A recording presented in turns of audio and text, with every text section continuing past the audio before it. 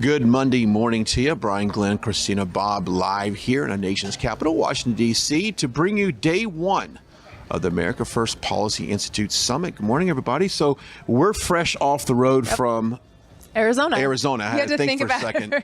It seems like we've crossed this country many times, but fresh off that to another great event here in Washington, D.C. Yeah, I love Washington, D.C.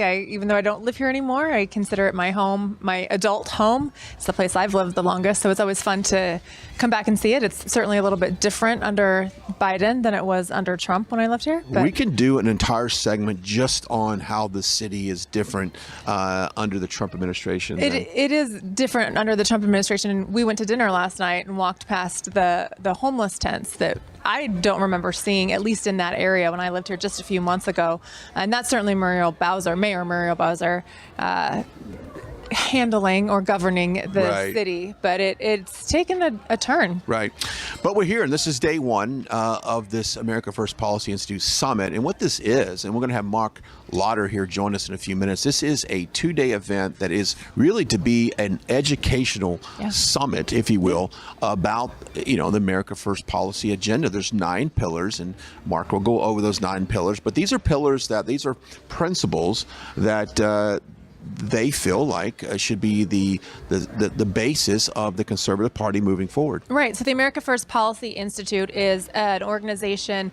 Many Trump officials from the White House came over and helped to start this. This is a separate organization, and they have put forward what they believe to be the policy stance that America First policies need to project. So I'm very curious and excited to see what they have and what they believe the policy should be going forward. Yeah, we've got a bunch of people attending. I'm going to go ahead and read off a quick list here. I'll be former Speaker of the House Newt Gingrich. We've got House Republican leader Kevin McCarthy. We have 8 former cabinet officials, and Linda McMahon, Rick Perry as one. Matter of fact, I believe Rick Perry later this morning. We'll talk about the energy thing. So we've got kind of a rock star lineup of the who's who in the Conservative Party, and they're all going to be here. Now, this is an invite-only deal. This is not something that's not a rally. It's not open to the public, but this is an educational summit on the pillars of the Conservative Party. Right. It's certainly an effort to highlight and make sure that America First Policy Institute highlights what their policies are, what they believe America First policies should be,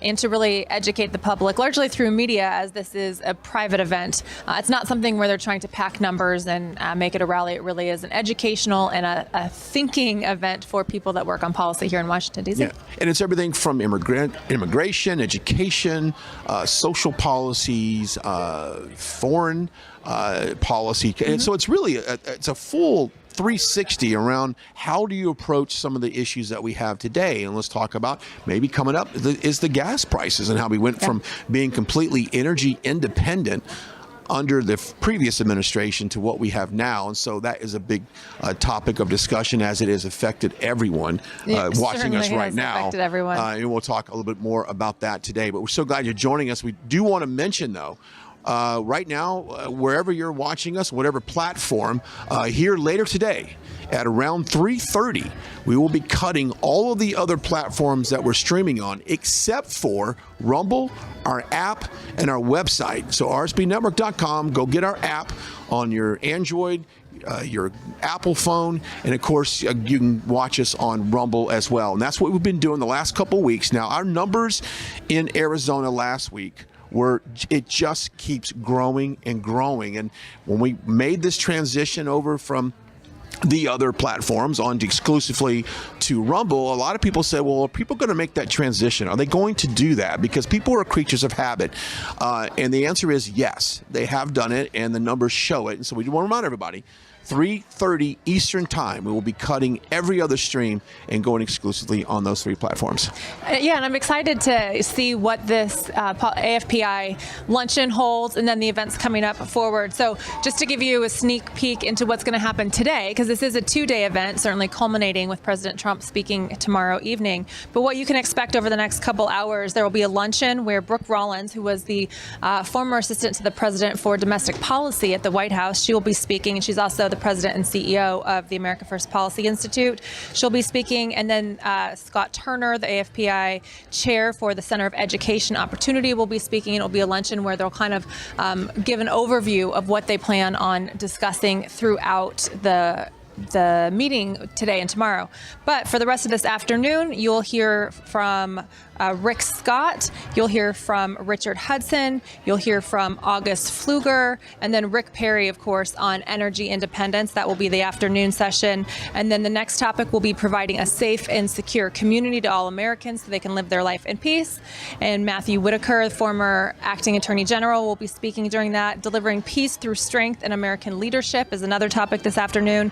And then restoring American historic commitment to freedom, equality, and self-governance. So that'll round out this afternoon's session. Full day. And then, of course, tomorrow, President Trump speaks here at the summit, and that is, of course, we'll have that to you as well. But we're glad you're joining us. It's about 6 minutes past the hour here. Here in about 5 minutes, Communications Director here, Mark Lauder, will join us here on the set to kind of give us a better overview of what we can expect today. And a lot of people, we've covered the speaker series for AFPI. We had the Fight for Life that we did. We had the food crisis thing, what's going on in the Ukraine. We just previously did that one. So a lot of viewers that may be new to AFPI and their purpose will welcome back, and we'll have Mark to be able to tell us a little bit more about that as well. So, but let's get some of the other stuff out of the way. Also, social media. If you want to follow Christina Bobb, it's Christina_Bobb, B-O-B-B, and you can follow me as well at Brian Glenn TV across the board. And we've been talking about social media and how important it is. I know that they're going to talk about censorship. Yes, that's big a big tech topic. censorship. Yeah, censorship certainly is a big topic for conservatives. And it's interesting because conservatives have been complaining for years about censorship, saying that Google and some of the larger platforms are censoring conservatives online. And there have been many congressional hearings where those companies tried to persuade people that they were not censoring people, that liberals seem to just react differently, and so it was just an appearance. But I think we're at a point where in this day and age, people just don't buy that. They believe they're being censored. There's some clear signs of censorship. So I think that will certainly be a hot topic that we'll hear from. I think so too. And of course, we've heard President Trump mention both rallies, the last two, and about True Social, and how he tells everybody to sign up for True Social, and that's one of the ways that he is put together to get his message out there as well. So we certainly invite everybody to follow us across all of our social media platforms as well. We'll be trying to do a little bit of behind the scenes coverage here. And this is a big event. I mean, look behind me. There's about 600, I've been told about 600 people expected in this conference room behind us. And of course, tomorrow it shifts over to the one next door to us right now. Different room, different speaker, right? Different speaker.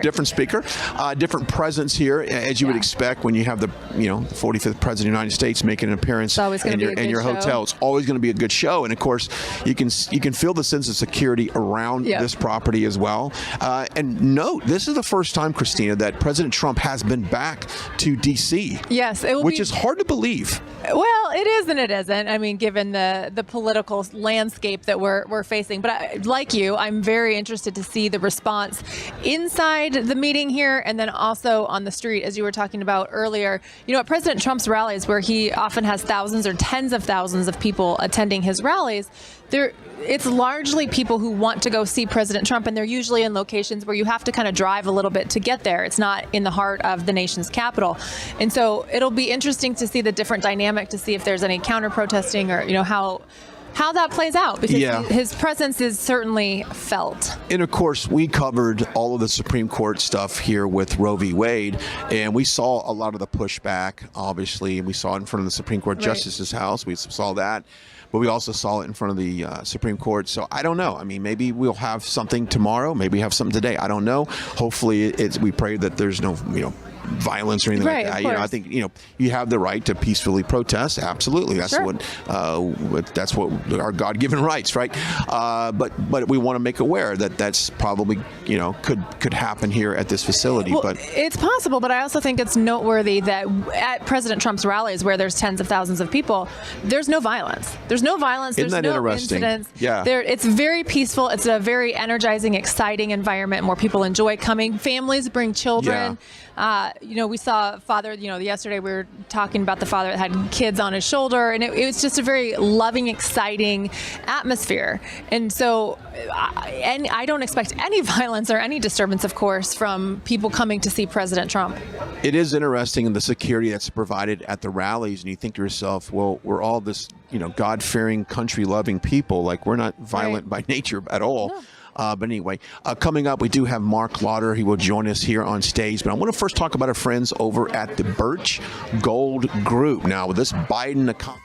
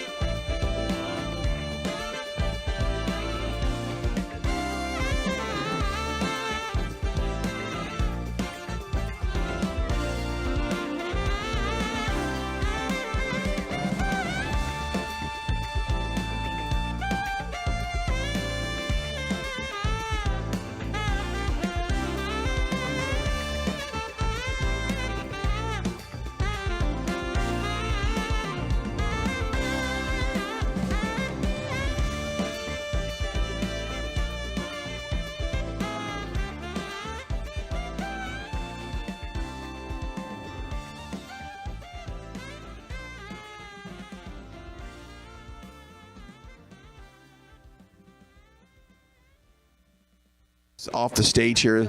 Once he wraps up his conversation, we'll bring him on over here, and we'll bring in a familiar face with all of us here as far as friends of AFPI, and he's able to really bring us in and give us a 360 view of what's going on. So I'll go ahead and bring Mark up now. Come on up, my friend. Everybody's excited to hear from you. Everyone's excited to see what get a preview of today and what's going on, because we walked in here last night, Mark, and we walked around this place, and I would never have thought that within minutes or hours, rather, that this facility would be turned into such a beautiful event stage. It was an empty room when we came in here last night, and now all of this. It's a great team we have. They started at midnight. They worked all night long to build this room, the outer areas, and then also the room next door where President Trump will be speaking. It's just going to be a great event, and so excited to see. It's a reunion. Many people are seeing old friends and things we haven't seen for a while. And AFPI started right after the Trump administration, and you guys have been working hard on America First policies. What's the purpose of the event today and tomorrow, and what is it that you guys hope to accomplish? Well, I think, the one thing that we know is that the policies that we see today aren't working. Right. Whether it's high gas prices, inflation, out of control crime, the southern border. And we know the policies that were supported by the Trump administration worked, the America First policy. So what we're trying to do, we're going to highlight all of those 10 major areas, things that are really matter to the American people. We'll do the deep dive discussions today. You'll have former cabinet officials, former senior White House officials from AFPI, but you're also going to have members of Congress and leaders in Congress that are going to be here joining those discussions. And then tomorrow afternoon, you'll see the former president, put a cap on it where he talks about the policy we need to get behind to win, not just in 2024, but win in 2022. Take it to the state houses in all the states, and then we'll set the stage for 2024. And you make a really good point. America First, now that's part of the name of your organization, America First Policy Institute, but the idea of America First really has taken on a life of its own. And even at the rally this weekend, President Trump kind of said, wow, that was a great idea. We didn't even realize that we were coming up with such a great idea by calling it America First. With that as part of your name, what kind of feedback do you get from the public? And when you do your outreach, what does the name America First signify to people, and what do we want from that? Well, I think the one thing that President Trump really tapped into with that was that by and large, Americans want our leaders to put America first. You are elected to be a leader of this nation. Now, it does not mean that it's America alone. It doesn't mean that we don't take steps to obviously work with our neighbors, our allies, confront our opponents. But everything that every leader in America should do is what's in the best interest of our country? What's the best interest for American workers or American companies, American communities? And then we can see how we can broaden that out so the success is also translated to our allies, our friends, and those around the world. One of the things we talked about, Mark, about doing this event and streaming it live was to be able to tell people at home, maybe watching us at home, watching us at work, that might have political aspirations. They want to get involved in their city council or maybe run for, state representative, who knows, maybe run for governor. But this is a good educational process that's for everyone at home to watch so that they know what an America First agenda looks like, those 9 pillars. Yeah, and really that's one of the key differences with us, with the America First Policy Institute, is that we are not just federally focused.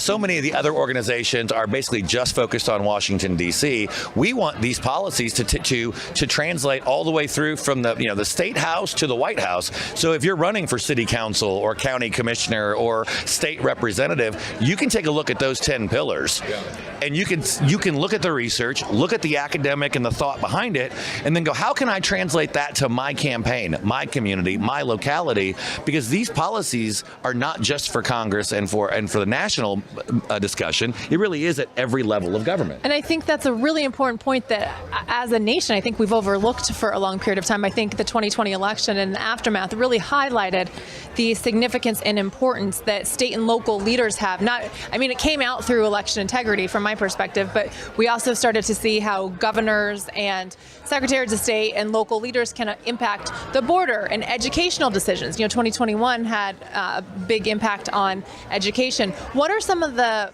policies that you guys are putting forward that really can be implemented and focused on at the local level so viewers can say, I can get involved in that? Well, first and foremost, I think you've got law and order. And I worked in state and local government for most of my career before becoming to the national stage.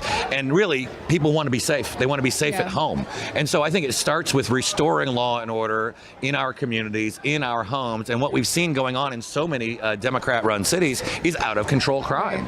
So let's start with that. But then also when you talk about the economy, yes, we can impact national economic policy at the national level and even at the state level, but when you're at home, you're worried about your job. You're worried about the company you work for or your neighbors or your family members. So having that strong national economy, that strong state economy translates into good economic policy at home.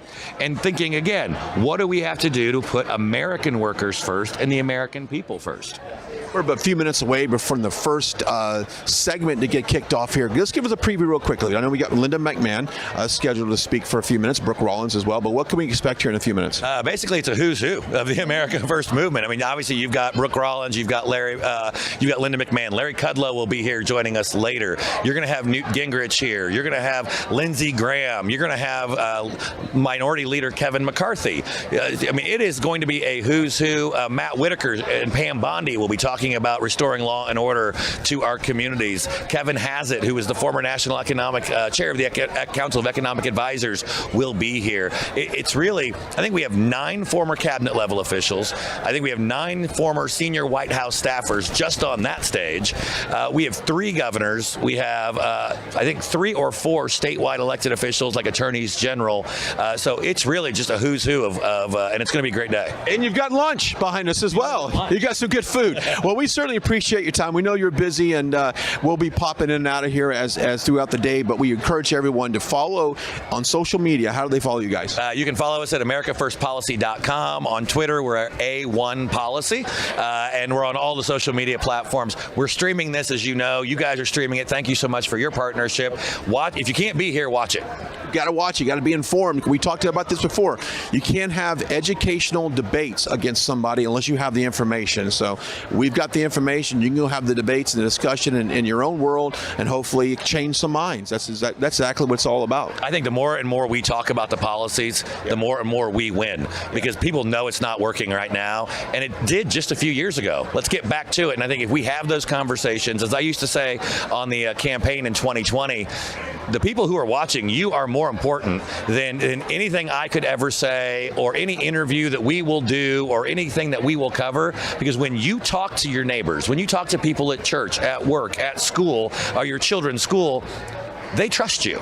And your words carry more than anything that we could ever do. So if you watch, you listen, you learn maybe a little bit, then take it out to your community, because that's where we truly change hearts and minds. Great point there. Well, we appreciate you, John. I'll let you make your little exit. Thank you. Thank you very much. Mark Lauder here at American First Policy Institute. Good stuff there. And he kind of gave us an overview of why people should be watching right now, because this is an educational summit. And so it's a Monday. I know we just brushed off the weekend, but put those AirPods on while you're at work, or if you're at home, watch us and take it all in. And matter of fact, tell a friend.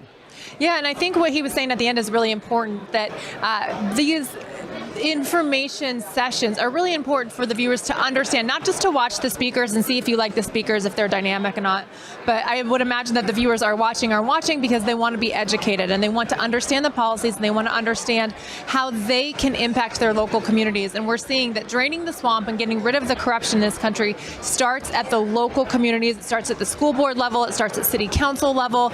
And so watching this, taking the information, and it's going to be the viewers, it's going to be American people who go and save their communities. And as everyone saves their communities, that is what drains the swamp, because it filters up, and it's going to be a bottom-up movement. And then, of course, President Trump coming from the top down. That is a great point. And you and I have talked about this several times off camera as we traveled all over, is we're on a journey to save America. Yeah. I mean, Christina, you're an attorney, you're a journalist, you're dedicated to this cause, as am I, and we continue to cover events like this.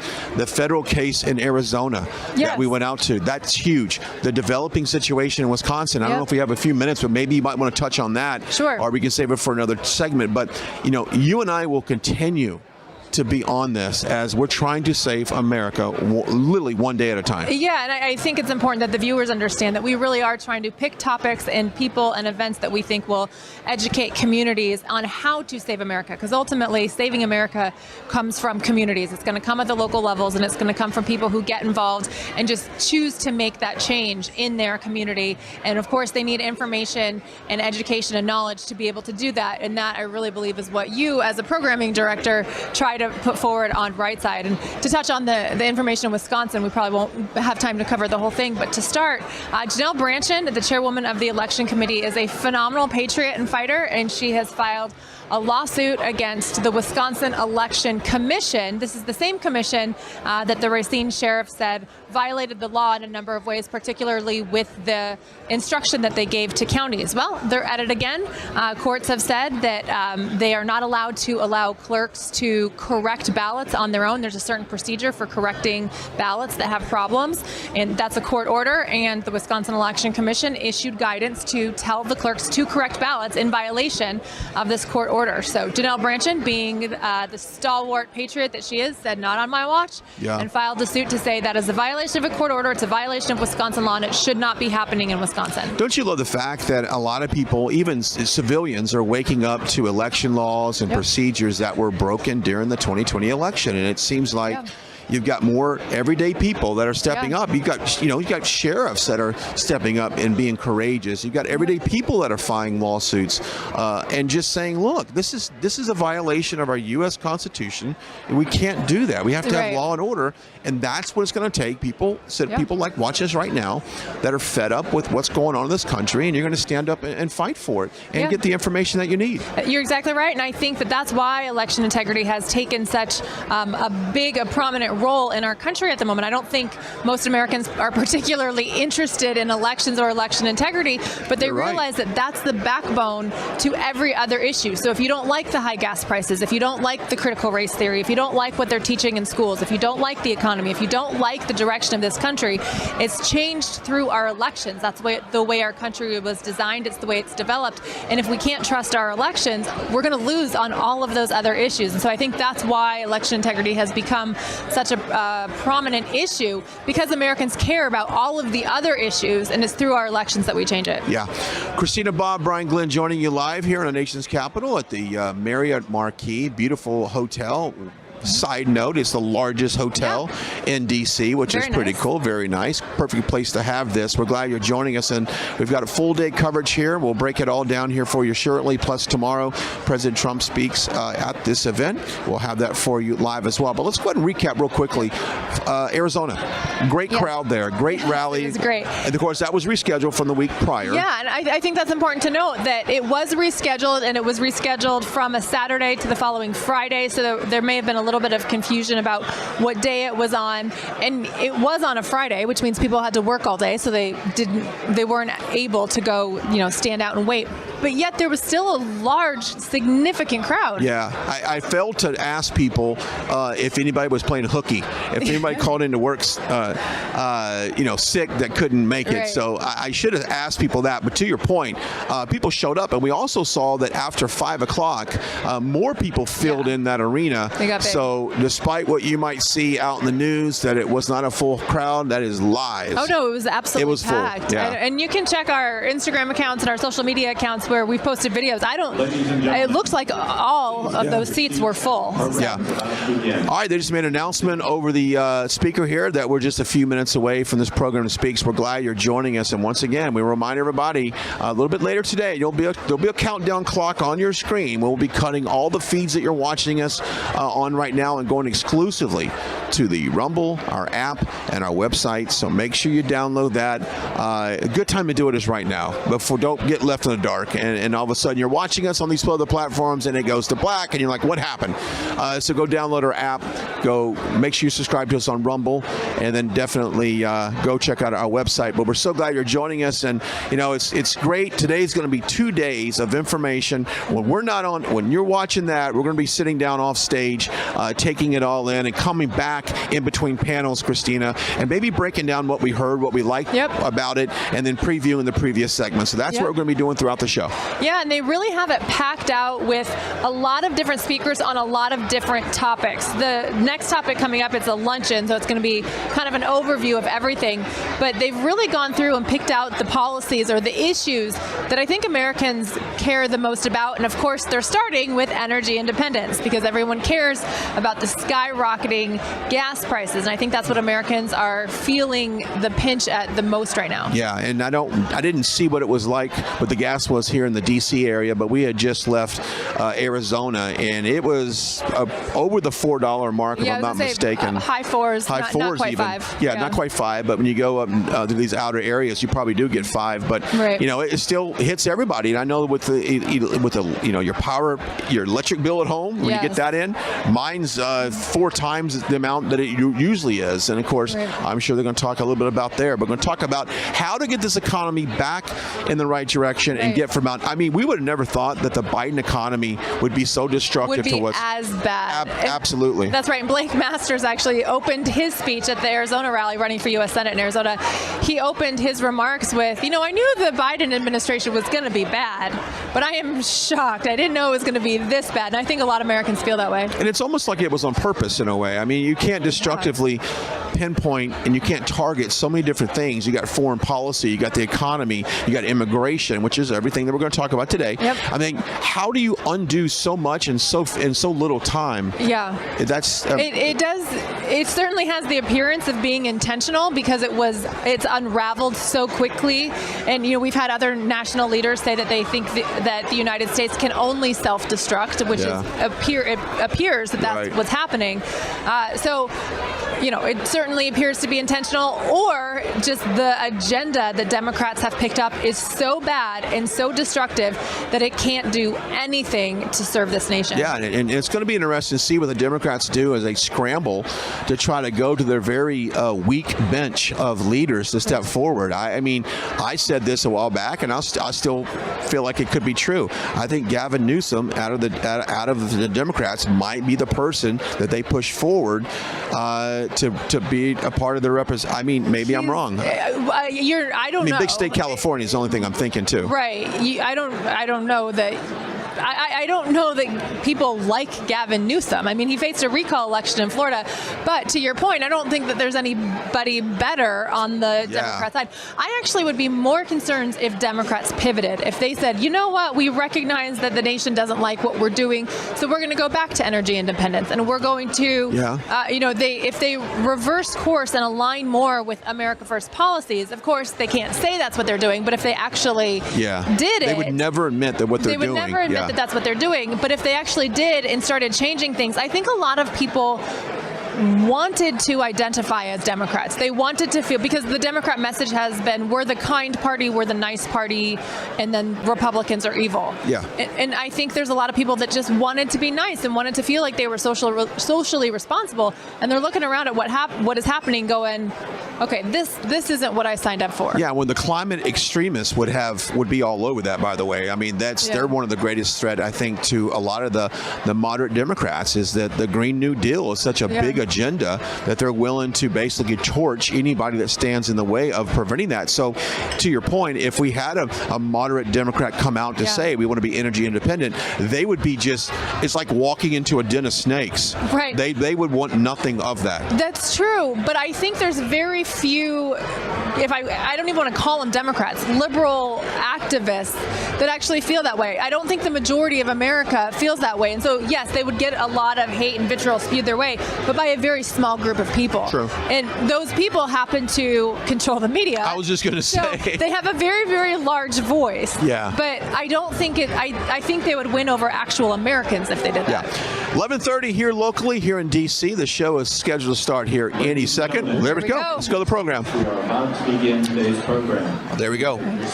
It takes 3 announcements here to get people to take their stinks. Well, because they're visiting, right? They're socializing. Because like you said, it's the who's who of D.C. And so there's a lot of people here, obviously. But when this program kicks off, we'll go to a luncheon panel. And there'll be a slight break, and then Christine and I will jump in. And we've got some few guests coming up. Yeah. We're hoping to get Rick Perry to spend a few minutes with us after that. We have Chad Wolf, I believe, that's going to spend a few minutes with us on that. I would love to get Linda McMahon. Now, I know she's not scheduled to come and do anything with us, but I had a few minutes before this program started to say hi to her, a longtime friend, Linda McMahon, and I would love to have a few minutes with her on the air here. So if any of the AFPI people are watching right now, let's see if we can make that happen. Corral that. And it's kind of interesting. You've seen some good friends here, some people that you've worked with. Former colleagues. Former colleagues, and it's just great. This is kind of like a nice little social bunch here. Yeah, it is. It's people who want to be part of the America First movement. They want to be part of what the America First Policy Institute is doing.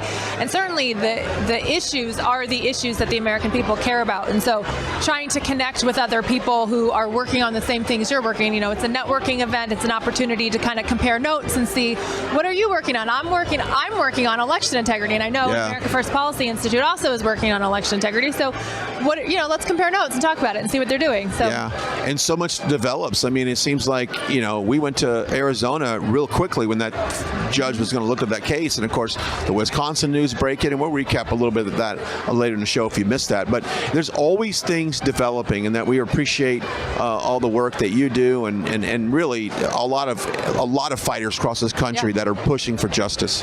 There are a lot of great fighters pushing for justice, and this happens to be the who's who of people, in the community, according to Mark Lauder, working on this. But I think it's great to see a lot of the grassroots. We would not have this big push for America First policy if the grassroots hadn't been doing what they're doing, which is getting people in your community involved, reaching out, whether it's on election integrity or the economy or something you're concerned about with law enforcement, and supporting law enforcement or supporting veterans. We've seen a real push on America First issues and initiatives from the grassroots, and I think those people deserve a lot of credit and recognition that you guys really are carrying the weight of making this change in the nation. I've also saw Father Frank Pavone for Priests for Life walking around here just a few minutes ago, and hoping we can spend a moment with him as well as we get into this program. But it's a spiritual warfare as well, and he's been on the front of that, because no doubt there's evil forces against us now. The music has stopped a little bit. I'm trying to see if anybody's approaching the podium behind me. Well, might be just a few minutes out here getting live. But when you talk about warriors being in the front lines with election integrity, but it's a spiritual warfare as well. Yeah, absolutely. And it's interesting that Priests for Life is is an organization. You know, you would think that Yeah. priests would stand for life, but there's really a pull Interesting point.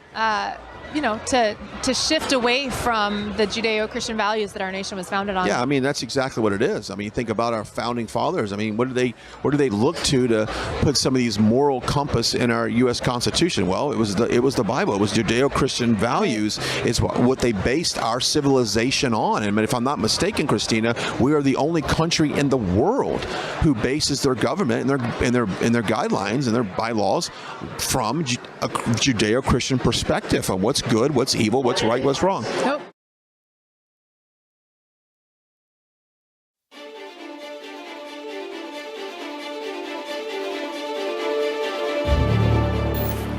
The other side was riding high and flush with victory. The Biden administration was declaring a quick end to the pandemic. The media elites were predicting a new era. The end of this Trump era. The Silicon Valley was sure that big tech would reign unchallenged. The Washington elites were confident that the America First movement was done. It was over and it was finished. Of course, the America First Policy Institute did not exist.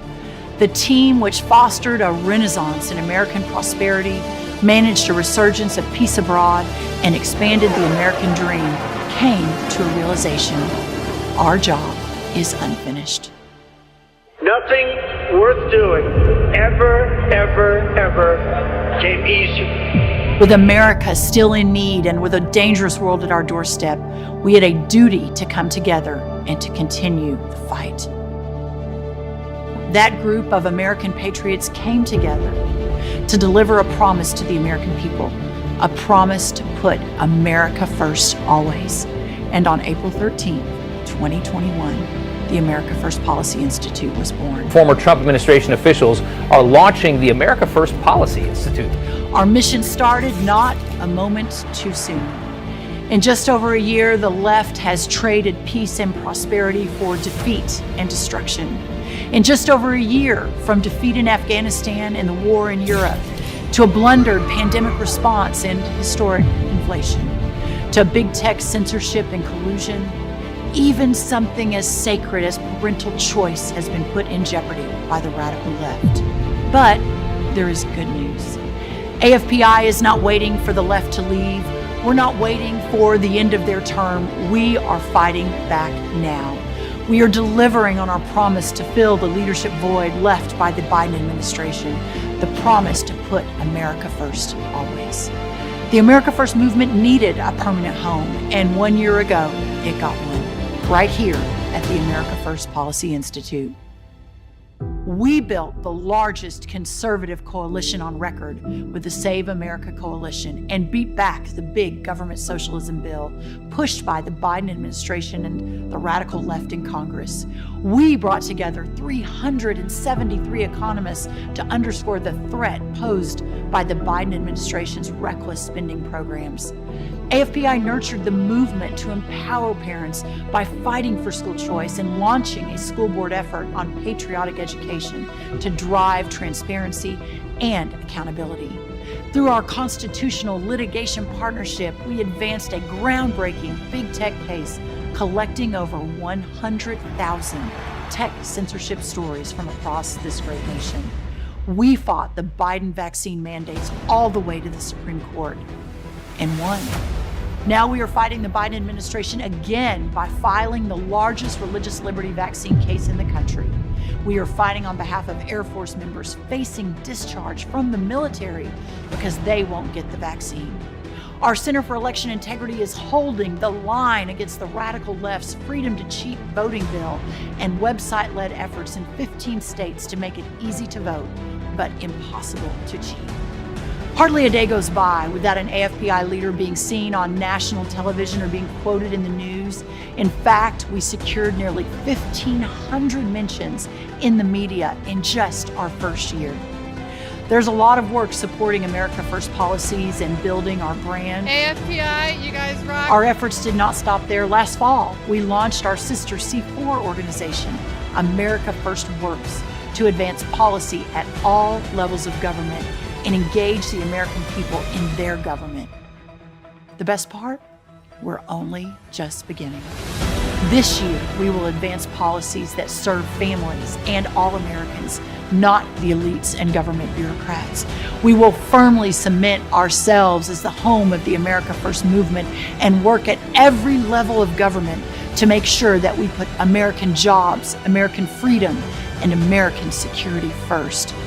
We know these policies already work because we've done them once before. Let's return the greatest economy in the world and make the Trump tax cuts permanent. Let's make America energy independent again and lower energy costs and improve energy reliability for all hardworking Americans. Let's improve our health outcomes, offering more choice and lowering costs in our broken healthcare system. Let's finish the wall and secure the homeland. Let's advance real school choice and really empower our parents and our students and ensure that those same students know the true American story. Let's fund our police and return law and orders to our cities. Let's make it easy to vote and hard to cheat. Let's defend our American values like religious freedom and the Second Amendment. Let's drain the swamp and hold the administrative state accountable. And let's remember the time-honored policy of peace requires strength. Join our mission today. Help us grow this movement. We will put America first, always. It's going to be only America first. America first.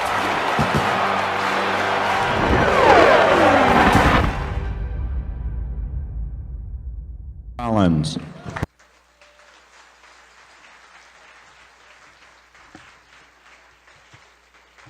Well, good afternoon, America First Patriots.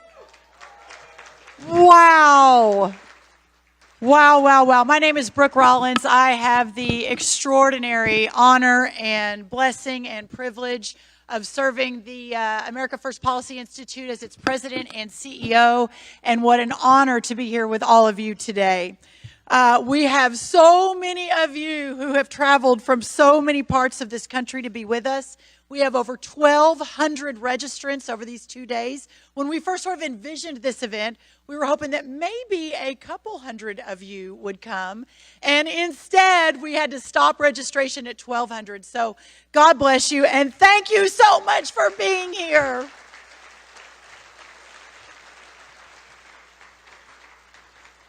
There is no question that we convene at a time of crisis in our country. Truly a time for choosing, a moment where action will be required by those in this room to right the decisions of an administration and of far left radicals bent on remaking the very fabric of our country. In their crosshairs, though, are the Constitution, our faith, and our way of life, and all of you, and the stakes could not be higher. Fortunately, the American people have never been one to back down from a fight. Americans love the fight for freedom because we know for whom we fight. It is for our families, for our God, and for our future.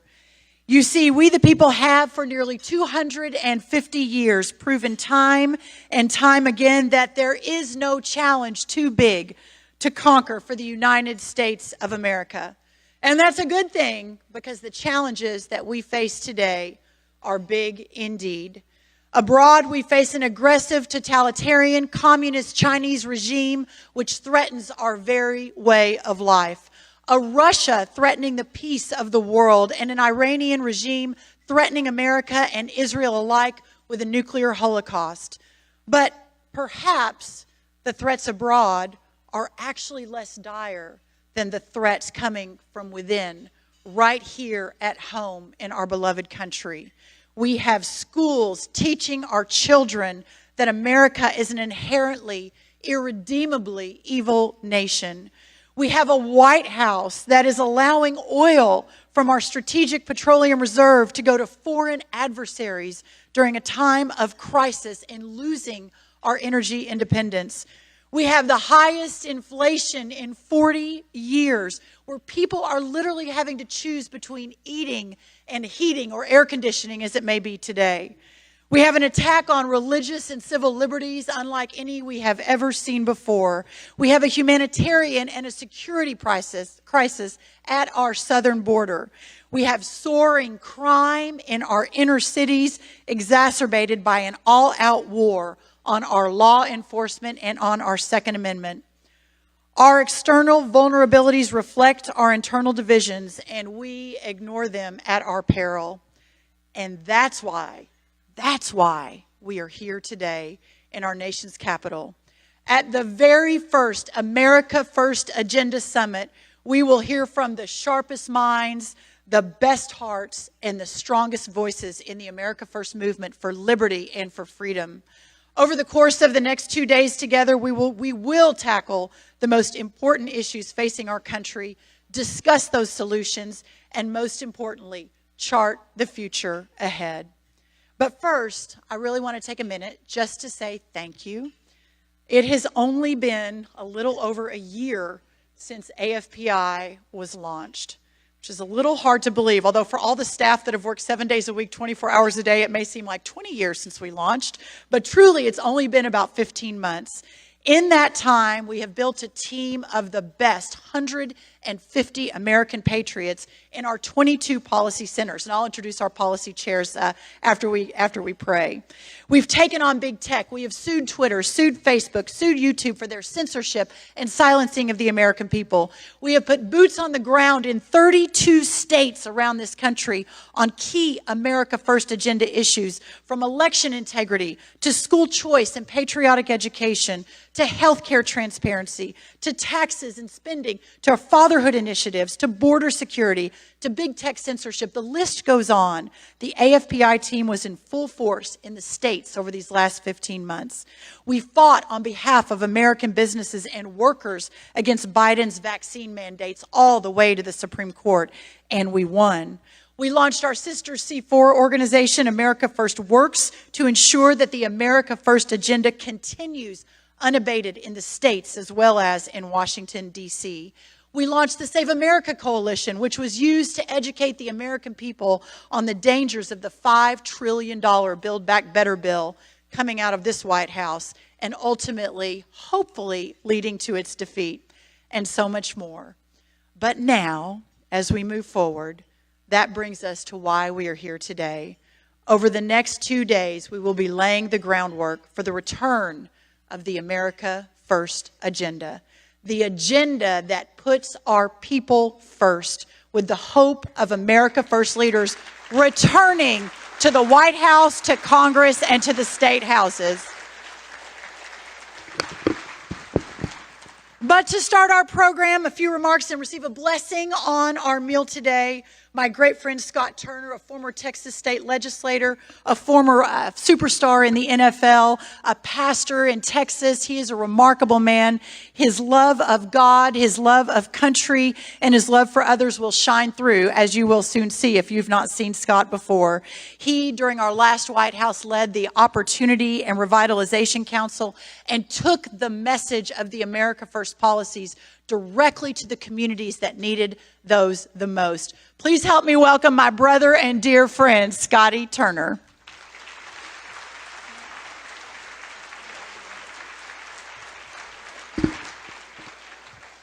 Well, good morning, everyone. I'm so happy to see you. Are y'all happy to see each other? Well, the Bible says this is the day that the Lord has made, so let us rejoice and be glad in it. Amen. You know, I'm encouraged to be here with you, and I thank Brooke, who is my dear sister, and I thank God for her and the leadership at AFPI.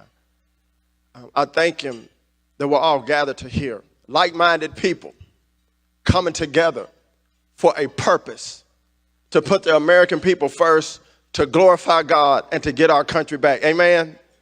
And so I'm glad to be here with you all today. And I want to encourage you, as you are here, to get engaged, to get involved, to pray while you're here, to see what you can do so that America can be the place that God has called it to be. This is unprecedented. The times we're living in are, yes, they're unprecedented, but look around and see who's here. That means we're winning. But the battle is still yet to be fought. And I thank you that you're willing to fight with us. And so if you can stand, I want you to stand in the presence of the Lord. We're going to pray and ask God to bless our meal and bless this event. Come on up here with me, Brooke. Let's pray together. Father, we thank you that you've given us this opportunity to come together as like-minded people. Father, we humble ourselves before you in your presence. We thank you that this is the day that you have made, and Father, we will rejoice and we will be glad in it. We thank you, Jesus, that you came not to be served, but to serve. Father, help each of us, every man and woman, help us to have the heart of a servant. Father, help us to lay our life down for our brothers and our sisters. And Father, we thank you for Brooke and the leadership team and the AFPI staff. Thank you, God, for all the work that has gone into putting this event together. But Father, let not this be a check-the-box event. Father, let this be a transformational time together where we come together, Father God, with American people first on our mind and our heart, the policies that go forth, Father, to bless every family, both now and for generations to come. Lord, I thank you for wisdom and clarity for all of those who will speak. I thank you, God, as Speaker Newt comes, Father, you would anoint his lips as he shares the message you've put before him. And God, I pray that you would lead us, Father, guide us. Father, there are people here. Every scenario is different. There are those that are here, Father, who need healing. Father, I pray that you will be a healer. There are those here who need reconciliation in relationship. Father, you are the God who can bring them together. There are those here, Father, who need provision in their family. You are Jehovah Jireh, God, our provider, and we thank you. And Lord God, we thank you that you are the great I am. And we lift you up this day. We thank you that the joy of the Lord is our strength. Bless this food to nourish our bodies. And Father, bless the hands that prepared it and those that are serving. Father, we praise you. We honor you. And everybody say it in the name of Jesus. Amen. Amen. How about a round of applause for that prayer? Wow. You just thought you were coming to a policy event, but it's like a revival here, everybody. A revival for America. Enjoy your lunch. We'll be back with the extraordinary Newt Gingrich in just a few minutes. Thank y'all.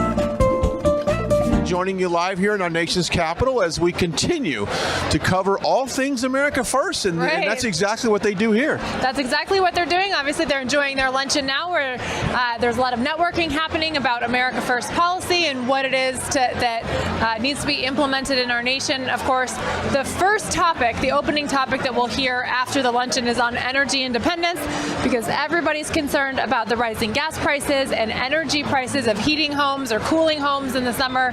And so that is first and foremost on the agenda. And it's easy to talk about gas, Christina, because whenever President Trump left the White House, we had gas prices at around $1.87, I think what it was. Rally, But don't you remember back during the campaign, President Trump would say, hey, if the radical Democrats get involved with everything, you're going to see $4, $5, $6, $7 gas. And I remember at the time saying, that's impossible. It seemed crazy. And the first time that the gas prices hit, there was the highest gas prices in the nation were in a remote gas station in California. And they hit $8, 8 months ago or so. And I remember reporting on that. And I got so much flack and people in California saying, that's not true, it's not true. And even in San Diego, a local reporter in San Diego even said, it actually is true that gas station, because it's so remote, it's hard to get to. It's in thermal California, I think, like Death Valley, I think, had the highest gas prices. And people just didn't believe it.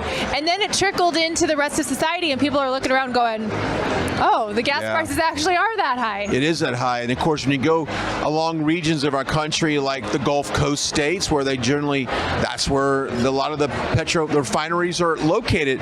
Gas, even in those areas, were well above the national average. So gas has hit everybody. And of course, it trickles down, because when you look at the price of gas, Christina, that's going to affect the cost of goods on the shelf. Right. Food. Transportation. Yep. And the supply chain issues that we've seen be such a huge problem. You had the shortage of baby formula, and then you've got businesses having trouble getting some of their supplies. We're seeing car prices.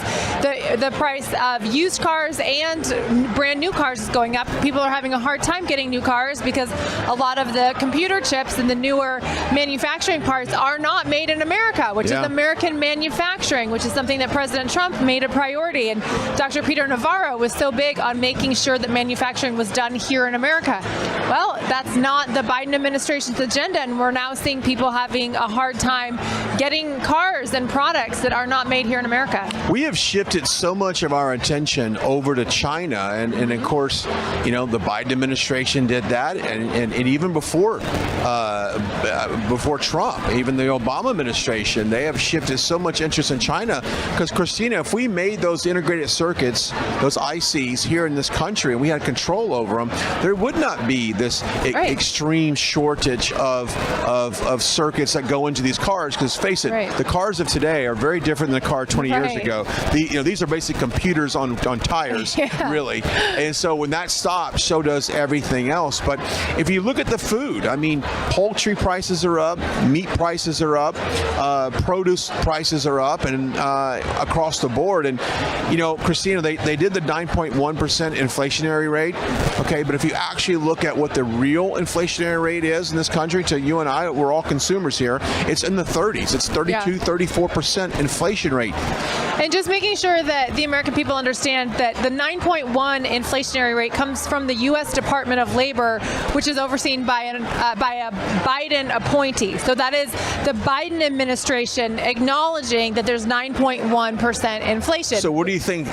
What is it actually? Yes. Right. Yeah, what is the actual? And there's also, I think it's a PPO, which is the price production. It's like what the wholesale cost of making something is at least 10% up. So the manufacturers, they're hit with their wholesale cost of production of 10%. Therefore, they pass that along to the consumer. So when you get that 34% inflationary rate increase, that's a big deal. That hits American families hard. And Christina, it really hits the lower middle class and lower class people economically. These people that have been challenges, that do live from paycheck to paycheck, they're taking the heat of most most of this. Certainly for employees and also for small business owners. Small businesses are really struggling under this economic model of the Biden administration. They're having a hard time not just selling their products because people feel the pinch and can't necessarily afford maybe some of their disposable income products that they are used to buying, but just getting the products, the supply chain issues, the port in California, our largest port that is struggling to offload. Do you remember that? All those cargo ships off the coast of Long Beach, California, and Pete Buttigieg, the Secretary of Transportation, was out on maternity leave while all this was going down. And it was amazing how President Biden said, well, we're going to extend the hours that these longshoremen can work to offload these containers. Well, and what he did not tell people is that the Long Beach port is completely automated. It is all machine computer robots that go and get the containers off of the ship. And yes, of course, there are people that work the port, but they're not the ones moving the container. You can sit, and if you can even look it up online and see the automated movement. It's actually very sophisticated, and I'm quite proud of it. But then to say you're going to solve the problem by having people work longer hours, that's not the problem. That's not the problem. Then you had all these trucks that were backloaded. When you can't, sorry, I get excited about this one. Go ahead. When you can't offload the cargo onto either trucks or rail or ship it from the port into the interior of the United States, which is where we need all of our supplies, the port gets backed up and they don't have enough space to store all of this. Once again, go ahead. And why, sorry, I get excited. I love it. And why one of the reasons why the truckers are having such a hard time going in and offloading the cargo is because the taxes in California, Gavin Newsom has raised the taxes and implemented policies that are too expensive for trucking companies to actually drive into the state of California to pick up the goods and then leave California and distribute it to the rest of the United States. It's not worth it. It's too expensive. They end up losing money on those hauls. And so it's hard to find trucking companies that want to go into California and pull those hauls. Yeah, and think about this, Christina. Back during the Trump administration, gas, the price of oil, they were actually paying companies to keep their oil because we have too much of it. We don't have anywhere to put it. Who would ever imagine that we get to the point today so quickly where we're going over to foreign countries that don't agree with our ideology or they don't agree with us philosophy, as far as how we lay out our government. We're begging them to sell oil to us to solve the problem that we created. Trying to figure that one out. It's bizarre. It is so bizarre, and I don't understand, and we talked about this in the earlier segment, I don't understand why Democrats don't just change their policy. They don't have to say, you know what, we're going with America first, and we're going to try to become energy independent, but just open the Keystone Pipeline. Just allow American energy production to actually occur.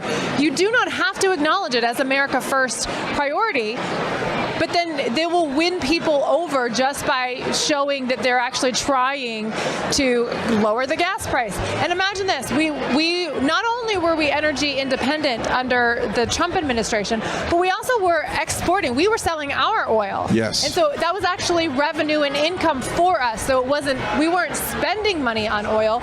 We were receiving money on oil, which is why the gas prices are so high right now, because we're spending more money to get oil that we actually have here if they would just allow the production for it. And a step further, we're buying oil from Russia, which means we're funding, in a way, a lot of the war efforts in that part of the world. I mean, we're buying oil from countries that really are going to rally against us and just don't support our values. They don't support our values. So none of this makes sense at all. And then if you want to go even to the latest development, as President Biden is selling off our oil reserves, selling them to get, wait for this, China.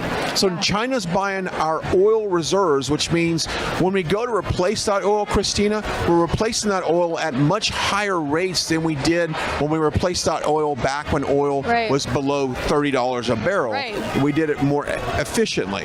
Right. That's right. And why is he selling it to China? We have a program in the United States, and it's more geared towards like land assets. China's buying up a lot of our farmland, and we have a program called CFIUS, and it's part of the Department of Homeland Security that is supposed to look at any foreign investments in the United States. Are they buying certain land near our Department of Defense, near certain military bases? Are they trying to gain intelligence? We actually have a program in the United States to look at what foreign assets are buying land in the United States to protect us, to make sure that we're not selling land or that there's not some transaction taking place that could actually harm Americans. And yet we have China buying up all our farmland. We're selling our oil to them, our reserves to them, and yet nobody in the Biden administration is taking a closer look at CFIUS and looking at those programs to protect us. Why not? Why are we allowing China, who has been so adamantly against the United States, why are we allowing them to profit, or worse, not just profit, but put us in a more vulnerable position? Yeah, we are previewing the topic that will happen after this lunch break, and that is about energy. So we're going to talk about some of the things there. And also, to your point, the arrogance of many on the left that will claim that, well, the higher the gas prices go, the more pain that you and I will feel at the pump, which makes us more maybe willing to go to this Green New Deal and alternative energies. That was the words literally out of Pete Buttigieg's mouth the other day. It was about, well, the more pain you feel at the pump, Christina, the more you're going to go along with our agenda of abandoning fossil fuels. Well, that is what Democrats run on. How painful can we make it for you? We're going to destroy your cities. We're going to defund the police. We're going to make your existence as painful as possible to try to force you into submission. That is their mindset, and that is the initiative that they are pushing to try to get Americans to comply. They're about compliance. They're not about freedom. They're not about empowering people to live their best lives and live the way that they choose to live and want to live. It's all about compliance, forced compliance to do what they want to do, which we now see as a very destructive agenda with critical race theory and transgender ideology and gender misidentification or whatever they're doing with these gender policies.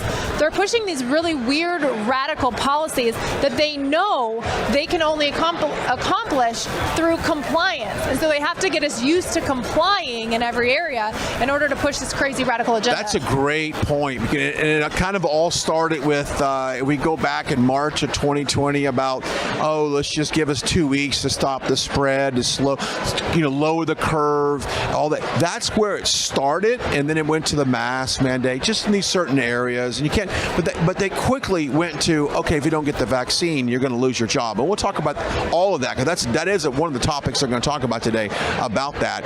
But if you even go to, I think the greatest threat right now in this country is these climate extremists. They really are. They're willing to do anything. Well, you say that, and it reminds me, maybe Democrats actually were telling the truth when they say the greatest threat to this nation is climate change. You're actually agreeing with them. I'm onto something right now. You're absolutely right. It's just their agenda. It's just their agenda, but and they're willing to, and Joe Biden has said this. They're going to push this through, whether or not you like it or not. They're going to push it through. So if you're looking for any kind of temporary relief at the pump, I think we're seeing it pull down slightly, but it's never going to go back to where it was, because the premise of it, the structure of it, isn't where it was before under the Trump administration. So we can't expect those prices to go back to that level. It's not going to happen. I would actually expect it to go the other direction and go worse than it was before, because they just have to get us to the point where we stop complaining about it, and then they start going a little further and try to get us to tolerate a little bit more. So what is our tolerance level on gasoline? Maybe that's a question we put on our social media. What is the tolerance level where you live? Where is the price point where it gets to where you have to decide whether or not I'm going to cut back on my groceries, or maybe I'm going to cut back on doing extra things, movies, things like that, extracurricular activities, to be able to pay for gas? Where is that price point? That's a really interesting question. I'd love to hear from the viewers where it's at. I think at this point, and I'm hopeful that the viewers recognize it's not hopefully a dollar amount, but it's about the policies that are in place for our energy, not just gas, but energy independence and electricity and all of it. Yeah. But I think Americans are getting engaged and they're starting to say, you know what, I don't like the direction of this country, and I'm going to vote new people into office. I'm going to make sure that my state and local leaders are actually on to America First policies, working for what's best for me and my community. And certainly energy independence and negotiating with foreign nations for oil is something that happens at the federal level here in Washington, D.C. with the president, and those are presidential policies that impact every American. However, you can put state and local leaders on to pressure the presidential administration and say, in energy producing states saying, hey, we want to drill, we want to be able to frack, we want to be able to produce energy in our state for our own constituents. For example, this is actually a great topic in Pennsylvania, because Pennsylvania is an energy producing state. Governor Wolf there has put penalties in place for companies that frack and companies that produce their own oil, and has disincentivized and made it so painful that those companies can't operate in Pennsylvania anymore, or at least can't operate the way that they want to. So getting someone like Doug Mastriano into the governor's seat to make sure that those are opened up and allowed is going to lower gas prices in Pennsylvania. Yeah, talking about Doug Mastriano, we were talking about him on Friday at the rally in Arizona. He was messaging us, kind of watching the rally, and we not to shift a little bit, but you got to have these leaders in these states that know what drives the revenue and the jobs. The state of Texas, and we've heard President Trump talk about this before. Imagine the Biden administration or Beto or anybody else who's trying to, get their feet in the ground in Texas, telling Texans that they're going to stop drilling oil, stop fracking, we're going to remove that entire industry from our state. I want fighters, I want leaders within those states to fight for the jobs. I want them to put Texas first. Doug's going to put Pennsylvania first. You want leaders to put their economy first, instead of destroying it and laying off thousands of people and really putting a deficit in as far as a revenue stream in your state. That's exactly right. And that's why I think we're seeing such an emergence of grassroots candidates. I think more so than any other election, at least in my lifetime, we're seeing more grassroots candidates really rise to the forefront. Michigan was a great example. You had Matt DePerno, who's running for Attorney General, Trump endorsed, and Christina Caramo, who's running for Secretary of State in Michigan. Both of them had historic victories in their primaries where they became, they won their primaries, their Republican primaries for Attorney General and Secretary of State against more establishment type candidates, which is, I don't know that it's ever been done in the history of Michigan before. And you're seeing grassroots candidates like that become successful because the more traditional establishment candidates and politicians are not actually working for the benefit of their state. They're not doing what's best for the people in their state. So you're seeing this emergence of a new breed of candidates come forward. And I think it's really exciting. It's exciting to see what's happening. Carrie Lake is a great example in Arizona. You're seeing candidates step up who really haven't been in politics before, haven't necessarily had a desire to be in politics, but they're saying, I don't like what's happening. And the people who are currently in politics aren't doing their job. Christina, Bob, Brian Glenn broadcasting live from the Marriott Marquis here in Washington, D.C. for day one of the America First Policy Institute. We're glad you're joining us.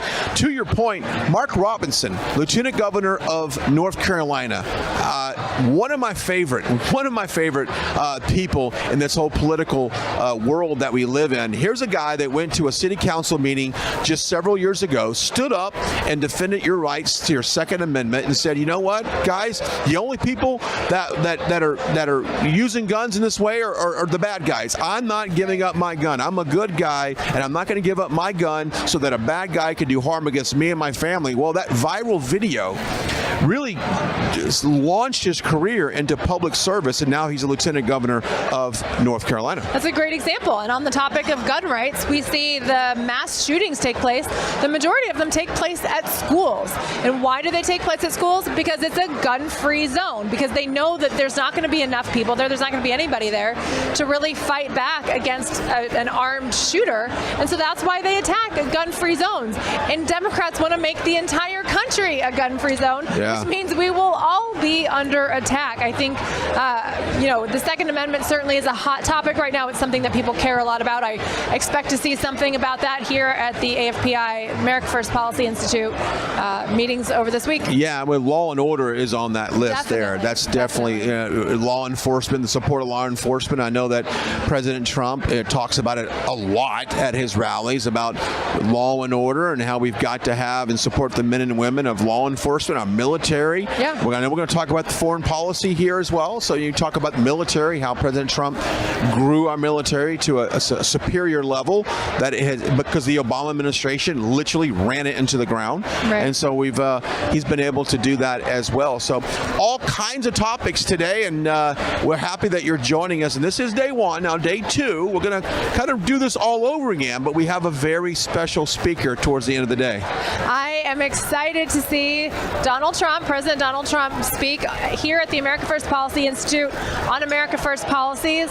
This is a different type of event than what we're used to seeing Donald Trump at recently anyway. He certainly does rallies, and that's always a big party, rowdy crowd. This is more of an exclusive type, invite-only event that, we'll see how his delivery, how his remarks are a little bit different. Yeah, it's a little different event. If you're just now joining us, this is a 2-day conference. It's more of a learning experience, and it's laying out the 9 pillars of the America First policy agenda. And so you've got former cabinet members here. You have dozens of congresspeople. You got senators. You've got just a group of people here in Washington that have a hand in making policy. And these are the things, Christina, we've talked about before. Policies affect people. Personalities do not. And I found that a lot of times people that pushed back on the Trump administration, it was based, when you kind of pull back the curtain on why they didn't support for President Trump for whatever reason, it came down to his personality. They just didn't, for some reason, they rubbed him the wrong way. And I would quickly say, that's irrelevant in this conversation.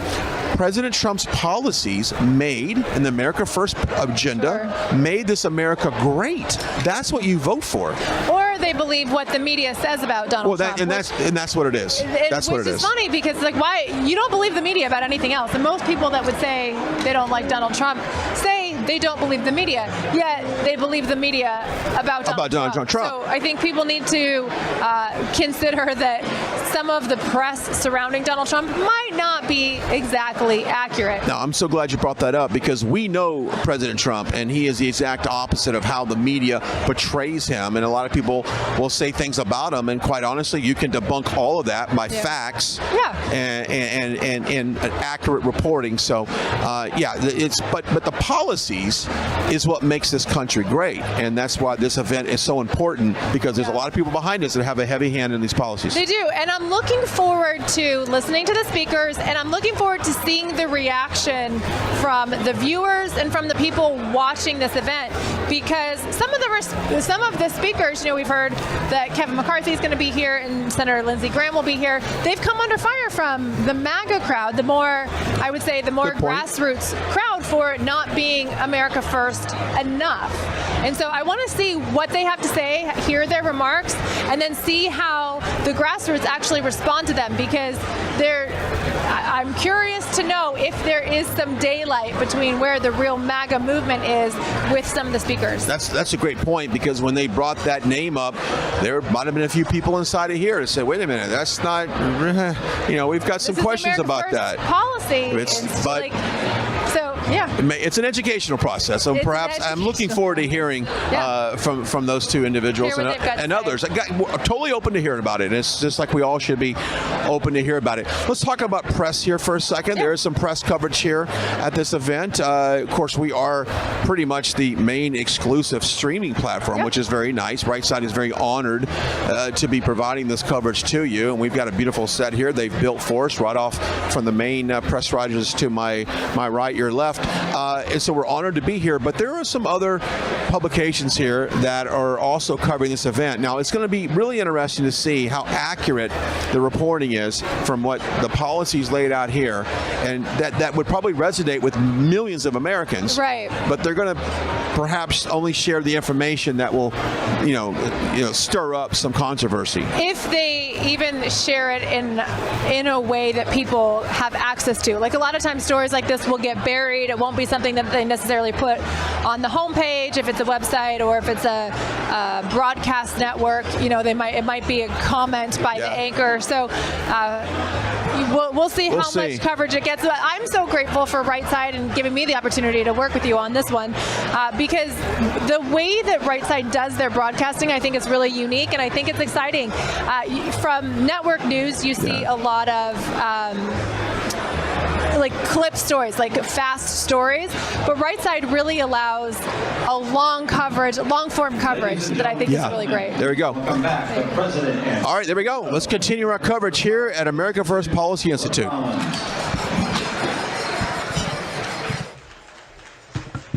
All right, so I hope y'all enjoyed that time of visiting because that's probably the most visiting time you're going to get. We're going to have to start moving along. And tomorrow, did anybody hear that a former president may be returning to Washington? I don't know. That's the word on the street. So a couple of quick introductions, everyone. We've got some very special friends here. Senator Rick Scott. Where are you, Senator Scott? You are, there he is. Hello. Thank you for being here. I'm going to go quickly because we've got a lot of amazing people. Chairwoman Ronna McDaniel is here. Thank you, Ronna, for joining us. We've got some amazing attorneys general from around this country who are part of the panels over the next couple of days. AG Leslie Rutledge, AG Sean Reyes, AG Jeff Landry from Louisiana, AG Todd Rokita, and Assistant AG Brent Webster. Please help me welcome them to Washington. The attorneys general are truly the guardians at the gate. I often say it's the governors, but it's really our state AG, so thank you. We also have some very special people here with us today. For those of you that have followed some of the vaccination cases, one of the cases that the AFPI constitutional litigation team filed under the amazing leadership of Pam Bondi, who is here as well. I'll introduce her in a second. But one of those was representing some extraordinary patriots who have served their life, given their time and their treasure and their sacred honor in our military. They chose not to take the vaccine, and as a result, they were stripped of their service, of their office, of their pay, of their benefits. So we've got several of those plaintiffs here today. I'm not sure that anyone deserves a warmer welcome into the America First family than Jen Horton, Tanner Roth, his wife Amanda, their baby Seela, and Tristan Fries. They're all here today. Please stand up and let us thank you for your incredible service to America and for standing on what is right.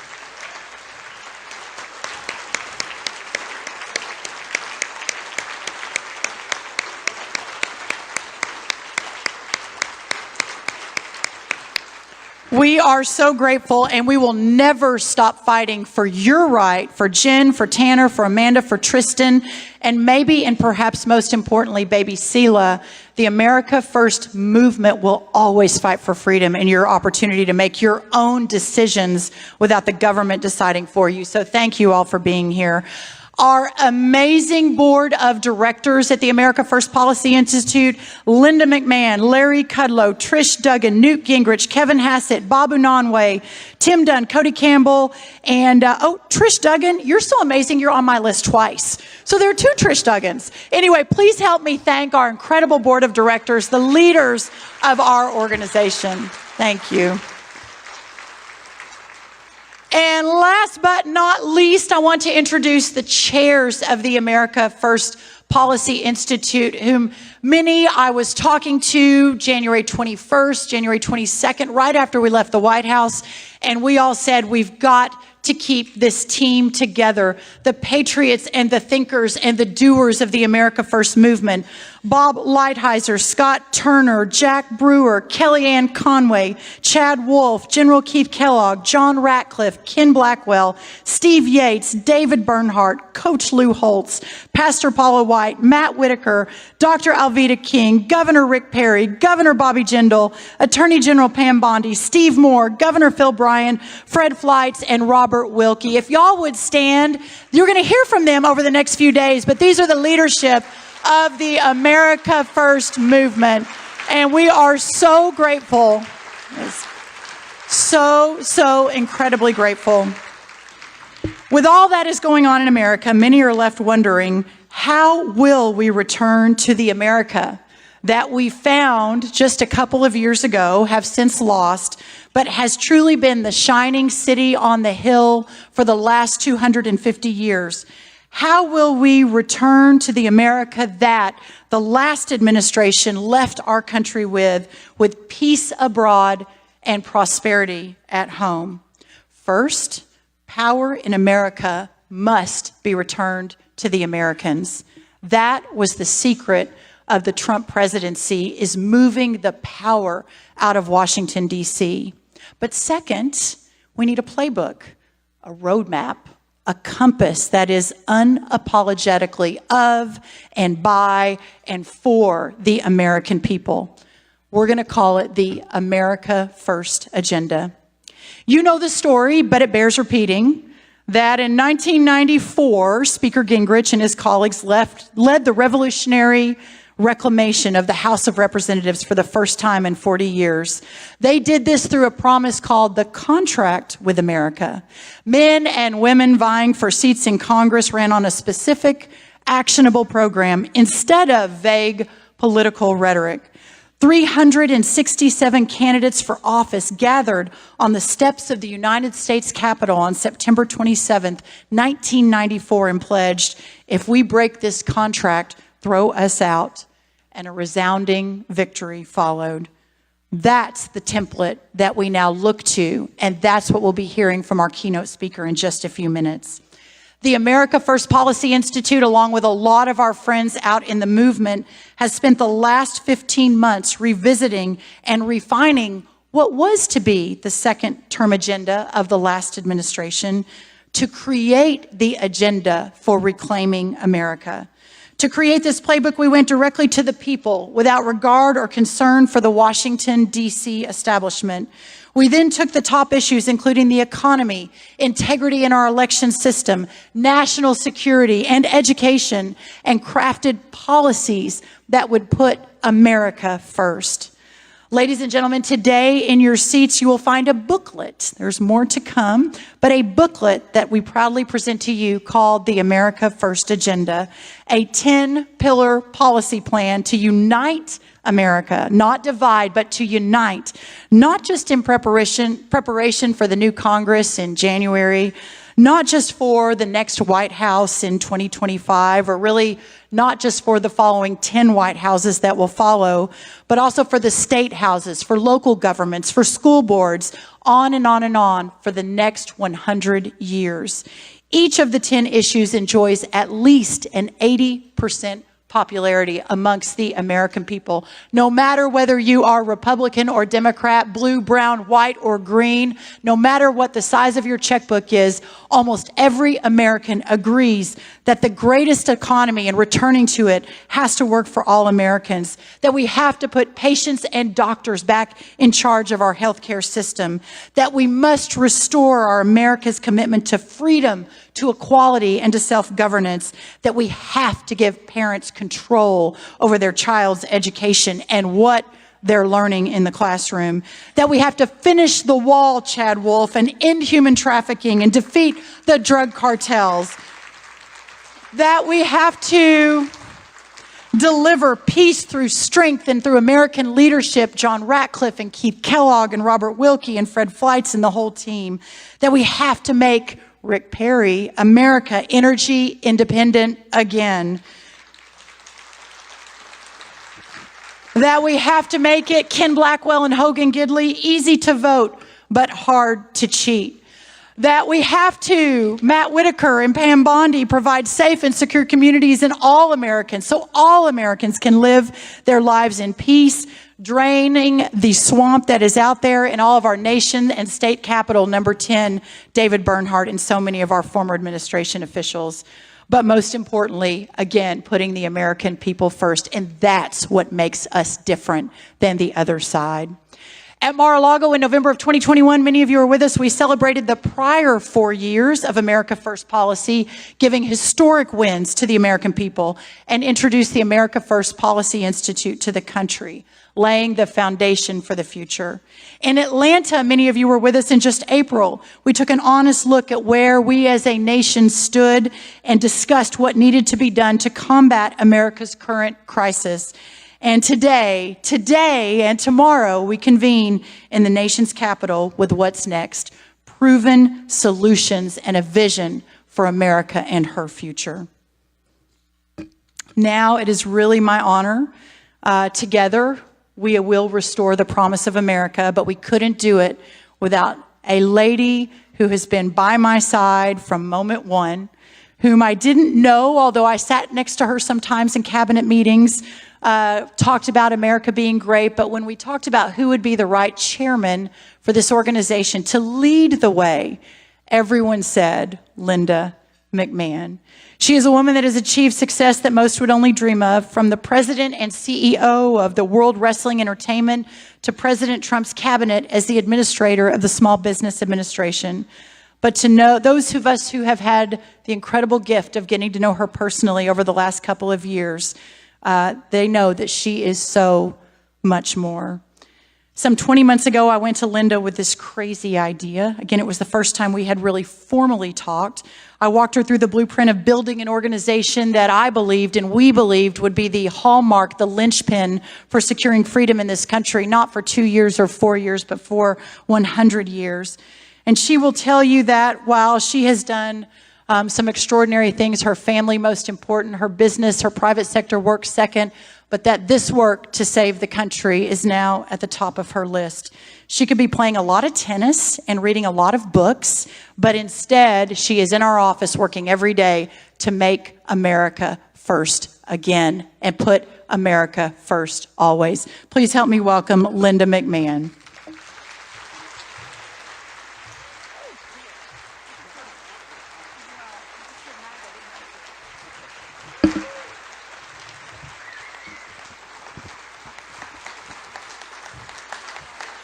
Thank you. Thank you. Please sit.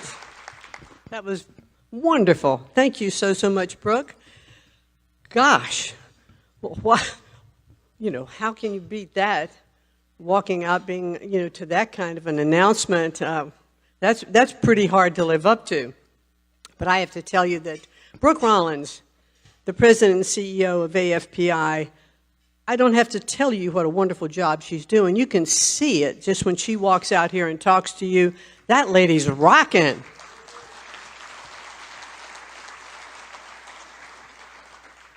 Thank you again so very much. I'll repeat what Brooke said in coming today and sharing this with us.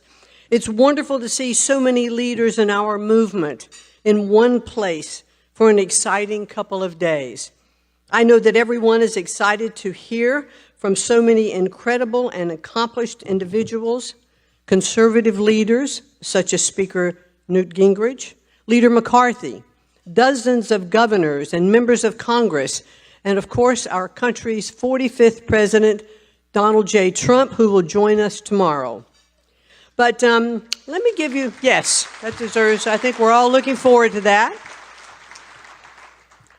Let me give you a little bit of the background of America First Policy Institute and the inspiration, for this event. You heard Brooke talk a little bit about talking to me and Larry Kudlow and others about stepping in and forming this America First Policy Institute. So Brooke and Larry and I discussed the future of the America First movement.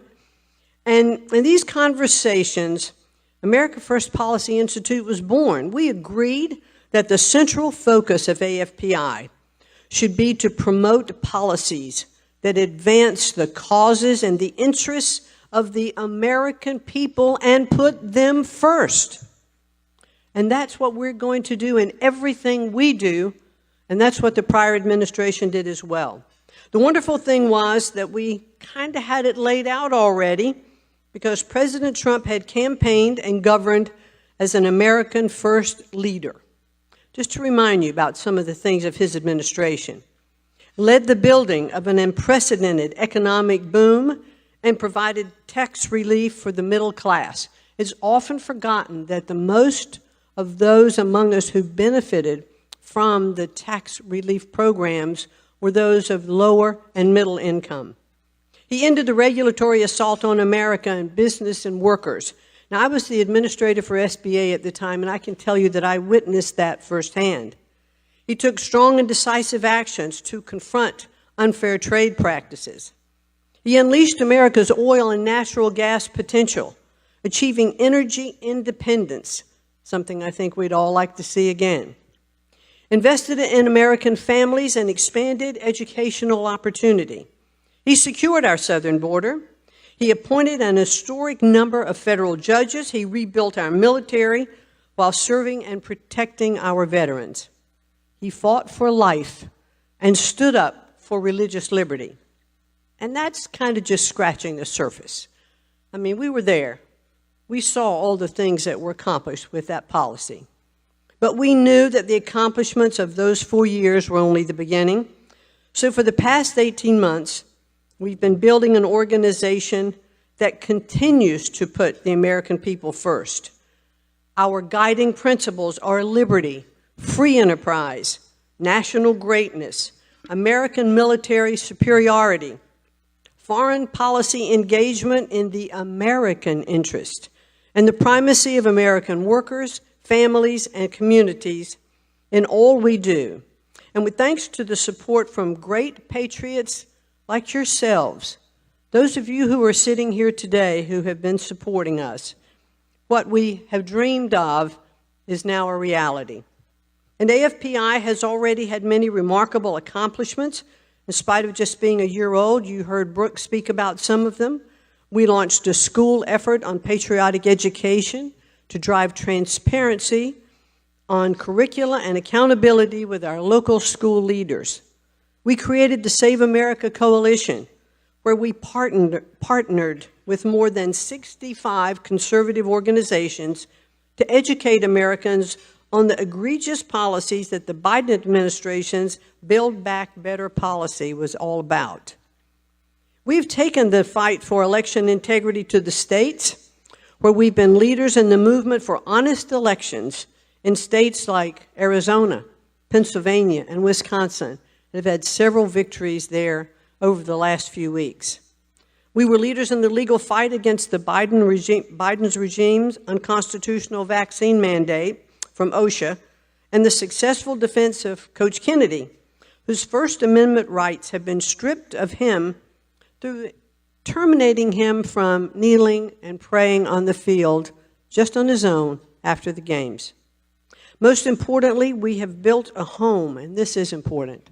We have built a home for the America First movement, with over 150 talented and accomplished individuals on our team. And we built that team in just a little over a year. We've built over 20 policy centers chaired by former cabinet secretaries. You heard Brooke go through the list, governors, members of Congress, professional athletes, and more. Each of these centers is dedicated to specific ways we can put the America people first. And that's what leads us to where we are today. We wanted these 2 days to showcase America's first policies with our great country's best and brightest minds.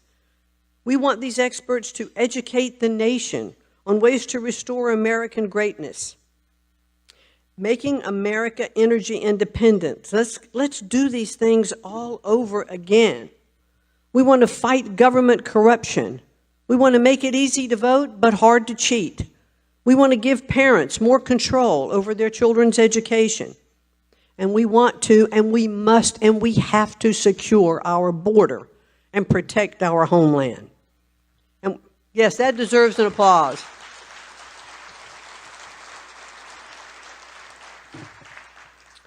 and making the economy work for all Americans again. And of course, we're thrilled and honored to welcome President Trump back tomorrow afternoon, as he will be returning to Washington for the first time since he left office. So we're very proud to be able to do that.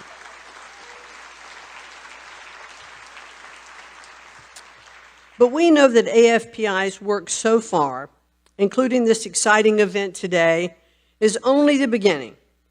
If a year and a half ago, the Biden administration certainly has shown us what they have going to accomplish, and that's been very little. We have so much work left to do to fix our country.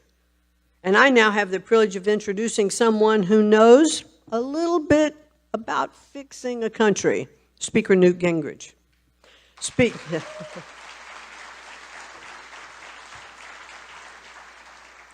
Speaker Gingrich first became a household name when he led the Republicans to victory in the House of Representatives for the first time in 40 years with his contract with America.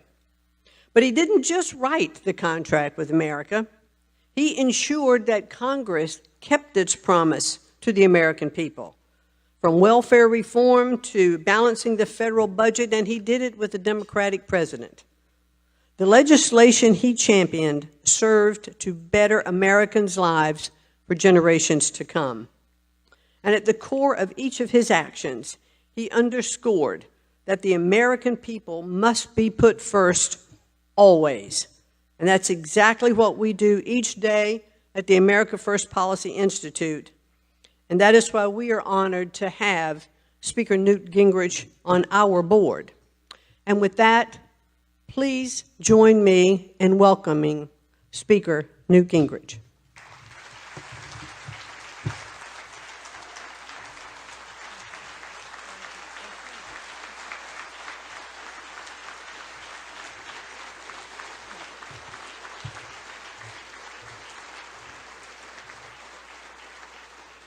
Well, I want to thank Keith.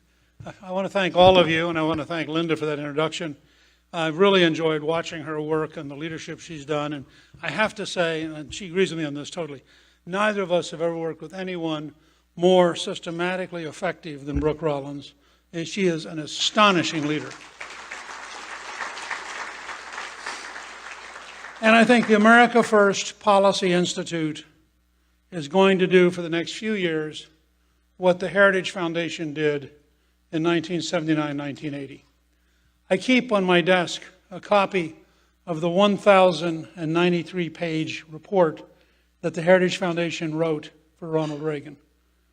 250 experts, each took their area. They wrote the report. Reagan got elected, and at the first cabinet meeting, Ed Meese put a copy of the report on the table and said to the cabinet, "This is the policy of this administration." And they hired most of the 250 people who had written the report to go actually execute the report. I think because of the experience of the 4 years under President Trump, we have a seasoned enough cadre that if we work at it methodically, we can actually have an enormous impact on profoundly reshaping the federal government. And I think in that sense that the American First Policy Institute is very important. And I think this agenda is a very good starting point. And I want to emphasize that concept, starting point. This is going to be a long dialogue. We're going to learn a lot. The world's going to change. And as we're doing it, we're going to continue to apply ideas in a way that for the Republican Party I grew up in would have been unthinkable because it would have actually required reading books. I also want to say, as I look out over this, and I'm kind of amazed, it's not I've been around so long. I have so many friends at almost every single table, people who I admire, people who I've worked with. It's just remarkable to me to see all of you here, and I'm very grateful to be back with friends at a historic moment. And when I look out at Kellyanne, I look at Keith Kellogg, and there's so many people around here that are just remarkable. And I really want to try to be worthy of your time and your attention.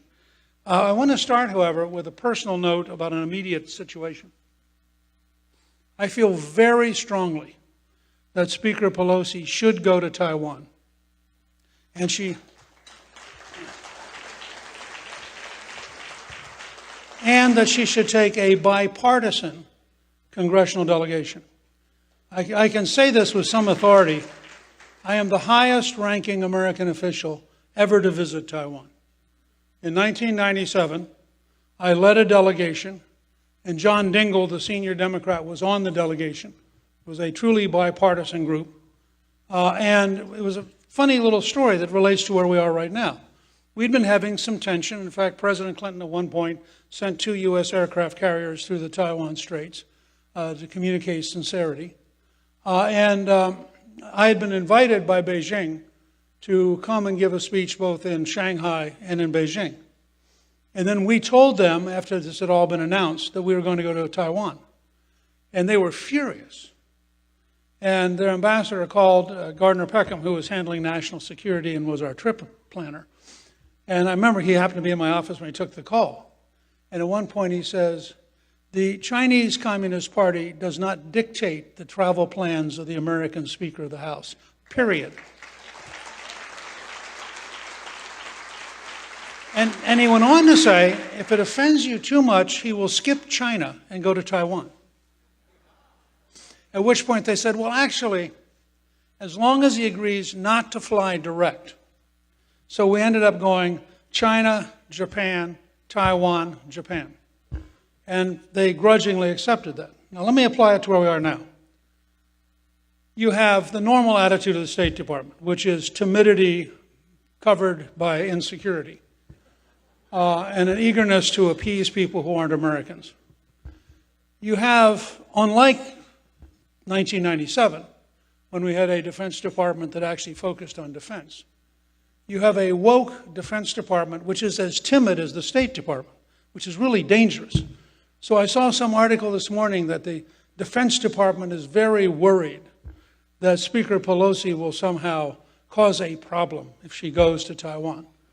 Well, my first suggestion is this.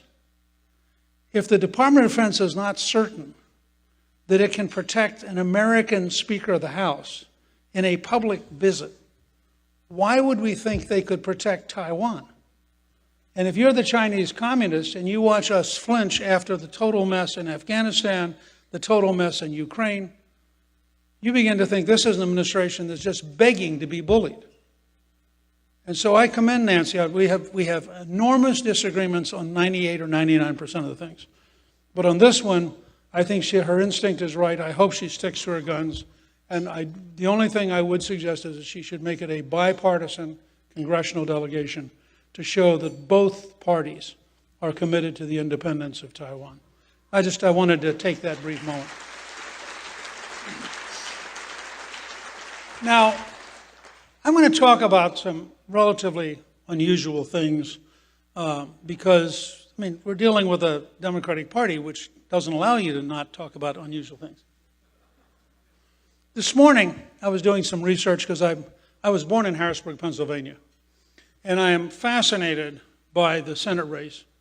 I've known Dr. Oz for over 20 years. I once had a Center for Health Transformation. He worked with us.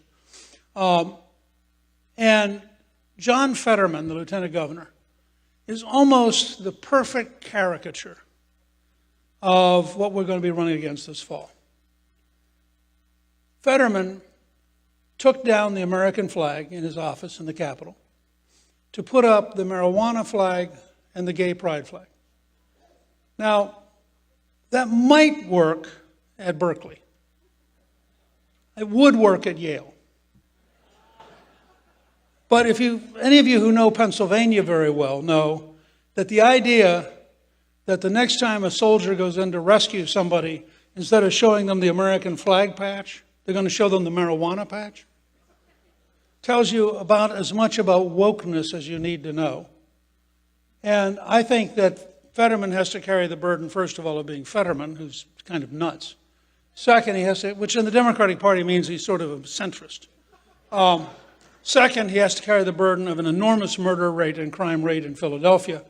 And third, he has to carry the burden of a very anti-energy policy in Western Pennsylvania, which is the 4th largest producer of energy in the United States. And then in the middle of the state, which is a very conservative area, which actually voted for Ralph Landon over Franklin Roosevelt, he's got to carry the burden of just being himself. So I'm going to go out on a limb here, and I hope Rick Scott's not going to be too unhappy with me. But we will win the Pennsylvania Senate race. We will win it by a surprising margin. And for the foreseeable future, the marijuana flag will not fly at the U.S. Capitol.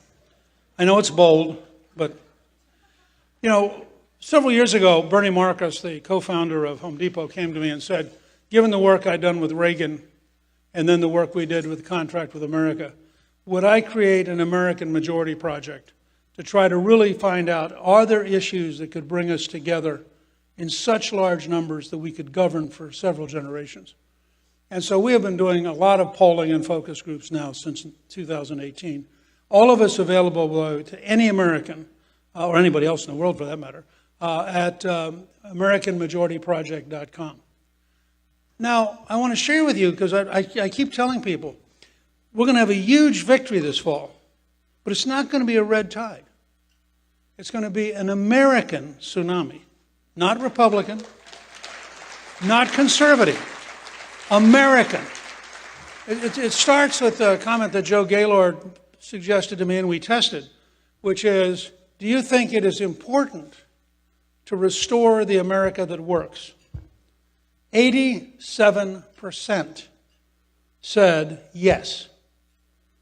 Now, first of all, that means that 87% thinks that something has to be restored because it's not working. But second, I learned a lesson many, many years ago. I first met with Ronald Reagan in 1974, first time I ran for Congress. In fact, most of what I learned about giving speeches came from Reagan.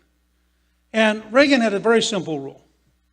Find an 80% issue, stand next to it and smile. Your opponent has two choices. They can stand in your shadow and nod yes, or they can stand with the less than 20% and frown.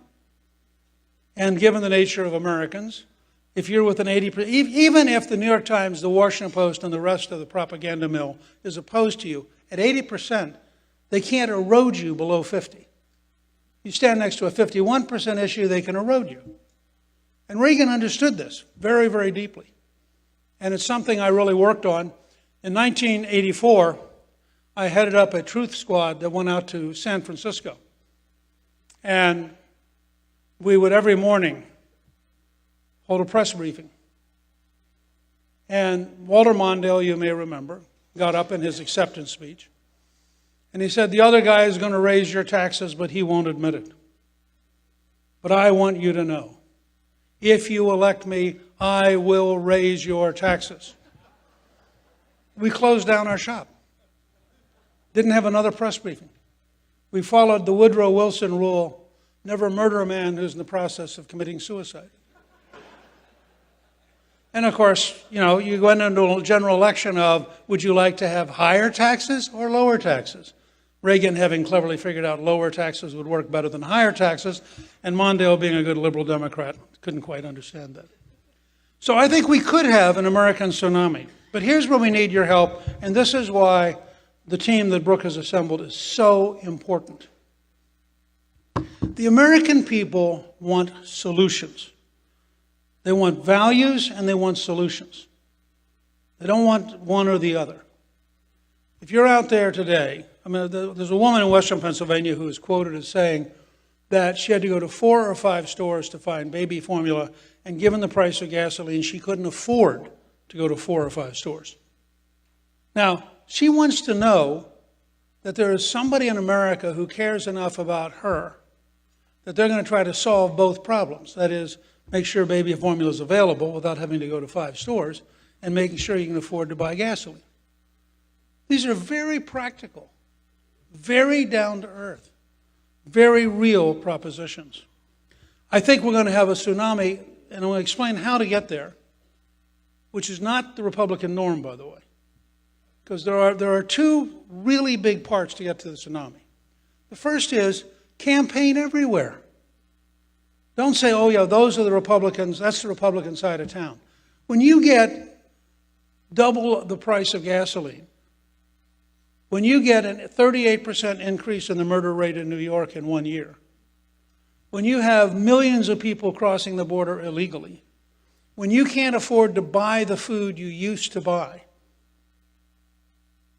everybody's available. And I tell every candidate, the number one and number two places to campaign are simple: gas stations and grocery stores. Because that's where people are going to be reminded that whatever Biden said yesterday was a lie, or he just didn't know. Because, you know, all these liberal Democrats get in a government-funded car to be driven by a government chauffeur to go to a government airplane, and then they go, I don't know why you're worried about the price of gasoline. It doesn't affect me. Well, it affects everybody else in America, so I'm willing to make a swap. They can have everybody vote for them who rides around in a government-sponsored car, and we'll get everybody else. Now, that gets to be a pretty big majority. And we have that potential. In 1980, actually the first contract with America was Ronald Reagan. And the first Capitol Steps event was Ronald Reagan. In September of 1980, we brought every Republican federal candidate in the country to the Capitol Steps. David Broder wrote a column saying it was a tremendously courageous step by Reagan, because instead of running as an individual, he was deliberately running as head of a team which, by the way, in 1975 was a 13% identity in the country. We had collapsed that badly. Well, what happened?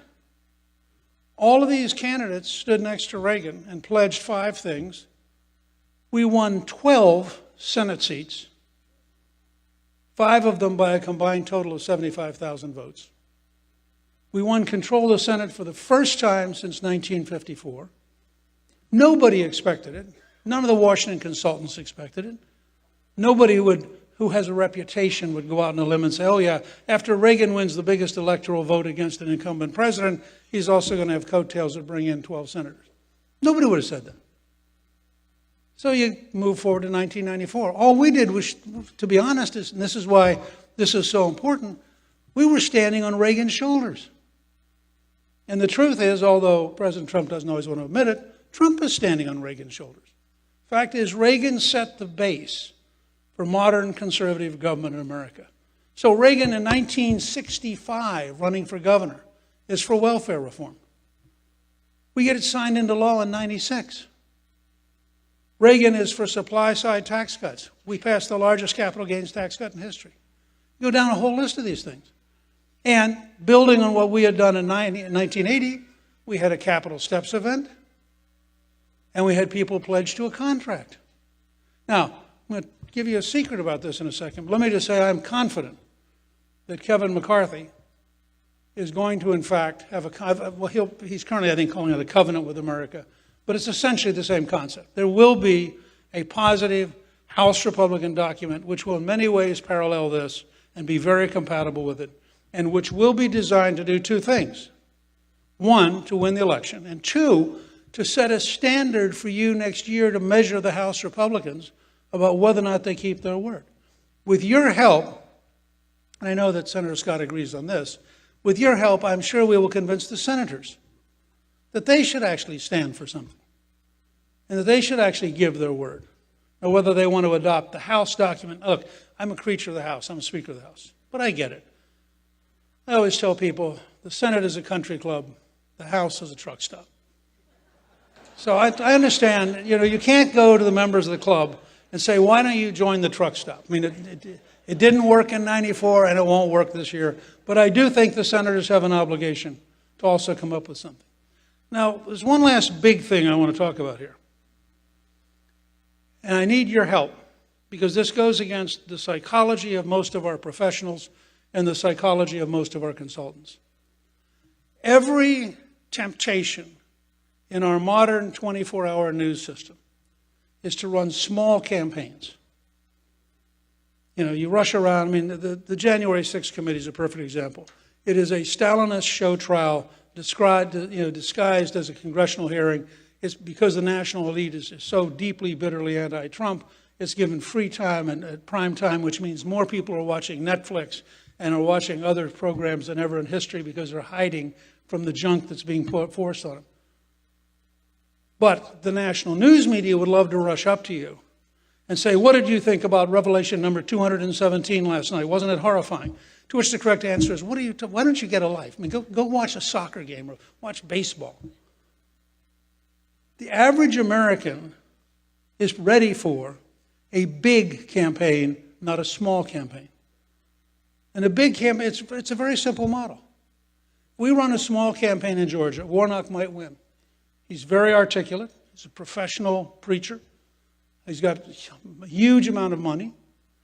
And he will run around trying to destroy the Republican nominee, Herschel Walker, with every possible distortion, misinformation, etc.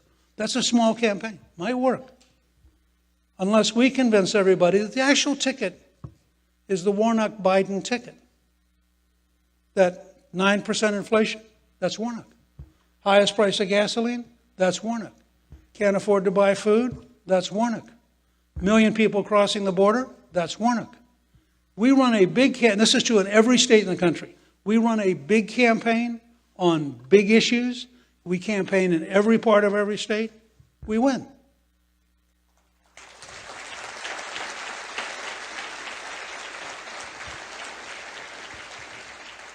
Part of what got us to this, I'll give you two quick numbers. Part of what got us to this was testing, Larry Kudlow's suggestion, the concept of big government socialism versus free market capitalism. Turns out, to everybody's shock, free market capitalism wins by 59 to 16. Now, the key is all three words. Young people who've just been brainwashed will come out, and if you just say the word socialism, they go, well, isn't that kind of a nice thing? But you drop big government in front of socialism, they go, are you nuts? Because they know big government doesn't work. If you just say capitalism, that's one thing, but if you say free market, suddenly it's a lot more positive. So we have a potential to run a campaign this fall of 59% who are free market conservative capitalists versus the 16% who are big government socialists, and then just remind everybody, and this is really, really important.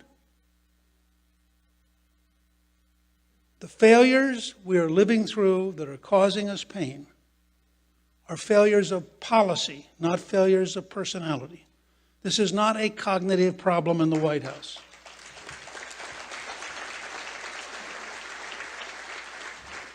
Now, why am I saying that? Because one of the things I learned was that in 1975, when she became opposition leader, Margaret Thatcher set out to destroy socialism. She pounded on it every day. It was immoral, it was illegal, it was theft, it was destroying Great Britain. By the time she was done, there's a great small book by Berlinski called There Is No Alternative, Why Margaret Thatcher Matters. By the time she was done, no openly left-wing leader has been elected Prime Minister of Britain in 40 years. Now that should be our goal. Our goal is not just to beat some doddering guy who can barely read his script. Our goal should be to make sure that AOC spends her entire life in a tiny minority in utter frustration, never once mattering.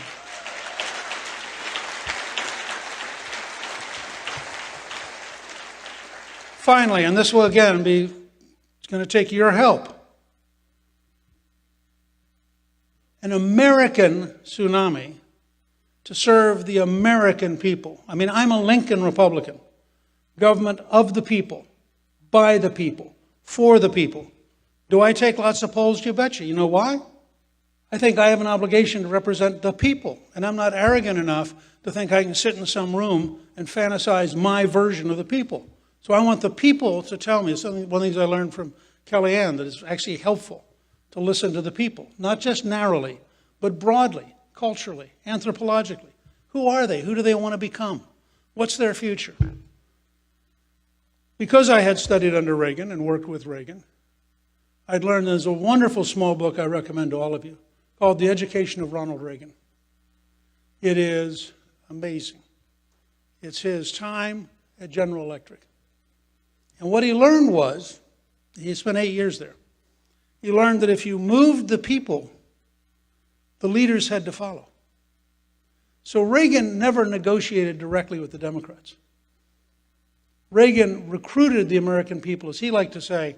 He would shine the light on the American people so they would turn up the heat on Congress. Now, that's basically what we did. Every single item in the contract was 70% or better. We wouldn't put anything in the contract that wasn't at least 70%. Well, what did that mean? It meant you're a Democrat. You go home. At 70%, guess what your voters tell you? They like it.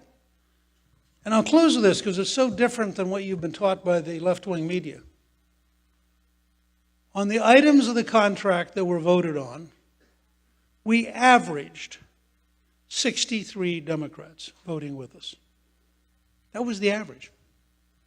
And we did it deliberately because we wanted to represent, it was a contract with America, not a contract with Republicans. You have a chance, and I really mean this, you have a chance to be the generation that ends the Rooseveltian machine after almost 100 years. You have a chance to relaunch this country with such energy, such enthusiastic pursuit of happiness, such belief in the rights God has given us, that 30 or 40 years from now, people look back and wonder, why did the Chinese or the Russians or anybody else think they were going to play? Dictatorships can't play with the free people if the free people have good leadership. And this is a pretty good start at getting that.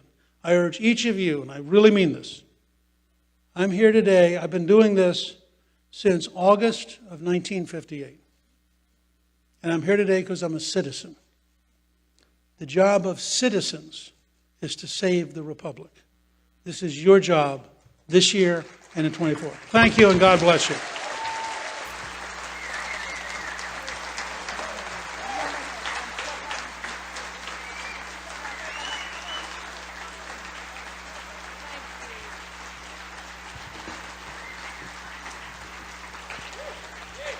Amazing.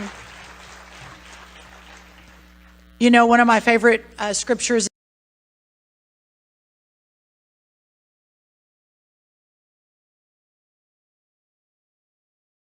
is sure that there is anyone in American life today who has answered that call more than Speaker Newt Gingrich. Please help me thank him one more time for his decades of service to this country.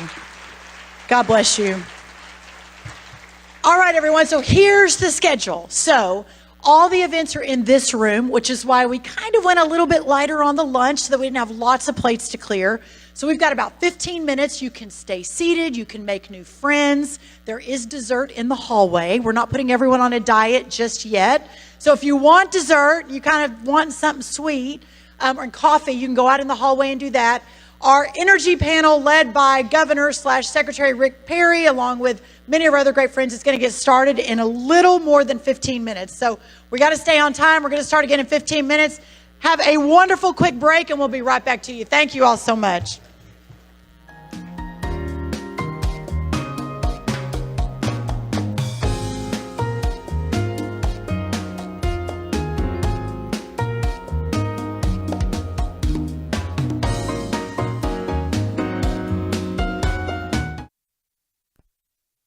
Introductory, speakers, and of course Newt Gingrich closing it out.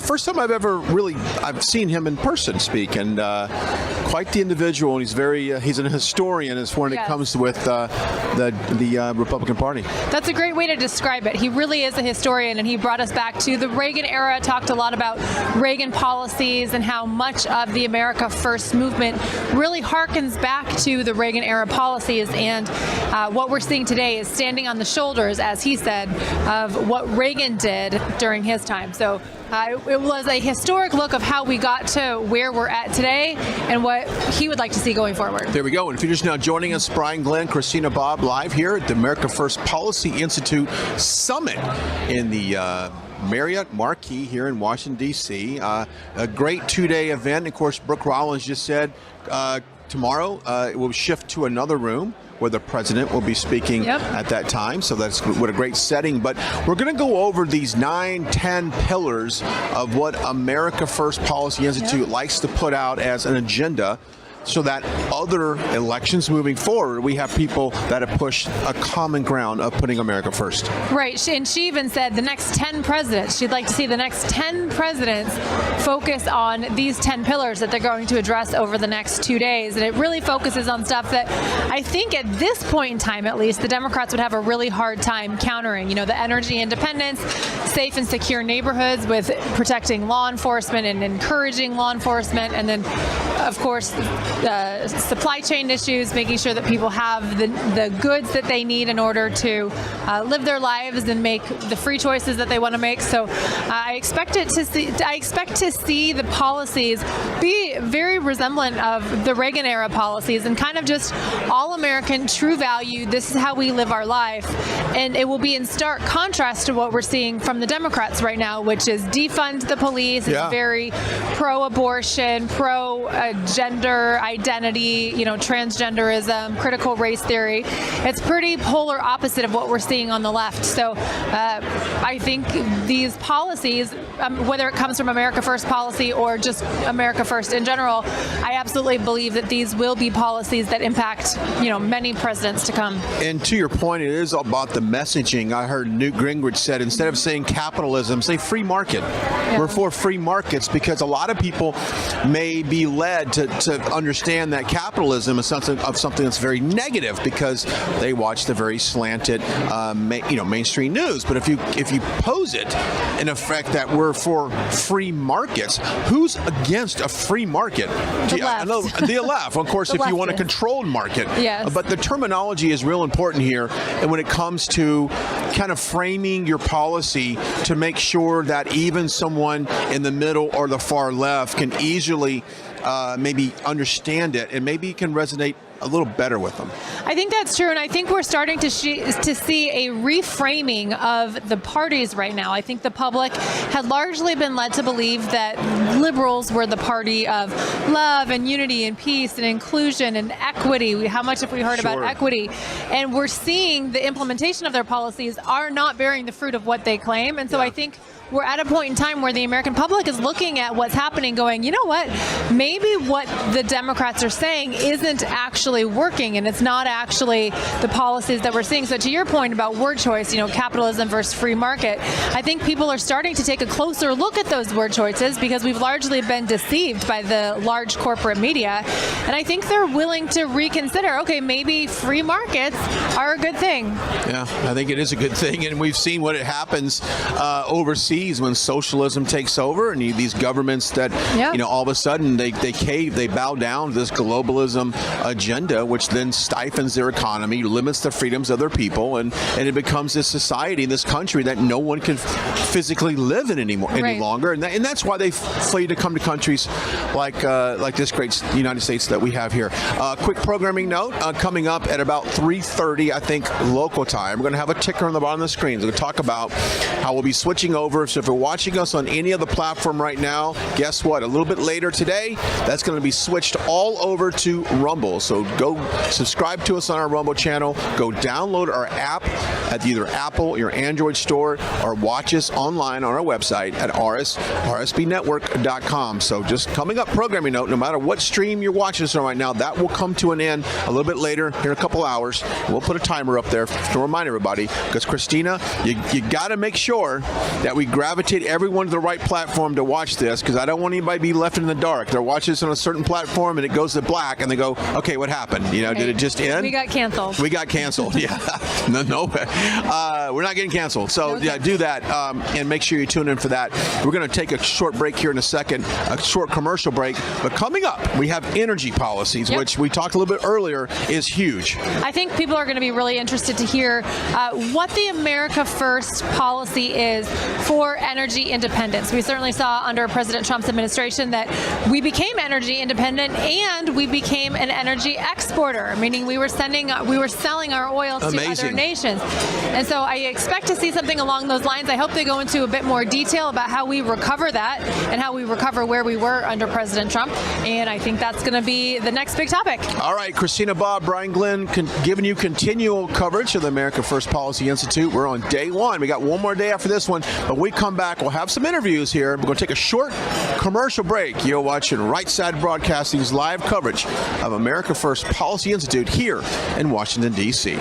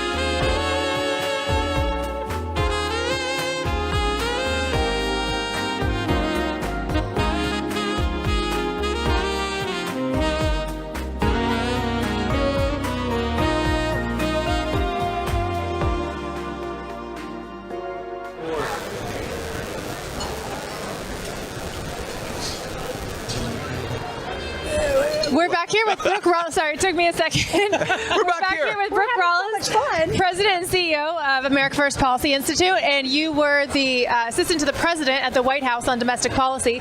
Now, it was under your leadership that you've put together this booklet on America First policy. How does your policy compare to what the policy was under President Trump at the White House?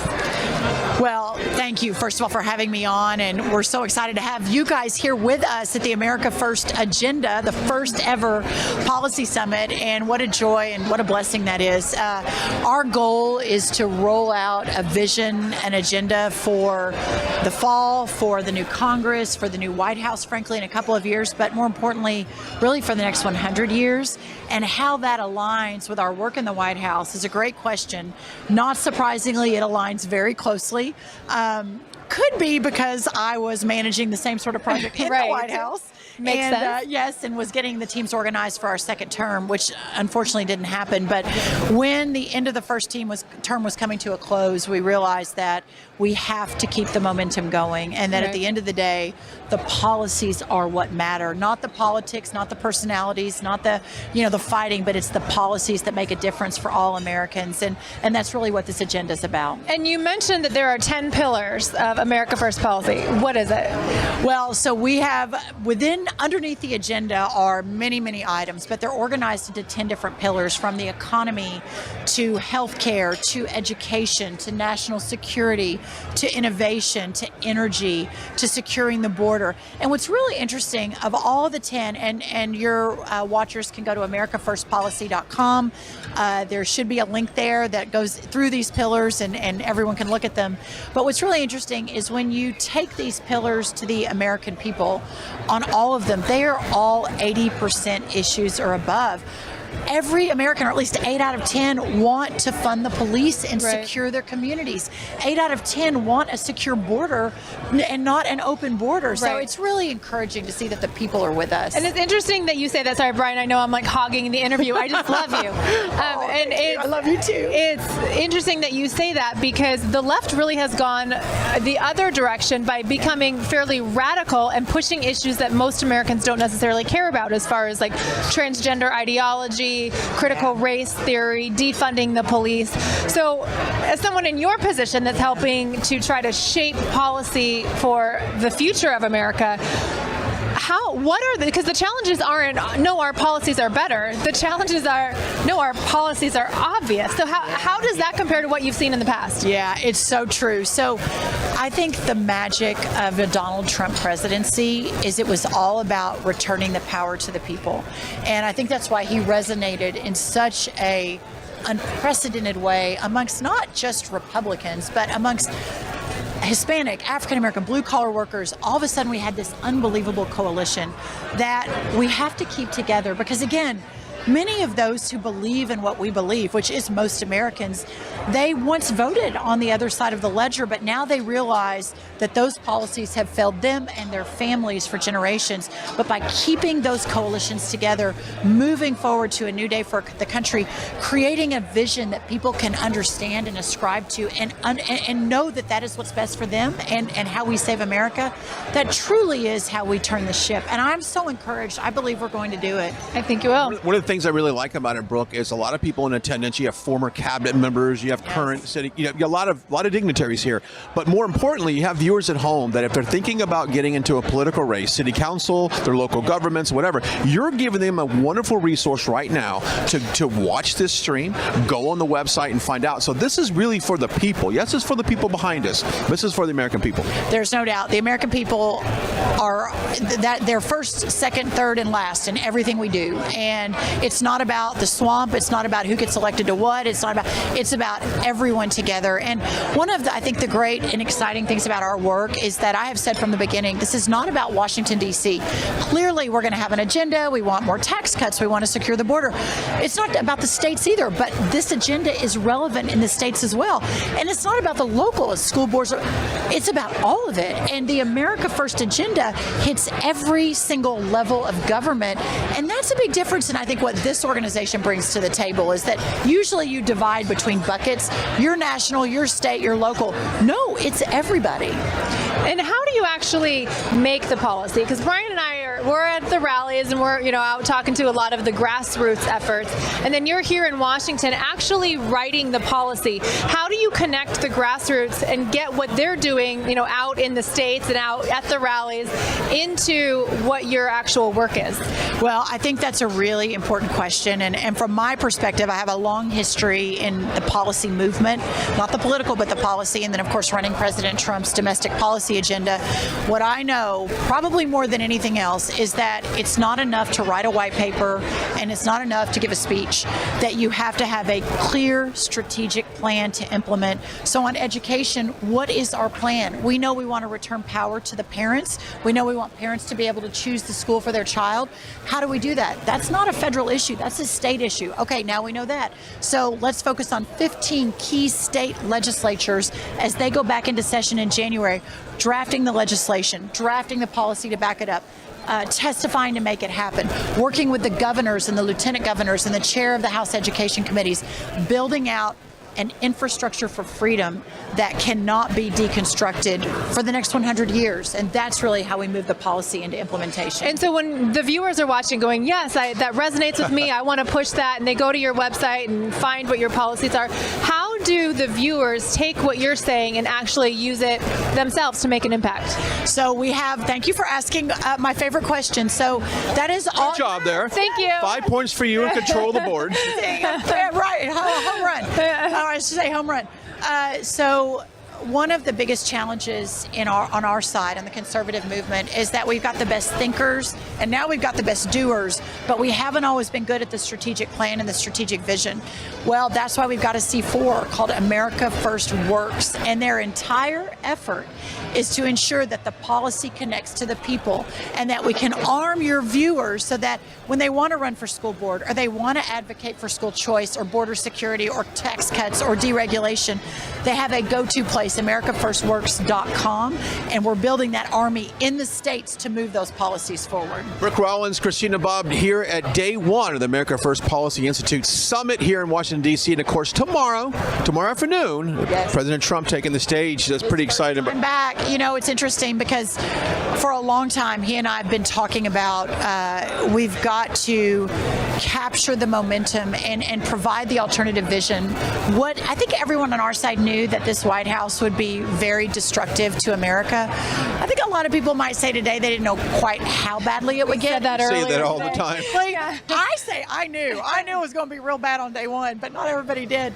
But I think that in speaking to President Trump, and he is the leader of the movement, he is the leader, the founder, the visionary. And while this organization and this event is not about Donald Trump, it's about the next 100-year fight for America, to hear his vision and what his ideas are and what an America First agenda is, which will probably be very similar to ours, but not exactly the same, I think is really important for America to hear. So we're really excited. It's his first trip back to Washington. Well, thanks for having us here as well. This is exciting for Right Side. You guys are our go-to, and we're so grateful to you and all your viewers for being a part of the fight to save America, frankly. We talk about that all the time, when we crisscross this country doing rallies or Senate hearings or Supreme Court hearings. It is about saving this country, and Christina and I are so committed to saving this country. We'll do whatever it takes, and I don't care how many nights of not getting sleep and travel and setting up, and we don't care, because let me tell you something, if we don't save this country, there's nothing else to do. That's it. We have to do it. This America is truly the world's last best hope, and for those of us, I know you all know too, who have stories or friends of people from other countries like a North Korea or a China or a Venezuela, this really is the bastion of hope and opportunity for the world. That's why we've got millions of people trying to get across our border to come be part of the American dream. And we have to realize that it is slipping away from us minute by minute. And unless good people get involved and are willing to sacrifice time, treasure, and their sacred honor and our founders, concept, that it will be lost. But I think I am encouraged. I think we're going to get it back. Do you hear much from the American people? I know policy, it's one of those things here in D.C. that it might not be something that people are constantly reaching out to. Do you get emails and letters from people, and what are they telling you? We get so much amazing correspondence with average everyday Americans that are feeling the pain of $5 gas and $15 bacon and air conditioning that they can't afford, especially indoctrination of their kids in schools. That's probably the number one in my circle. Sexualization of the transgender agenda, the critical race theory. It is slipping away. But I think what President Trump and our administration was really able to prove it was such a God thing, I think, that we can get it back. And when I decided to leave Texas and come join the administration, I didn't know. I knew we had a fighter in the Oval Office. I knew that in Texas we had really worked hard to implement many of these same policies, and I kind of knew how to do it. It's hard, but it's doable. But I didn't really know that we would be able to really effectively fight the swamp, and we were. The greatest prosperity in our lifetimes, the lowest unemployment numbers we've ever seen, energy independence for the first time in decades and decades, a secure border, a world that was arguably at peace for the first time, no lost soldiers. I mean, the agenda that was implemented and was successful is remarkable, and now we know how to do it, and we're going to do it again. And of course, it begs the question, in his second term, now that the nation can kind of see everything for what it is, do you think that the door is kind of open for him to be even more successful and accomplish more for America First than he did his first term? Well, to wrap it up, I think whether it's Donald Trump or any other number of great Americans, whomever it ends up being in the next White House on our side, we're going to be ready. And we've never really been ready before. The left and the Democrats are always organized. Joe Biden had something like 1,100 people show up on the first day of his time in office. We had maybe a couple dozen.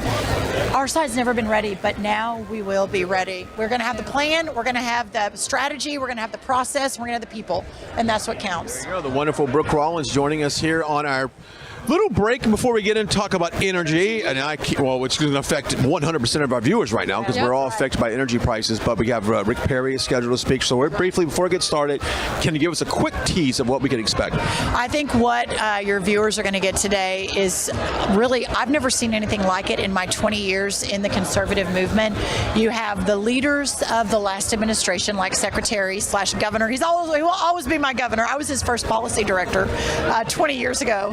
But you'll have Secretary Rick Perry, and then you have U.S. senators and congressmen. I think Senator Scott, Congressman Hudson, Congressman Pfluger, and maybe Senator. But all throughout the day, all those key pillars we talked about each have a panel to talk about the importance of that issue, what it means for the American people, and how we're going to implement it in the next America First administration. There you go. Moments away. Real quickly, that website once again. If people want more, hey, I like exactly what she just said. I want more information. That website for that.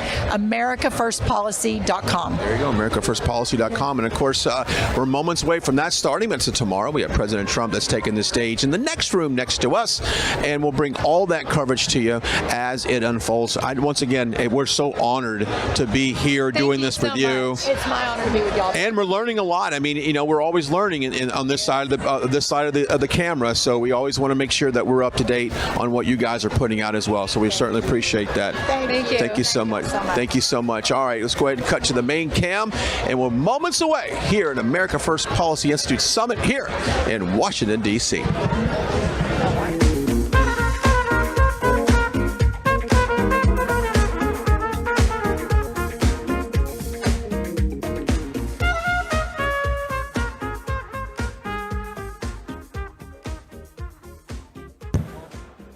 Ladies and gentlemen, please take your seats. We're going to begin our program.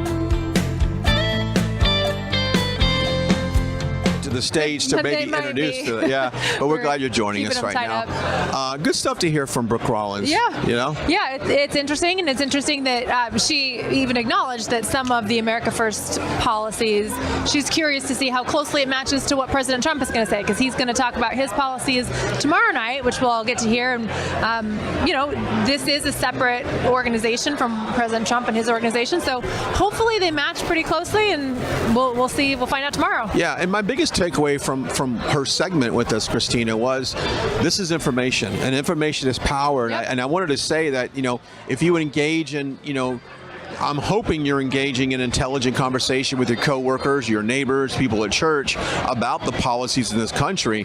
And instead of like trying to hypothetically try to figure out yourself, at events like this, that's what it's intended to do, to give you knowledge. Right. It's absolutely supposed to be educational and informative, and hopefully that the speakers that you're hearing, maybe you're hearing a different take on the policies that you haven't heard before, or it goes more in depth than what you're used to hearing, certainly from what you get just from watching the large corporate news outlets. Yeah. This really it's a lecture. I mean, they're getting lectures on America First policy and what it means. And the good news is, if you like it, if you don't like it, you can reach out to them and let them know, what you expect to see in America First policy. That is true. And of course, you talked about the media covering this event. Of course, tomorrow, President Trump, it's his first time back here in our nation's capital since, January 20th of 2021, I guess you could say, is when he left Joint Base Andrews from here. So this is first time back, and so we're happy to have him there. Let's go back to the program here on day one of the America First Policy Institute Summit here at Policy Institute.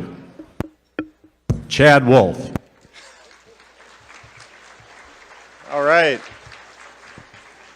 Well, good afternoon, everyone. We're going to have take a few moments, let everyone come back in from the hallway. Everyone grab a seat. Thank you all for being with us today. You're going to see a lot of me today. I'm going to try to keep us on schedule, so if you see me creeping up on the stage, ending one panel and starting the next, you'll know why. Look, everyone here is a part of something special and historic over the next 2 days. You are all part of the America First movement, a movement that stands for freedom, equality, and liberty, a movement that says we're putting the American people first. And over the next day and a half, you're going to witness the strength of this movement with a lot of the panelists that we have. So we're going to kick off the panel portion of the program. We've got 5 exciting panels for you today, and we'll continue that tomorrow. These panels and panelists mirror the America First agenda that we are rolling and unveiling over the course of the next several days. And so we're just looking forward to having that discussion. We really want to thank everyone again for being here. So let me kick off our panel portion. We have the Make America Energy Independent panel. It's going to be moderated by former Secretary of Energy, Rick Perry. So welcome and enjoy.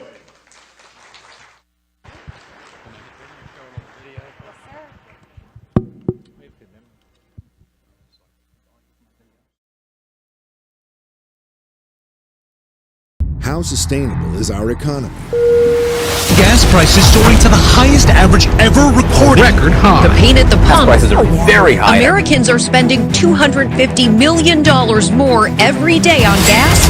It's painful at the pump. Totally disgusting. I have to think about putting gasoline prices before buying my kids' clothes. If you drive an electric car, this would not be affecting you, clearly. It was hard to tell somebody that I couldn't offer them service. Well, we do have a lot of capacity in public transit. How's that going to heat my home? They shut down a gas line, now we depend on everybody else in their countries. We need to restore energy independence through leadership by immediate and misguided negotiations with American adversaries such as Iran and Venezuela. Waive unnecessary permitting requirements to mitigate energy supply dependencies. Promote and protect cross-border natural gas pipelines, and reauthorize federal onshore and offshore leasing for oil and natural gas production. And the world's looking for leadership. What is the plan to increase oil production in America? Oh my God, that is hilarious. For American energy. Let's hear it. Yeah. Come on out here. Governor Rick Scott, that's the title I always give him. Rick Scott was one of my great competitors that we had through the years, and now United States Senator from the great state of Florida. Richard Duncan from North Carolina. He represents that part of North Carolina just north of Charlotte.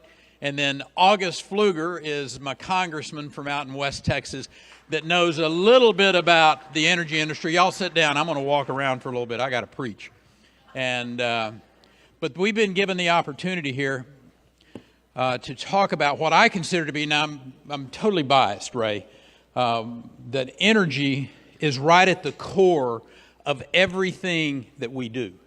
It is right at the center of what drives the economy in this world. It's right at the core of what these three individuals have extraordinary ties to our national defense, and we're going to hear them talk about that in a little bit. But from the standpoint of America being secure, it's our energy independence that allows us to do that. And so I want to tie all of this together today as we talk about why America's energy independence is so important, whether it goes literally to the economy. And I'm talking about this, the next election cycle that we're going to be facing here in November. What are people thinking about? What's driving them? I will suggest to you a lot of it goes right back to the energy industry, the strangling of the fossil fuel industry in America today, the cost that's then pushed off onto Americans, whether it's the cost of gasoline, the cost of transportation, the cost of all of the materials that are created by energy, the wealth that gets created by the energy industry, and taking that wealth and then innovating. Margaret, when you think about the innovations that are happening in the world today, and so many of them are associated to the energy industry, the fossil energy industry. And we don't need to be apologizing to anybody for that. We don't need to apologize to anybody about being for fossil fuels and how they have changed the world that we live in today, the flourishing of the world. And you got a group of people out here on the left, I will call them, the woke left, the John Kerrys of the world, who think we ought to leave all of our energy in the ground while he jets around on his multi-ton emitting jet. But you shouldn't do that. They want to live their lives in luxury, but they don't want anybody else, Governor Bryant, to have that ability at all. They want to control your life and tell you how to live your life.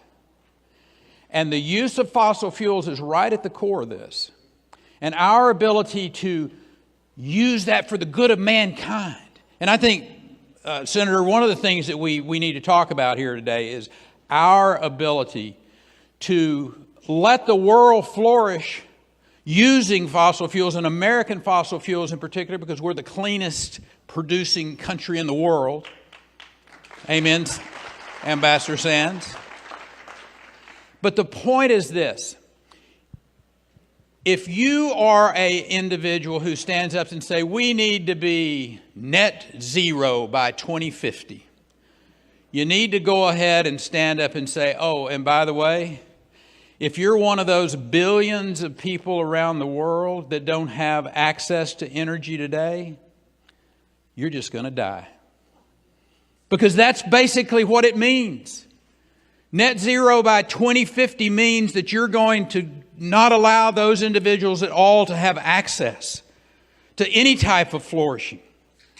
If you don't have the ability to find out whether your child is sick or not with a sonogram, if you have a child that's born with a challenge and you need an incubator, and you're one of those billions out there, sorry, you're just going to die.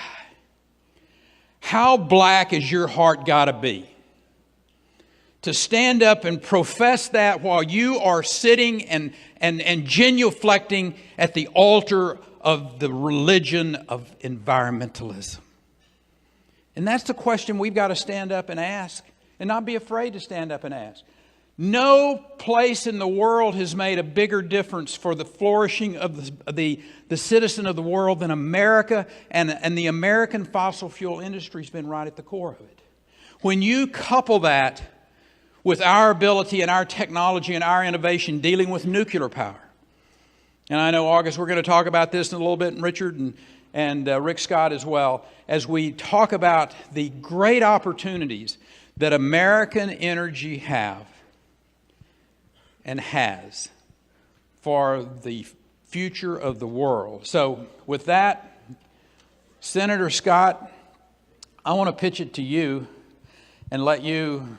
You want to talk about how I beat you the first 2 years you weren't governor in job creation? You want to talk about that first? Or how you got number 2 in the fishing tournament we did with the veterans? You remember that? Competition I thought you wanted to talk about that thing. I love competition. You know, whether I was competing with Bobby Jindal, Phil Bryant, all of these governors that were out there. And it made us stronger, didn't it, Phil? It made us go do some things.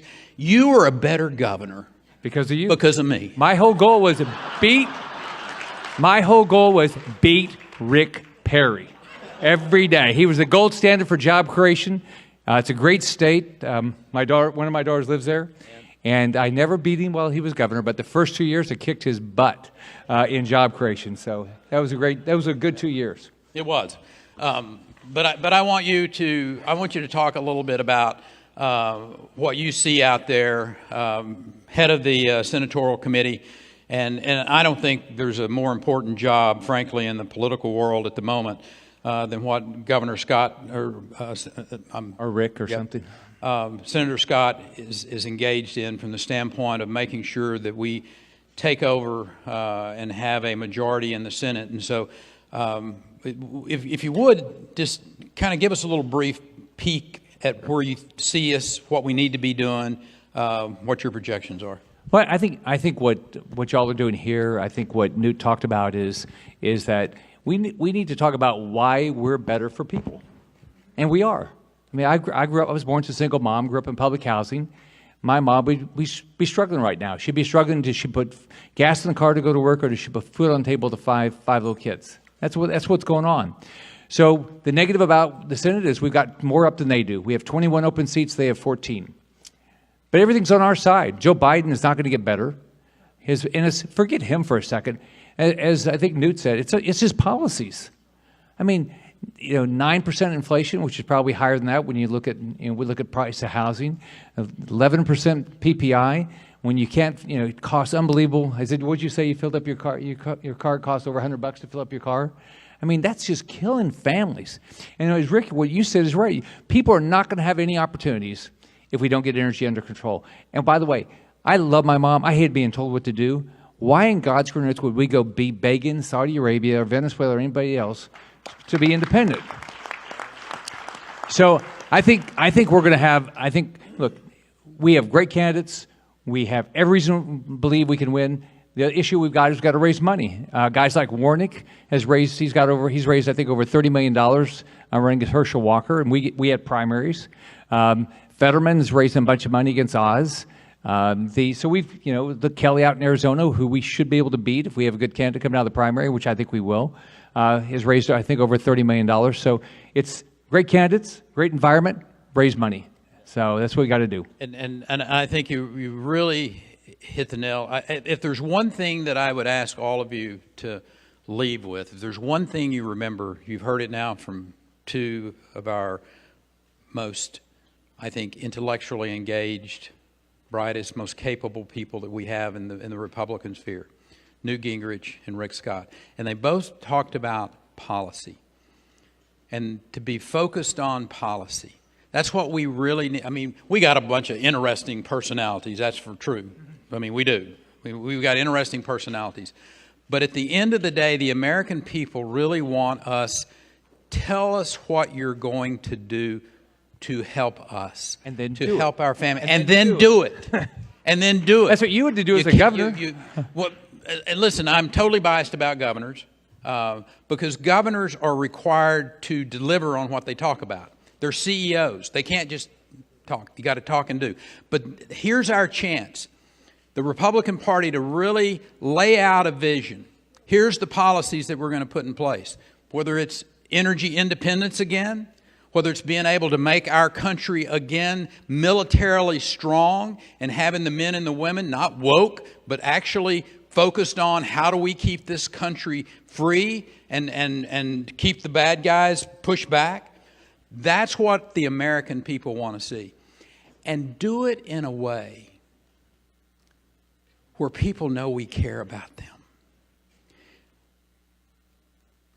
To have a spirit about ourselves that basically says, not only do we care about you, we love you, we're going to sacrifice for you, we're going to do the things that you expect government to do. I thought, again, Newt did such a fabulous job of talking about that Reagan and having the understanding of this is what the people want. It's not, here's what I believe in, here's what you're going to do. It's listen to the people, respond to what their desires are, and then deliver the best you can on that, and lead. Now, from time to time, leading it can be difficult, right, Rick? It's a ball. Yeah. Most of the time. But anyway, I want to get. But you can move people down a path, but you've got to move them down the path. We're not dictators. Leaders lead people down particular paths, and that's what we're looking for. That's the men and women that we're looking for. Richard did a great job of doing that. You've been in 10 years now in Congress. He represents a district north and east of Charlotte, North Carolina. But most importantly, and again I'm biased here, he represents Fort Bragg, which is one of the greatest military facilities in the world. I had the great privilege of flying in and out of there when I was a 130 pilot, picking up the 82nd Airborne. And I want you to talk about, from your perspective, why this election cycle is so important to the men and women that are stationed at that base, who are deployed all around the world defending ours and many people's freedoms around the world. I appreciate that, Governor. Richard, I'll borrow this one. Thank you so much for that, Governor, and thanks for mentioning it. I didn't have the honor of serving. My dad served, a lot of my family served. One of my cousins retired and is now instructing out there, and I see this as my chance to serve these men and women and their families. So thank you to all of you who've served and all of you in the room who've served.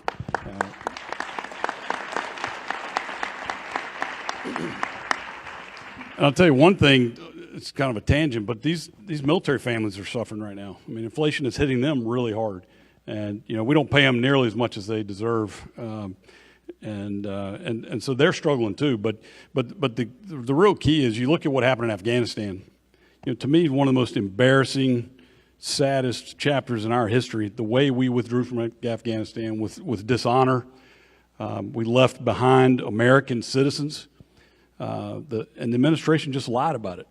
Joe Biden and his people absolutely lied about it. They said every American that wanted to get out is out. But what they didn't tell you is August came up and said, okay, I'm here with my family. He said, we'll take you, but we're not taking your wife and kids.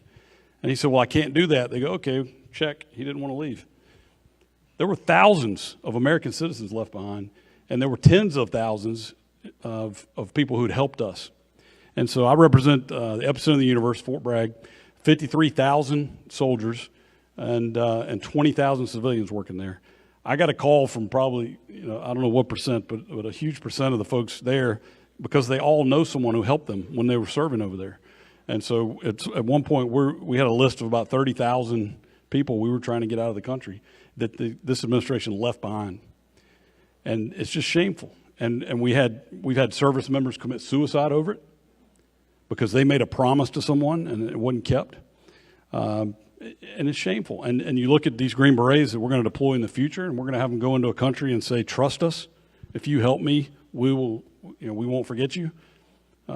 It puts the lives of these men and women in danger. So having a commander-in-chief who respects our military, who loves our military like these leaders did when they were governors and now in their current roles, is critical. And so we've got to get a new president. Yeah. Amen. I kind of like the old president. Amen. Because he loved our military. Hey, Richard, we behind the stage, we were talking a little bit about small modular reactors and why I'm a huge fan that we've got to push the envelope on our nuclear power in this country for a lot of reasons. Number one, because it's such a reliable base load. It's emission-free. It's walk-away safe now. We don't have the waste issues that we had in the past. And the modern technology on small modular reactors, advanced reactors, however you want to call them, is very important. And it's got an application for the military. And if you and Representative Pfluger would just touch on that a little bit about the potential of that type of technology, and maybe pushing the envelope even a little bit further and talking about how states could take the lead on the permitting and the licensing of those instead of having to sit around and wait for Mother May I in Washington, D.C. to say, oh, it's okay for you to do that. Well, I'll touch on this quickly and let August jump in. But the last point you made, though, is the critical point. I mean, we talk about all these things we can do to make people's lives better. We're not talking theory. All we have to do is point to the last president and what he did for people and how he made their lives better through his policies. One great example is through permitting regulations to unleash business, particularly in the energy sector. You, as Secretary, did a fabulous job on NEPA, on Clean Air Act, on WOTUS, on the Endangered Species Act. All of these different regulations got to the point that they weren't doing any good anymore. They were just laying regulation on top of regulation, and you and President Trump rolled back these regulations and unleashed American innovation. And what the left doesn't want you to know is the United States leads the world in reducing emissions. In the last 20 years, we've reduced emissions in this country more than the next 12 best countries combined. And how do we do it? It wasn't a government mandate. It was because of innovation through the private sector. It's unleashing the private sector, and they'll figure it out. When it comes to small modular nuclear reactors, this is the future, in my opinion. Nuclear, the left, for some reason, doesn't like it. It's 95% carbon-free. It's base load. It's the cleanest, safest, most reliable source of energy we've got. But the new small modular nuclear reactors, they're smaller. That's part of the name. But they also are safer. They have this special fuel, HALEU fuel. And I'll let August explain the scientific context of that. But it is enriched to a lower level, so it's safer. You can turn these reactors on and off, and they don't melt down. You can't upgrade the fuel into weapons-grade fuel. They're great. You can move them around. 3 of these reactors could power Fort Bragg with enough excess that if we got into some kind of national crisis, they could export that energy out into North Carolina and South Carolina. What I'd like to see, and I took, when you left office, your successor came down to Fort Bragg to look at this issue because, we lost a whole lot of lives in Afghanistan and Iraq from IEDs. Why is that? It's because we're shipping diesel fuel up and down the road to get them to the troops. What if we deployed 82nd Airborne with their own nuclear reactor? They could go to the middle of the desert and be self-contained. These are the kind of future applications that I think are limitless. But I'll kick it over to August and stop talking. Let me do a quick little introduction of August Pfluger for just a second, because I think this is really important. He graduated from, well, number one, just for the purposes of being completely honest here, he could not get into Texas A&M, so he had to, he took his second choice and went to the Air Force Academy, but, I'm just kidding, sort of. He graduated in 2000. About a week before 9/11, he got his wings at Laughlin Air Force Base in Del Rio, Texas. He was one of the United States Air Force and America's next generation of fighter pilot. He's been in conflict his entire military and political career.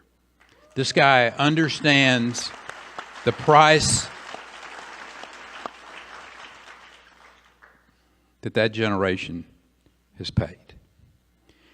And having an individual like August in Congress is really important, so that when they sit in front of a committee that's got a woke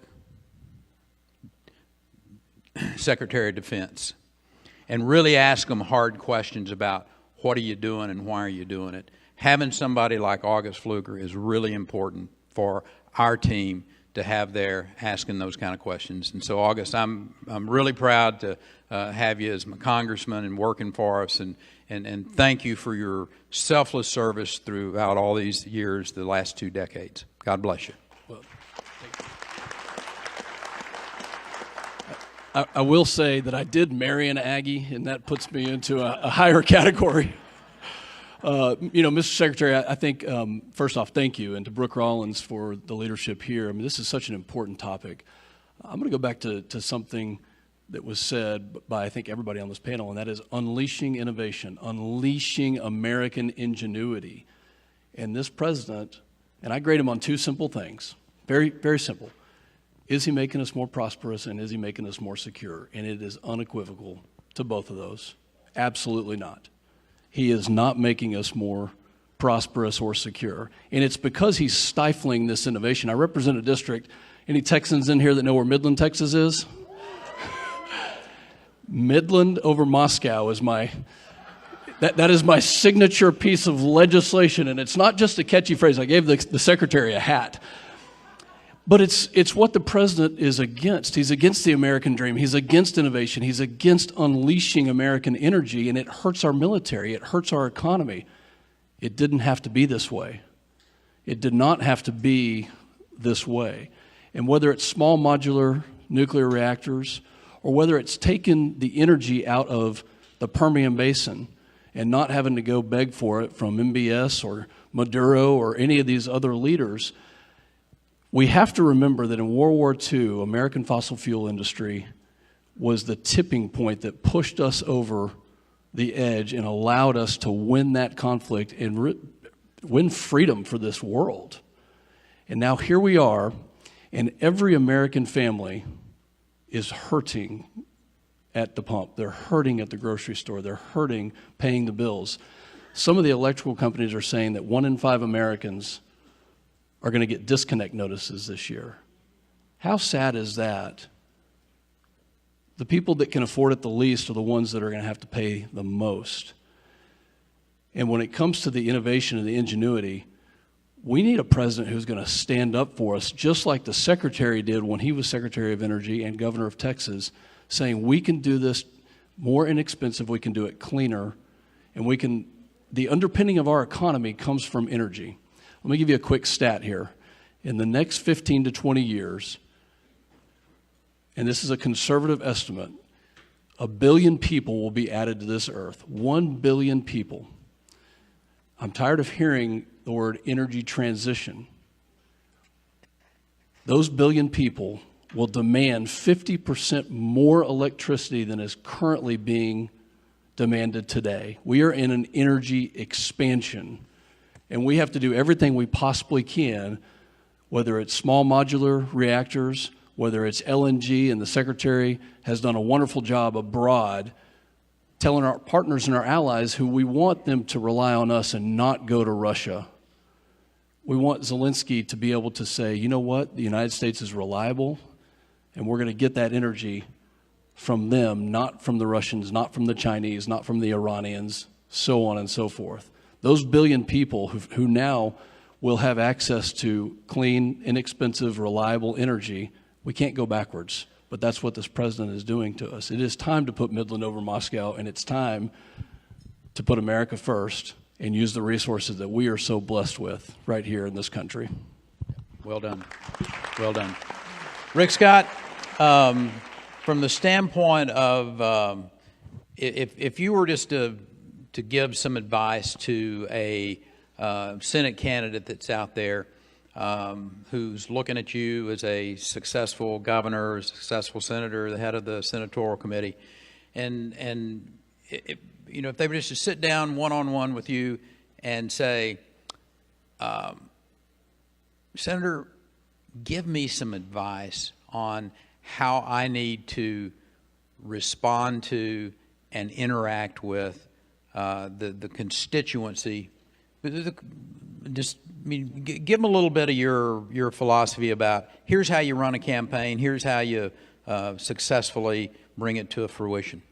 I've only had one primary and 3 generals, so I'm not an expert on it. But the approach I've taken is very similar to Governor Perry's approach. The first thing is nobody's going to vote for you unless they think you care about them. So I think the first thing you have to do is you have to show people that you really care and you understand what issue they're dealing with.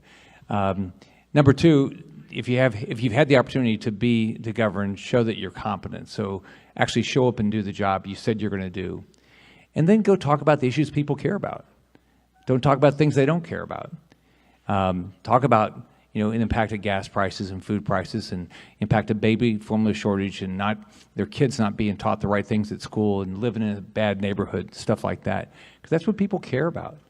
And talk about your background and why you're different. I was talking to Mehmet Oz last night, and we talked about the fact that one of the reasons why I think he's going to win is he's willing to tell his story. Here's a guy that his family came from Turkey. He's busted his butt and had success, and he's doing this because he wants the same thing for everybody else. And how do you not vote for somebody like that? Then, of course, the last thing is, if you're not willing to ask everybody and their brother for every dime they've got, don't get in this job, because it's part of the job. You have to raise money to get your message out. So, but the big thing is show people you care and talk about the issues. And if you've had an opportunity, all of us have now had the opportunity to govern. Run on, show the people we did what we said we cared about. So, by the way, it's a ball. You should run for office. If you haven't run for office, it is an unbelievable opportunity. You meet the most wonderful people, and you get to hear their stories. I love all the stories that people I've had the opportunity to meet, and then you actually do have the opportunity to help people, which is the most rewarding thing you get to do. Yeah, Richard. You also save a lot of money on vetting when you run for office. I coached my son's school team, and they had me fill out this form so they could do a background check. I said, look, Nancy Pelosi spent $7 million doing that last year. You can probably waive that $35 fee. But what was the question? I don't even remember now. Yeah. But what I want you to do is just talk a little bit about what Rick discusses about people knowing that you care, and I mean, knowing it when they see you, when they hear you. And one of the things that I know about you in my times with you is that you really care about the men and women in the military and the things that you're doing to assist on the veteran side. And I'd like for you just to kind of share with the audience here a little bit about what you've worked with, engaged with, and the difference that you make, and so that the constituents they see that in your eyes, they see it in your actions. Well, appreciate that, and I do agree with the senator that you have to show you care first, and we as Republicans also have the advantage that our ideas will actually make their lives better, and so if you engage in that conversation and you talk about what people are going through, you bring up veterans. Veterans, they've seen it all. They've been told, they've been lied to in some cases. They've been told a lot of things. When you're dealing with veterans, they're looking at you and saying, all right, is this guy going to tell me the truth? Or this woman, is she going to do what she said she is going to do? And so I think particularly when you talk about our veterans, they're tired of being told, made promises. They want you to deliver. I think that's what President Trump was so good at, and Robert Wilkie, I think, is here. He's going to be here. He was a tremendous Secretary of Veterans Affairs. Under President Trump, and working in Congress, we were able to speed up the wait times at the VA. We were able to really make some improvements so that we were delivering better quality care. One of my biggest issues when it comes to veterans is I want you to be able to go to any doctor you want to go to. If you want to go to the VA, great. If you want to go to the private doctor, great. If you're 100% service connected, we ought to pay for either. Absolutely.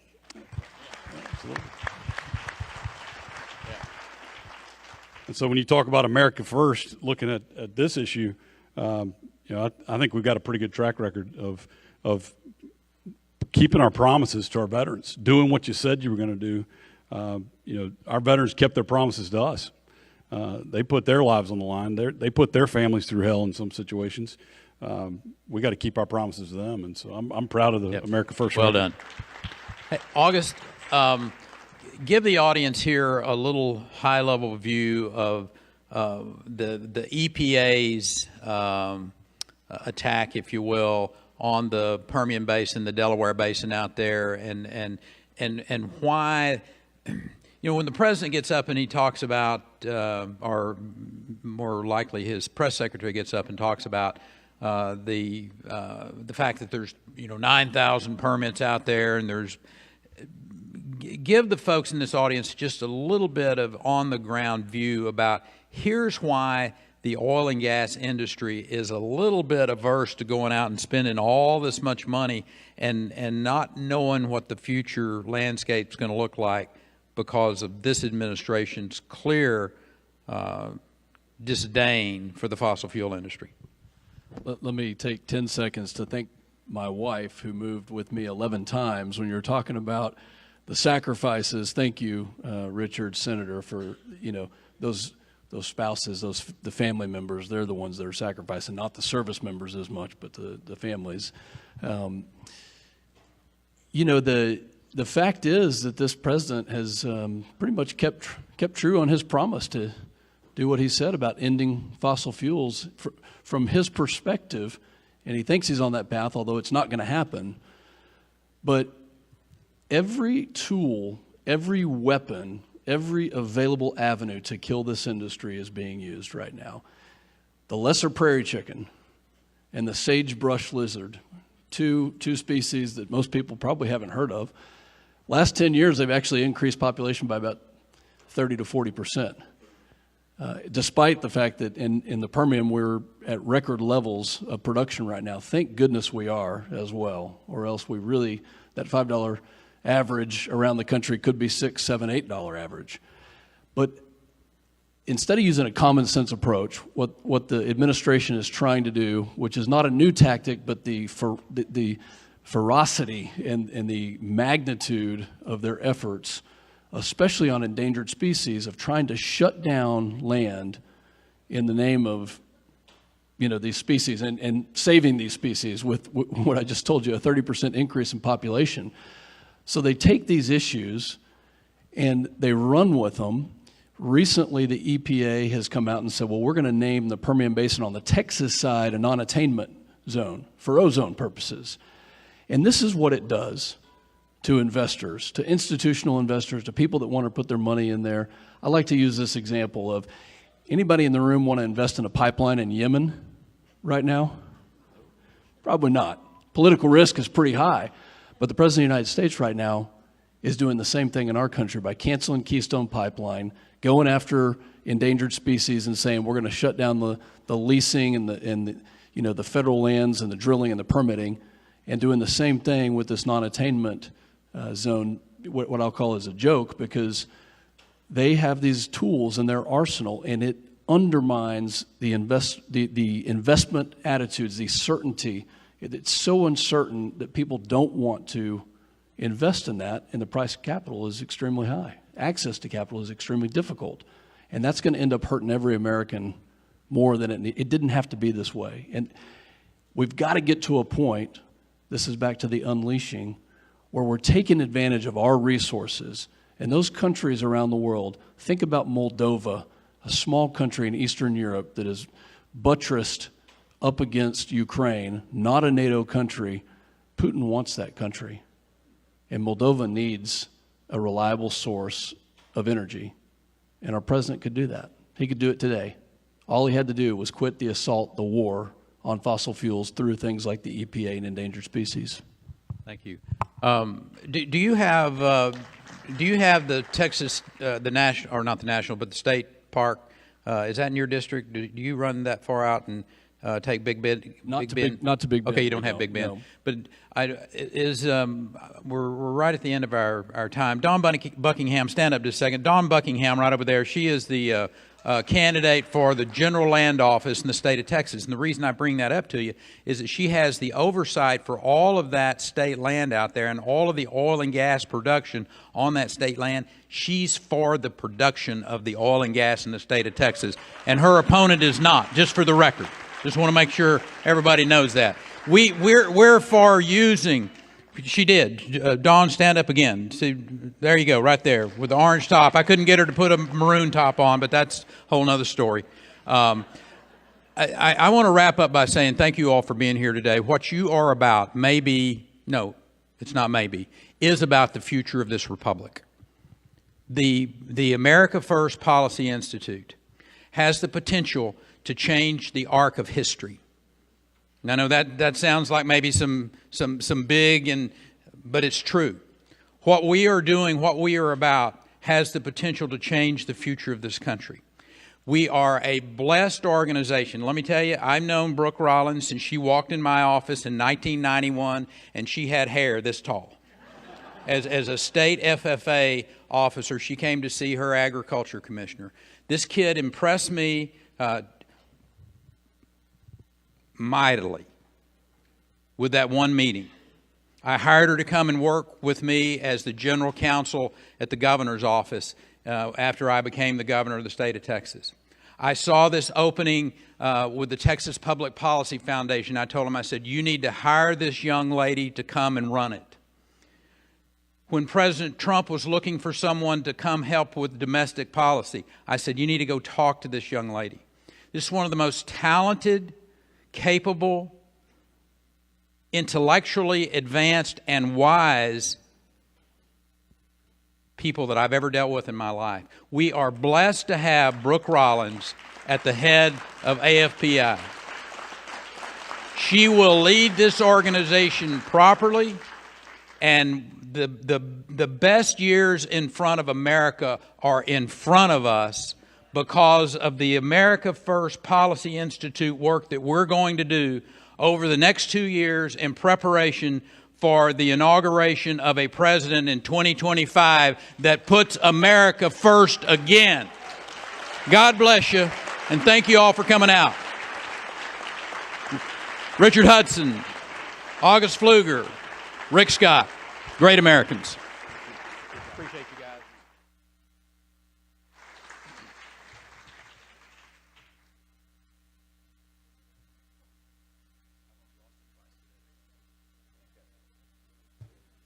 All right, well, what a great panel. We've got, again, another round of applause for Governor Perry, Senator Rick Scott, Congressman Richard Hudson, Congressman August Pfluger. We're going to take a short break. We're going to be back here at 2:30, so we're going to give you about 9 minutes, all 9 minutes. We're coming back. We're going to talk about safe and secure communities. We're going to talk about the rule of law, and we've got Pam Bondi and Matt Whitaker who are going to moderate that panel. So, short break. We'll be right back with you.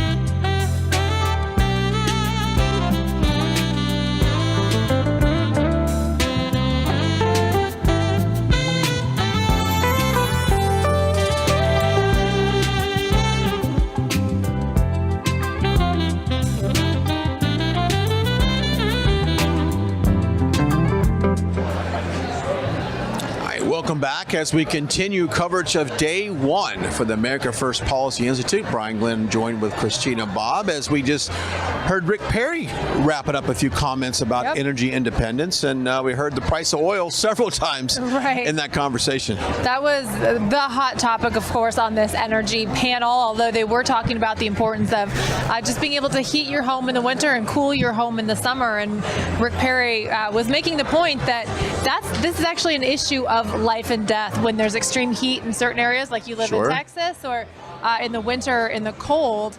People need to be able to heat their homes, and he was making the point that it's quite heartless and actually very cruel to not try to make energy affordable, because there will be people who aren't able to afford to heat their homes, and it could cause some death. And I love the line he used towards the end, would you invest in a pipeline in Yemen? And of course the answer is no, we would not. But then why would he, shut down the Keystone XL pipeline? So we talked about energy. Now up next, we're going to talk about safe and secure communities. And that was one of the things that ranked up to the top of what people were concerned the most. And Christina, I ask you, we've seen this list of cities around the country. Starbucks just released a list of where they're closing their stores due to unsafe communities. I ask you, where do you think this ranks on the list as far as your typical American? I think it's quite high on the list, actually, but it's interesting because it's one of those issues where law enforcement is a state and local issue. It's the county sheriffs and it's the state attorney generals. Those are the ones who run law and order in a state, and so I think it's very high on the list. But it's interesting because I think conservative states actually have law and order by and large, for the most part. It's not necessarily an issue in areas where you have strong police presence. So it's one of those issues that I think conservatives are looking out at Democrat-run cities, like in places like Seattle, where Starbucks has now closed many of their stores, going, we want to crack down on law and order because we don't want to be like those Democrat areas. But wouldn't you think at this point, and we keep trying to pull a page out of the Democratic playbook, you would think at this point they think the defund police chant doesn't work. The American people don't want that, and I think they did it.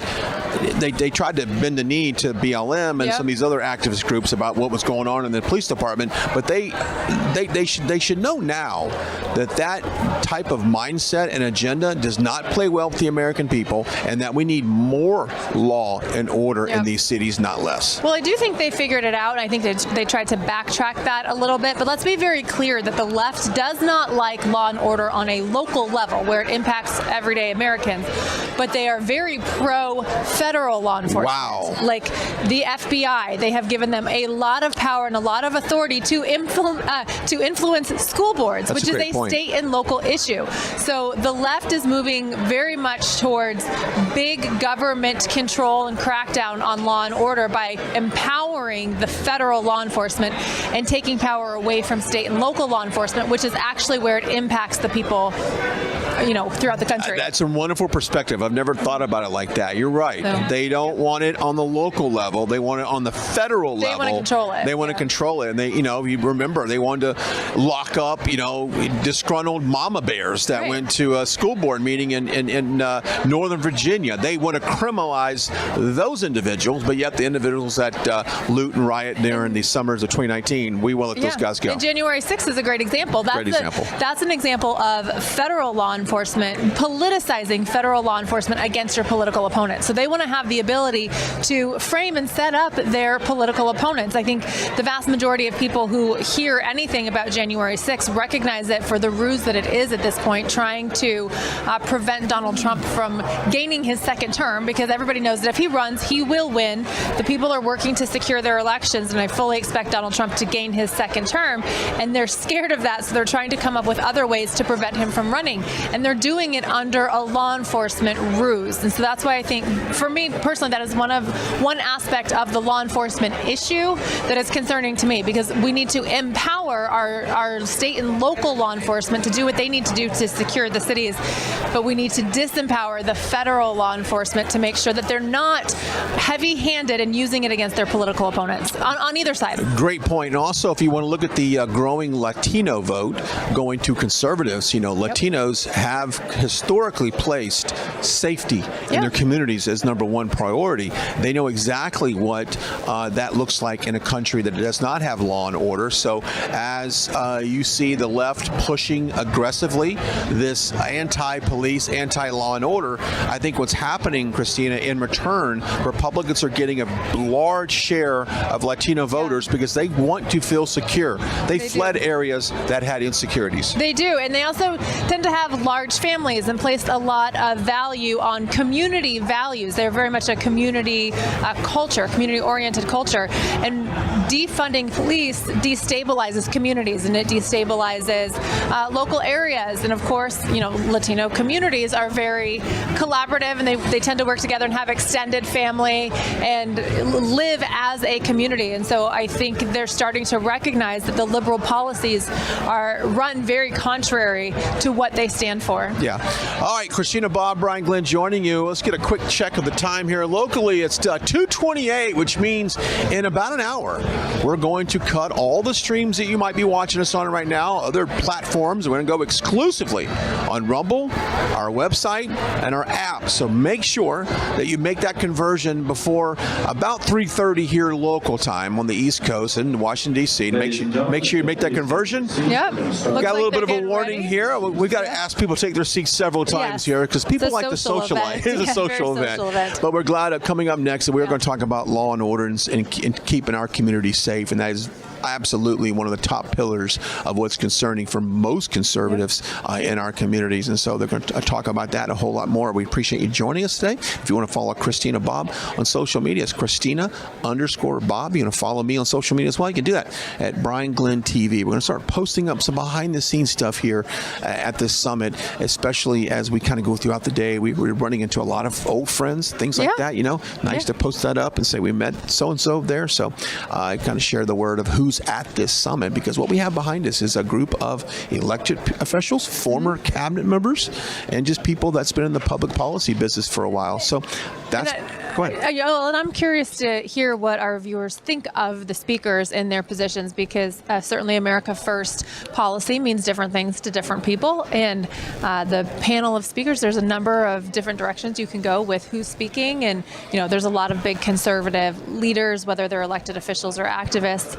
And the panel of speakers certainly was intentional. I'm curious to know what the viewers think of the positions of the panelists. Yeah, absolutely, because I think America First in itself, those words, putting America first, there should be no gray area on that. There shouldn't be. It's black and white. You either put America first or you don't. So hopefully we're hearing a little bit of your feedback on that today. But we're glad you're joining us. Don't forget to follow us on all of our other social media platforms. We're all over the place. One way to stay in tune to what's going on. And don't forget also to sign up for our newsletter at rsbnetwork.com. A couple of clicks, your name, your email, things like that. You get that newsletter sent to your desk every Wednesday. Grace Saldana, our editor-in-chief, and a staff of writers. Let's turn it over to the program here as we're live. America is founded upon the rule of law. It is the foundation of our prosperity, our freedom, and our very way of life. The radical left has been pushing hard, teaching that the law is an oppressive, evil thing, something that must be defunded or even eliminated. And this dangerous way of thinking has led to the rampant crime epidemic we are seeing in our major cities.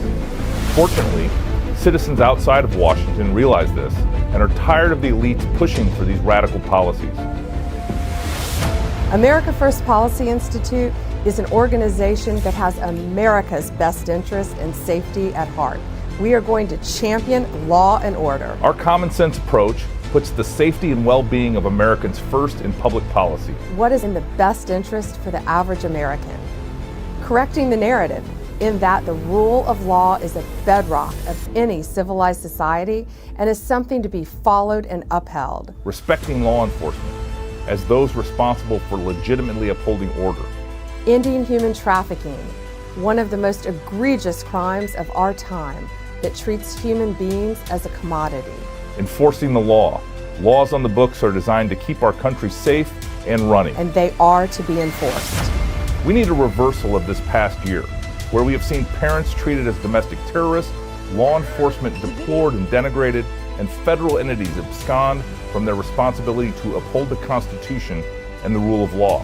The people need to speak up, and at America First Policy Institute, we will show them how.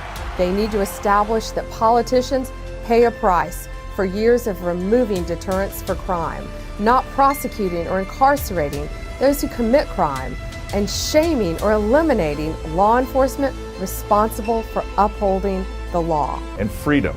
the bedrocks of our republic, putting America and Americans first. And Americans first. America first. America's future is America first.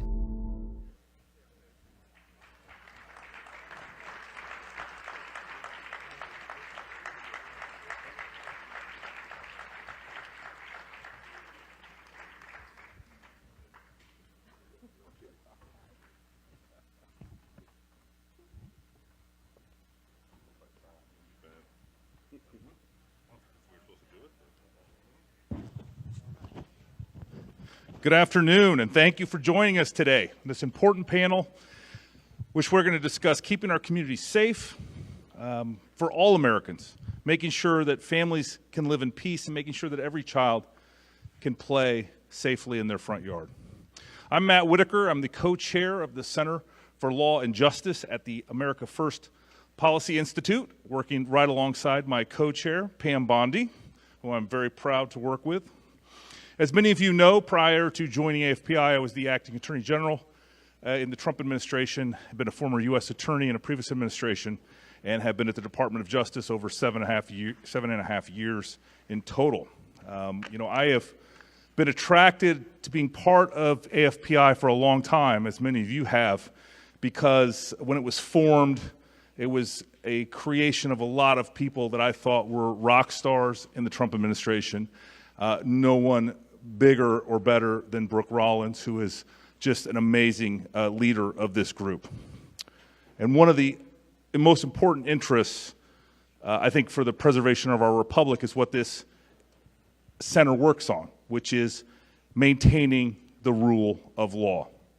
And supporting the rule of law requires a commitment to many key principles, including adhering to the original intent of our founding fathers as evidenced in the Constitution, understanding our shared commitment to the rule of law and the law as written and not at the whims of unelected, nameless, faceless bureaucrats or judges in black robes, and making sure, in addition to all that, that we hold criminals accountable to the law when they violate it.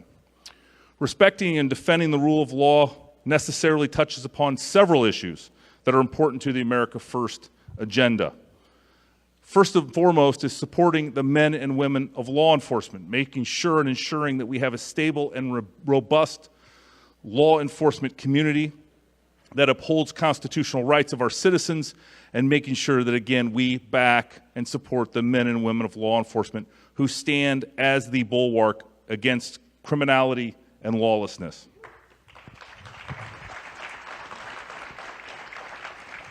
We must also protect our cherished Second Amendment rights and recognize that the right to keep and bear arms is essential to a free people. We must hold elected officials accountable when they refuse their responsibilities of office, whether they, through their executive leadership, support defunding the police and compromising safety of communities. We need to hold them accountable when they're social justice activists masquerading as prosecutors and refusing to seek punishment against criminals who repeatedly ravage our communities. And we also need to make sure that the rule of law stands for combating human trafficking and illegal drug trafficking. And finally, we need to keep our most vulnerable citizens in our communities and in our schools safe from violence, and so that everyone can have, like I said, a safe and stable environment to learn, to live, and to flourish. So with that, I'm going to turn it over to my co-chair, Pam Bondi. Why, thank you, General Whitaker. So because we're all about law and order today, I can't think of three better human beings to be on this panel with us, and I have the honor of introducing them all. Representative Mike Johnson of Louisiana. He has represented Louisiana's 4th District since 2017, and you sure have distinguished yourself as a conservative among conservatives. A true leader. He's vice chair of the Republican House Caucus and previously served as chair of the Republican Study Committee, which, if you're not familiar with it, look that up. It is the largest conservative caucus in Congress. Prior to being elected to Congress, he served in the Louisiana House of Representatives, and before that enjoyed enjoyed a distinguished career as an attorney and true champion for conservative causes. And I got to know him briefly during impeachment round 1, and he is a true hero and an American patriot who is just a great man, so thank you. Our next panelist is Sheriff Bill Waybourne, who is also a friend of ours. And you've got a cheering section over there. All right. Sheriff Waybourne has over 40 years of law enforcement experience, currently serves as the elected sheriff of Tarrant County, Texas, a position that he's held since 2017. Since assuming that role, he's been on the forefront of developing the department's first human trafficking and intelligence units, drawing on his experience to modernize and enhance department operations. He's worked with Texas lawmakers to expand Texas's concealed carry and open carry handgun laws. And it's an honor for me to introduce you, Sheriff Waybourne. Thank you. Next, but far from last, is Matt and I are very close with General Eric Schmitt. Thank you for joining us, Eric. When I was Attorney General, if I needed a conservative cause, a conservative brief signed, my first call was to Eric Schmitt. Thank you for everything that you've done as Attorney General to fight for all of conservative causes. Eric has been the Chief Law Enforcement Officer in Missouri since 2019 after serving as the state treasurer. He also is the one who was able to obtain a preliminary injunction against the Biden administration over its attempt to end Title 42 that we know has been at the forefront of maintaining border security. A.G. Schmitt also served in the Missouri State Senate. And Eric, thank you for everything you've done for our conservative causes. So, thank you. Matt? Yeah, so my first question is going to be for you, Sheriff. And, Pam said you spent 40 years in law enforcement. You've distinguished yourself. And, as the Bible says, there's nothing new under the sun. However, I'm sure in 2015, when Ferguson happened in Baltimore and now, Minneapolis, you see this movement to not only defund the police, but to recommission, redirect, to take resources away from law enforcement and put them in other community services. How has that affected the law enforcement community? I mean, as a law enforcement officer yourself, how has that impacted law enforcement? How does it affect your recruiting and retention? How are we going to make law enforcement a career that is once again? And I don't think it was ever not admirable. So I don't want my questions, because I think law enforcement, I have so much respect for the minimum of law enforcement. But as a public policy consideration, how do we restore it to what kids grow up to want to be, wear the blue, and to protect their communities? Well, first of all, thank you all. It's an incredible honor to be on this panel with you all and here today from Texas. It's a lot cooler here, by the way. As the Ferguson effect was rolling along, and we thought we were recovering from it. And then, of course, 2020 happened and all of that business and the defund the police movement. And in Texas, our legislatures took a stand on it and outlawed it, said you can't defund the police in Texas, which was incredible. And I hope that the other states follow suit, but the philosophy and the attitude has still affected every city across the country, every place, every county and state, because the difficulty of recruiting today because of those things is just incredible. Every agency that I know is down, and you look at the big agencies across the nation, like Chicago, that's 800 officers down. Dallas is 600 officers down. Over in Tarrant County Sheriff's Office, we're nearly 200 down, and they're not coming in the door. And so it had an incredible effect on recruiting and retention. People are bailing out. They're just saying, we don't need this, and they don't feel like they're back. They don't feel like the politicians are going to make sure that they're okay, that they're going to hang them instead. And so they're backing way off of that. And Sheriff, I really feel like it's coming back around more towards law enforcement more than ever. The polling shows that, but take that out of it. I mean, the policies people care about, number one, being safe. Absolutely. That's what they care about, safe in their communities, and that includes respecting the men and women in blue. General Schmitt, speaking of that, we talk about a lot these rogue prosecutors. And, you know, we've been talking about it, I think, before it was popular to talk about them. And now I think folks are seeing the impact that they're having on their communities when they're letting murderers out of jail, when they're arresting a store clerk in New York who is a victim of a crime for defending himself at his place of work. I mean, people are seeing this more and more and more, and how important it is to our country to have great elected officials at the state level. Can you, with your vast experience in law enforcement, can you talk a little bit about that? Yeah, I mean, prosecutor. Yeah, we've seen it in St. Louis, for example. You've got a Soros-funded prosecutor. It's been a total disaster, And St. Louis has suffered, the surrounding region has suffered. It's hard to have a growing economy when people are afraid to walk from here to there. So we've experienced that in Missouri. You've got that in Kansas City as well. And I think it's emblematic of a much larger issue, which is the left's acceptance of lawlessness. You see it at the southern border. You see it with a lot of the actions that the Biden administration has taken, totally ignoring the law, knowing that they're wrong, and it's up to then the state AGs to push back and ultimately win. But you see this permeating. It's sort of a party platform now. When you had the leadership under the Trump administration, and President Trump specifically, who was unafraid to stand up and say, this is wrong. We are going to support the men and women of law enforcement. We need to make sure we're prosecuting the bad guys. And, regardless of your woke lexicon, this is the right thing to do. And so we've seen it specifically with these prosecutors in big cities like St. Louis. The numbers are a disaster. And the police officers will tell you they won't even take the cases that they're bringing to them. The warrant officers won't take the cases. You also see when those folks get into office, you have a lot of experienced prosecutors in those offices who find meaning in, prosecuting, and when the leadership at the top is telling them not to do these things, they've left en masse. You have over 100% turnover in that office. The conviction rate has plummeted. They have people who got out of law school a year ago doing a lot of their grand jury work. So it's worse than people think, because the headlines will show you the murder that's been let out.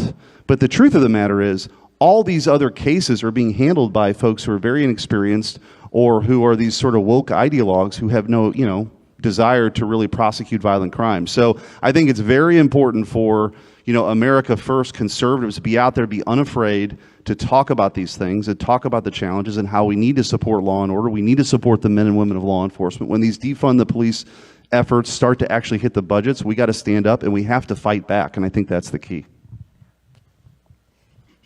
Yeah, I was just going to follow up on that, Eric. I think we've seen a movement to recall, in California especially, a couple of the prosecutors that are Soros funded. I mean, a lot of what America needs is just the people to be restored to their rightful place as the sovereign in this government, whether it's state, or local or even federal. What are the mechanisms? Each state's different. California does have a recall. What are the opportunities for the ordinary citizen to take back kind of the rule of law and have it executed by these prosecutors? Well, I think we need to demand better, number one, right? And it's up to us as leaders, people in this room, and talking to our friends and neighbors to demand better.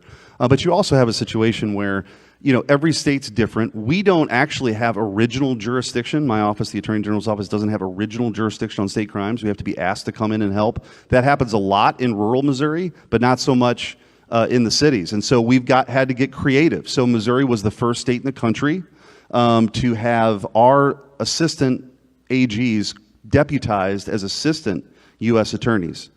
So we could prosecute violent crime in the big cities in St. Louis and Kansas City under federal law.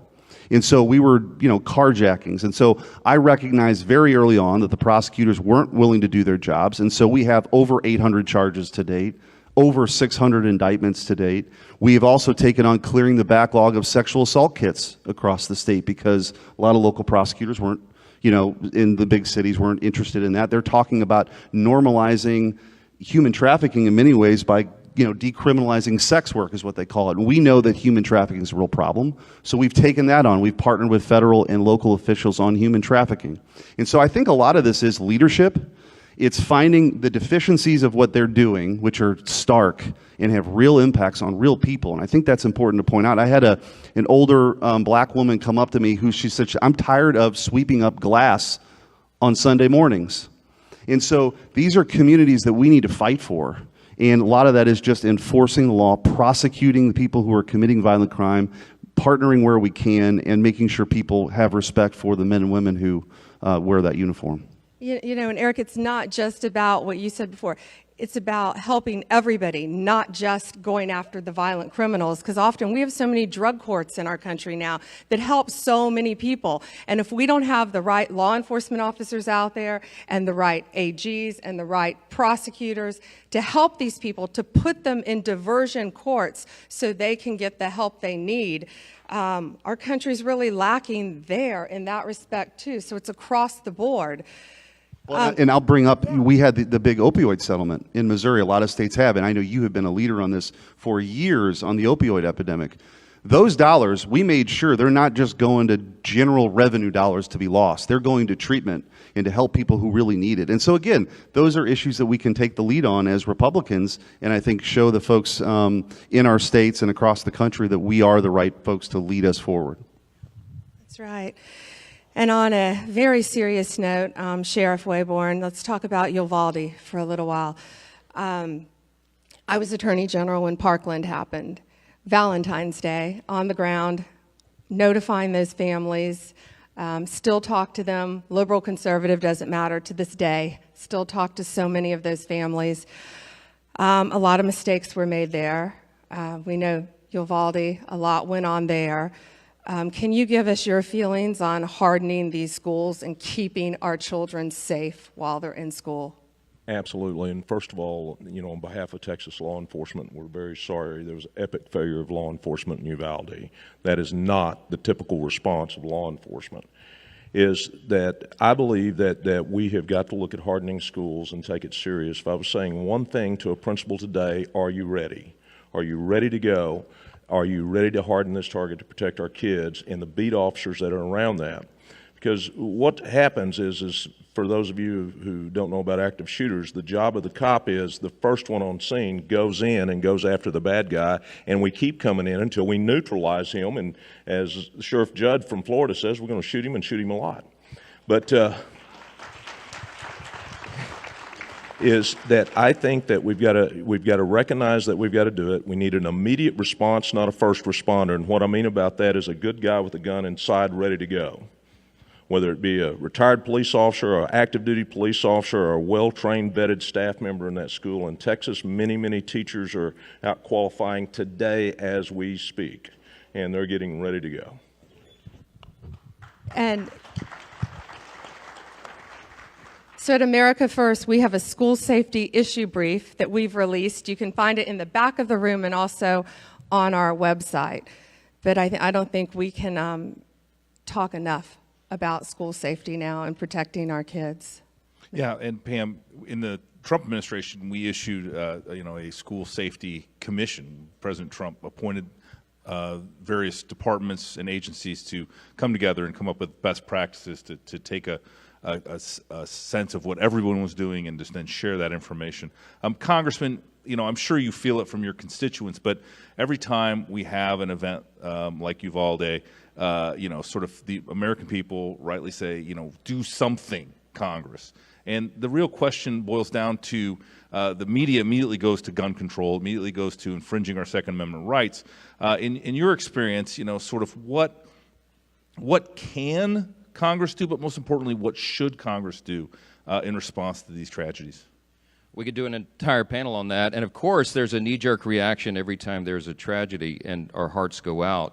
But often the effort is directed in the wrong way and towards the gun instead of the person and the human heart. In the House Judiciary Committee where I serve, Jim Jordan and I were just talking about this in a podcast on Friday about how they always bring these misguided efforts. We have a responsibility to oppose the radical left's legislation because it's not only misguided, in most cases it's also blatantly unconstitutional. Instead of going to the root problem, I think it was Thoreau that said, there are thousands hacking at the branches of evil, the one who is striking at the root. And we need to go to the root causes of this. What I love about AFPI and the America First idea is that we are advancing the foundational principles of our country. The rule of law is one of those, right? Along with individual freedom and limited government and peace through strength and fiscal responsibility and free markets, human dignity, the sanctity of every single human life. I think we need to begin there in addressing the problem, go to the root of it instead of trying to infringe upon the Second Amendment rights of law-abiding citizens, which is ultimately where this leads. Mike, what can Congress do regarding our Second Amendment? We have a lot of work to do, and when we take back the majority in November, we're going to get right on that, yes. I think my voice went lower instinctively because the offensive line here, I feel like a little bit inadequate. Okay, so I was a tight end, by the way. Okay, sure, yeah. I was the water boy. I'll help you out. So Pam, there's a lot that Congress should do, that we need to do, and in the majority we're going to. One thing, for example, you talked about the good guys with the guns. Just 2 weeks ago in the Indiana Mall, a good guy with a gun, a good Samaritan, stopped an atrocity there, right? We have to recognize that law-abiding citizens have the right. Thankfully, the Supreme Court has had some good rulings as of late, recognize that you have a right to self-defense, and it's not just in your home, but out in public as well. Congress has a role there. I love the idea of concealed carry reciprocity. You know, think about the logic of this. I mean, Sheriff, thank you, yes. When I drive across state lines to go visit a friend in another state, I don't have to go get a driver's license in that state, right? Why, if you can pass the basic requirements to conceal carry in your state, you ought to be able to do that everywhere. And it just makes sense. That's a fundamental freedom that we have. Completely agree. I thought I'd get support from you. And there are lots of things that we're talking about, and this is worthy of discussion, but maybe there should be uniform standards for concealed carry permits, you know, for all the states. There's no reason that a law-abiding citizen in California and New York should not be able to protect themselves and carry their firearm just as all the rest of us. Well, let me tell you how this is playing out now. So Missouri led the briefing on the New York pistol and rifle case, which was the seminal case that just happened this term, where basically you had the Heller decision 15 years ago that affirmed, yes, this is an individual right. This well-regulated militia stuff that the left talks about, this is Second Amendment protects your God-given right to defend yourself individually. And then what happened, the lower courts start chipping away at that. And so you have the New York pistol and rifle case, because in New York, you have to go to a bureaucrat and prove that you are at risk or that you are in danger. And then that bureaucrat might give you a concealed carry permit. So we challenged that, took it to the Supreme Court, and we won. So that's a big case. But what do you see happening now, though? In Missouri, just last week, the FBI, which has become completely politicized, it's going after parents showing up to school board meetings objecting to masking and CRT. That's what they're doing. And by the way, not arresting people who are trying to intimidate Supreme Court justices. Right. But now they're going and trying to audit local sheriff offices to figure out who has a concealed carry permit in Missouri. And we fired back a letter that day once we became aware of it. You're not doing that in our state. We are going to push back. And Missouri is a constitutional carry state, so we don't, you don't even really need a concealed carry permit. And, the left thought that was going to be the Wild West and the shootout at the OK Corral. That did not happen. People have a right to defend themselves. But to your point, it gives us a great opportunity. Why this organization is so important, it gives us an opportunity to explain to folks what the foundation of this country really was. What the founders said is that everybody had it backwards. You don't need these rights. You don't need permission from a king or a queen. They come from God.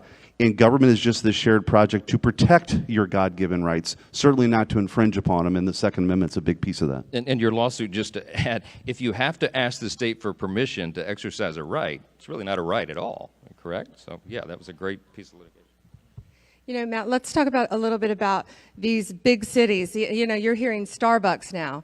They're pulling out of some of their biggest liberal cities because even Starbucks, they're scared to have stores open for their employees. And I don't know exactly, it was the big liberal cities we can name, Portland, Seattle, San Francisco, probably in New York. But I've always said bad people are always going to be able to get guns and any type of weapon to hurt us. But it's the law-abiding citizens who have a Second Amendment right to defend ourselves. But what do you think more, gentlemen, I'll pose this question to all of you, about these big cities now, where they're burning, they're crashing, they're falling apart. And I just heard in some town an entire police department, I just heard it on the news, just resigned.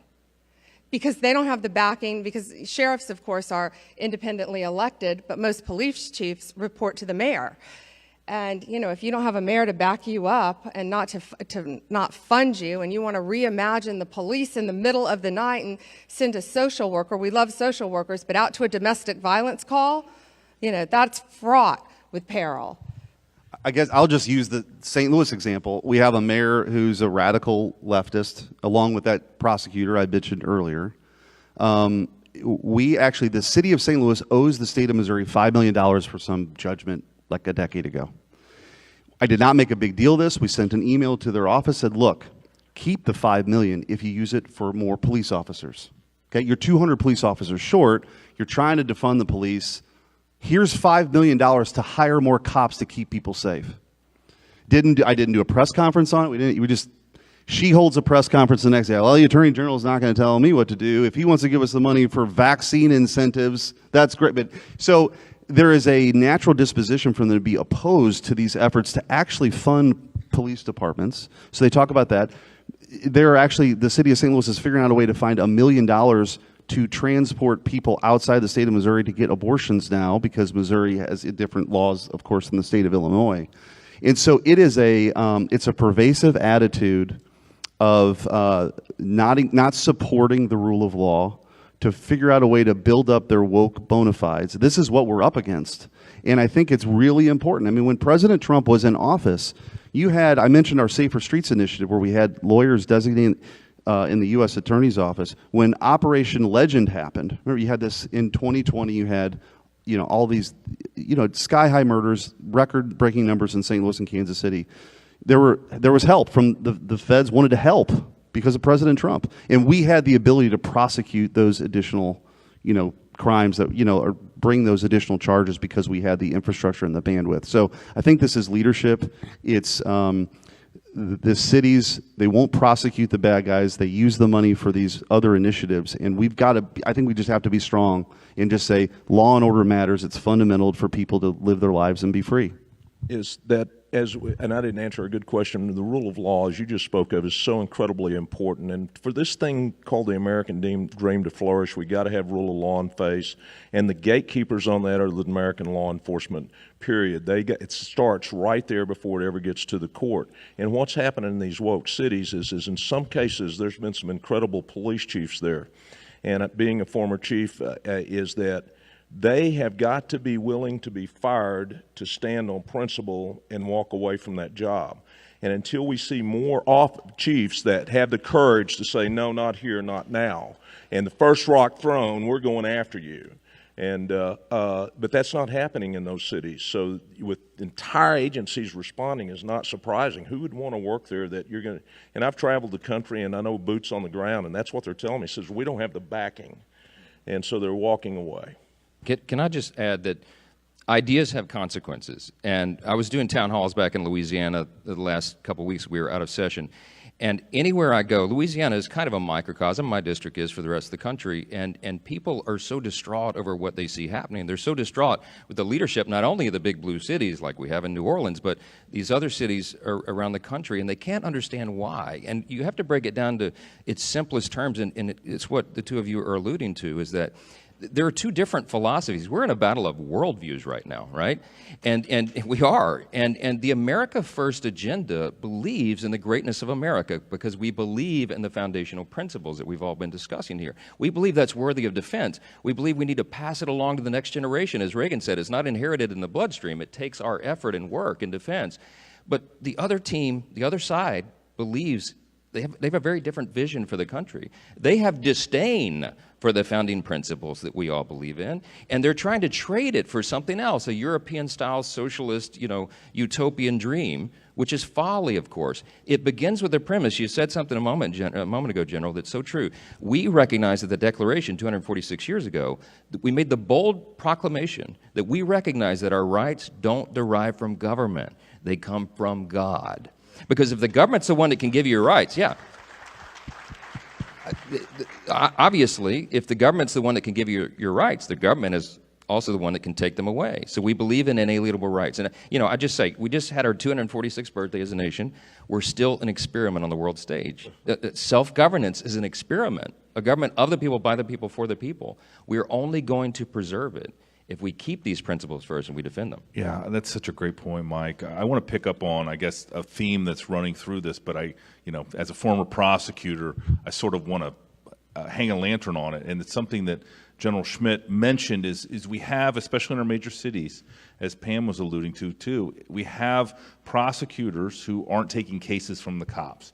You have 80% of gun crimes in New York City are not being prosecuted. They're being dismissed. So you catch a bad guy with a gun and it's dismissed. And God, heaven forbid, I hope they don't give the guns back, but some of these police departments are messed up in how they respond to these things. But it's these low-level offenders and the lawlessness, which those cases not being taken up by the prosecutors. I'd like each one of your thoughts on your perspective. And Pam, I know you lived this in Florida while you were Attorney General, but what is the importance of doing those lower-level cases, the smash and grab cases, the stealing in broad daylight, those types of cases, and how that by doing those cases makes actually a better environment for law and order and for peace and prosperity in our cities. If you are working traffic and you give a tolerance of 25 miles an hour over, people will do it.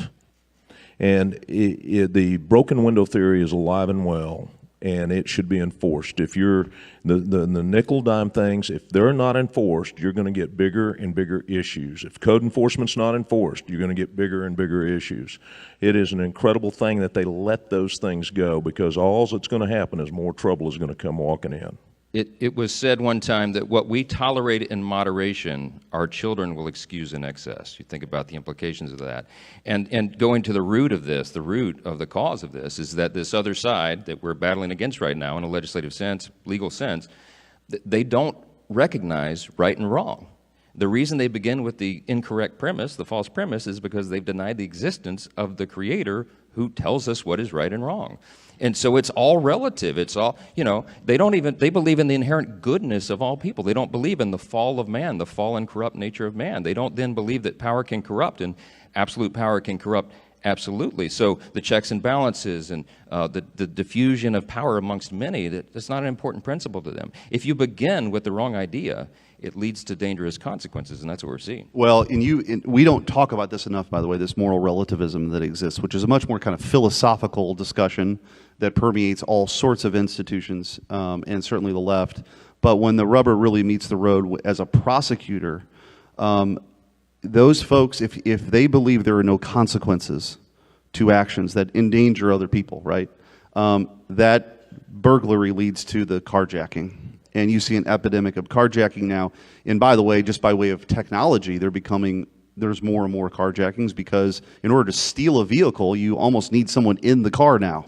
You're not hot wiring a 78 Buick. These are key fobs and people are in the car. It's very dangerous.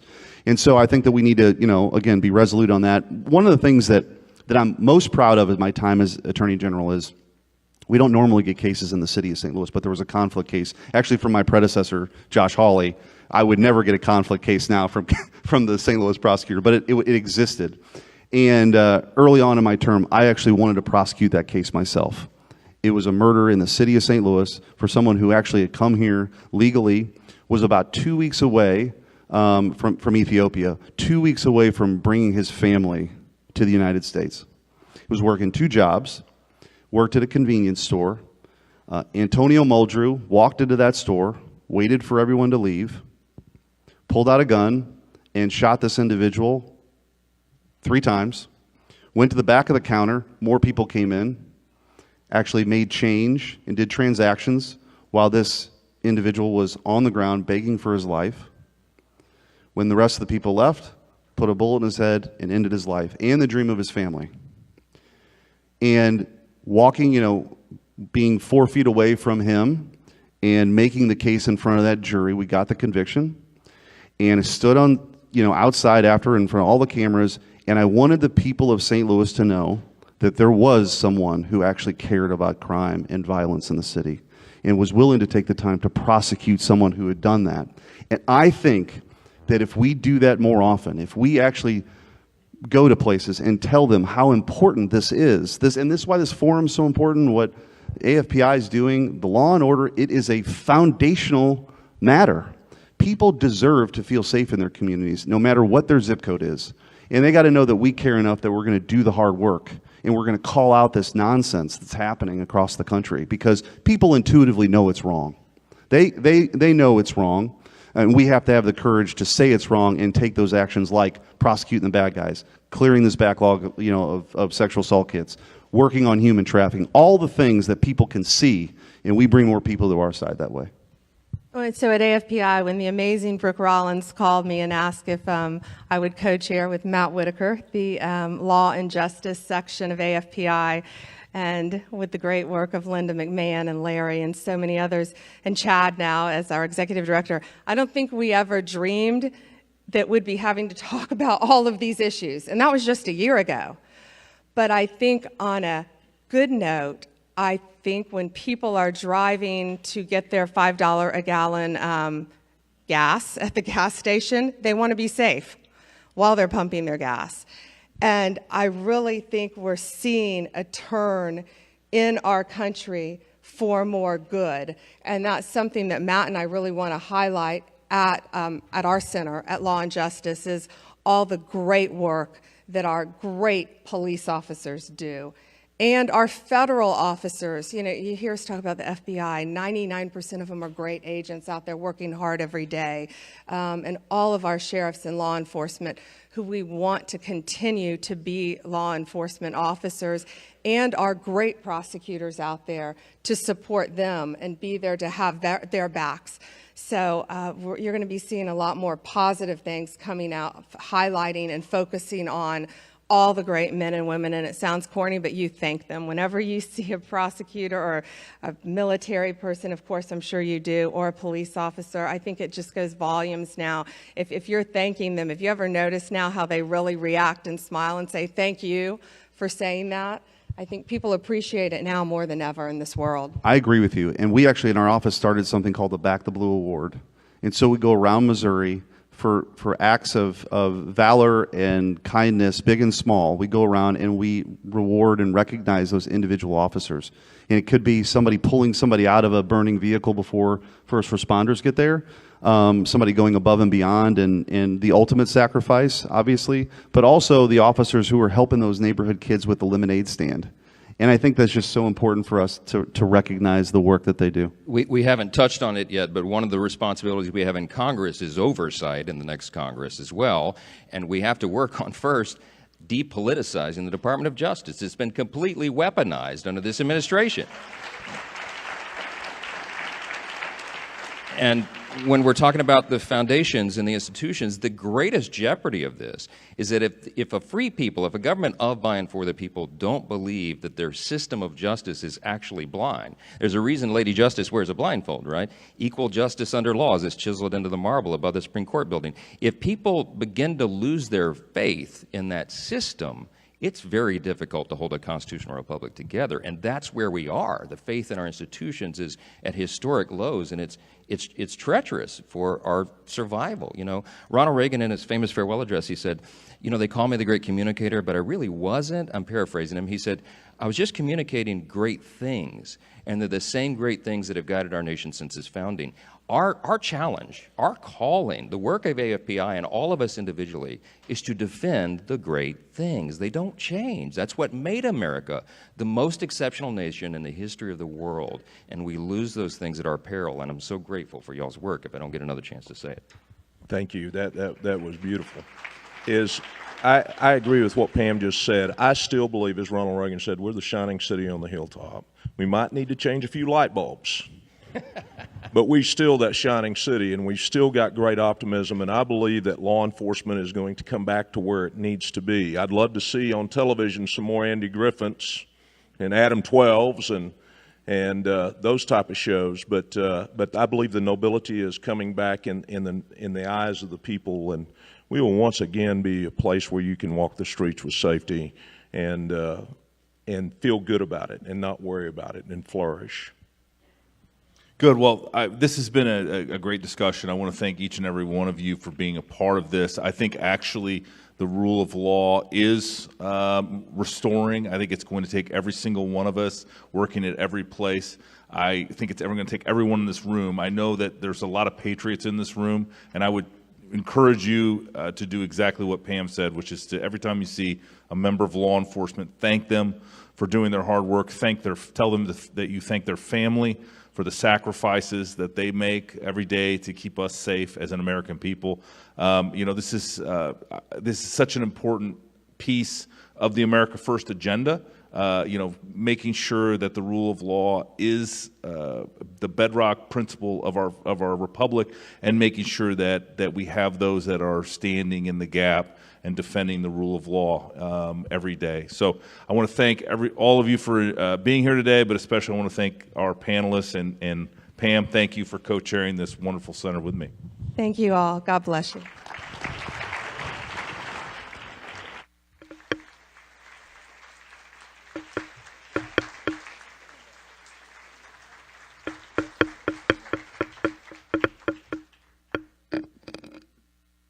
All right, great panel. We are going to take another break. We've got our next panel, which is our Peace Through Strength. We have Director Radcliffe and General Kellogg. We're going to see you guys back here about 3:30, so in about 16 minutes. Thank you.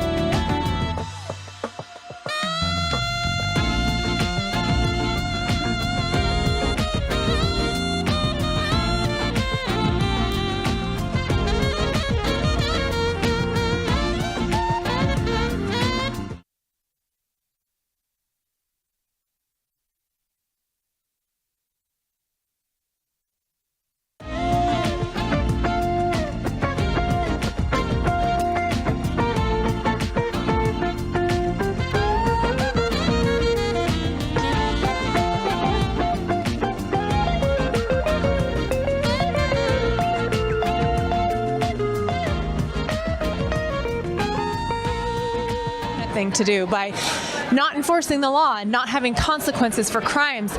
And then when you see the consequences of not having consequences, people suddenly like consequences. So I think that message has resonated loud and clear with most Americans, that we support law enforcement, they're good for communities, and people want to see it. Yeah. Brian, Glenn, Christina, Bob, broadcasting live in day one of the America First Policy Institute Summit. We're so glad that you're joining us right now. And as a program reminder, here in about 15 minutes, we'll be cutting exclusively on Rumble, our website, and our app. So if you're watching us on any other platform, you're going to have to gravitate over to our Rumble, our platform, our app, and we'll put a countdown clock on the screen so that you know when to do that. Now, coming up, we're going to talk about some military, some strength through leadership. I got Jessie Jane Duff will be joining me here in a few minutes as soon as he makes her way over to the Media Riser. But we're going to talk about the military, and we're going to talk about maybe the lack of leadership right now that we're seeing from our leaders. I think there's a lot of issues in the military that we need good leaders to tackle, whether it's mandatory vaccines. And, I was in the United States Marine Corps. I'm a Marine. I served, and you kind of just accept, at least I did, several years ago when I served, that you have to take certain vaccines and you have to have certain medical procedures done to be cleared for deployments and to be cleared to do certain things. And that was kind of just accepted. But it's gotten to the point now where I'm looking around going, are we using our military as guinea pigs? Are we doing medical experiments on service members? I have the anthrax vaccine. I was vaccinated from anthrax because I deployed to Afghanistan, and you had to do that. Now I'm thinking, I don't know, is that a good idea? Is it not a good idea? Who knows? So I think that's something that people in the military community want to know. And certainly we saw when the Joint Chiefs of Staff disagreed with President Trump and General Milley, and we saw the problems that it creates when you have a rogue Pentagon that tries to exert too much authority and goes against the commander-in-chief and really tries to influence that. I think we need to see, personally, I would like to see some trimming down of some of the general officers. And I don't mean specific people, I just mean the number of them. The number. Right. To try to make it more aligned with the American people, American values, and have the president, the commander-in-chief, who's elected by the people, actually have the authority that he, in this case, should have. Yeah, and you also got to look at the number, or the dwindling number, rather, of young people signing up for the military. I kind of think back in the late 80s, early 90s, and I was kind of making that way out of high school into college. We had a lot of my friends decided to join the military, and of course, even after college, decided to join the military in the early 90s. But do you see that willingness to serve your country now, despite, especially in the middle of all of this turmoil and controversy and this doctrination of hating this country? Is that necessarily working against people wanting to sign up and serve our country? I think the younger generation does love our country and does want to serve. I don't think they want to do it through the military. I think it's a different generational issue. When I went through officer candidate school and joined and became an officer in the Marine Corps, at that time, that the military was still valued and considered heroes, which they are to some extent now. However, the left has tried really hard to demonize the military, demonize law enforcement, and strip the benefit of being considered a hero. We like to think of our men and women who serve as heroes, and what they're doing is very heroic, and it is. But when you have the left constantly trying to tear that down, and then you've got the forced vaccines, and then you've got the transgender ideology, and all of this stuff is forced on you.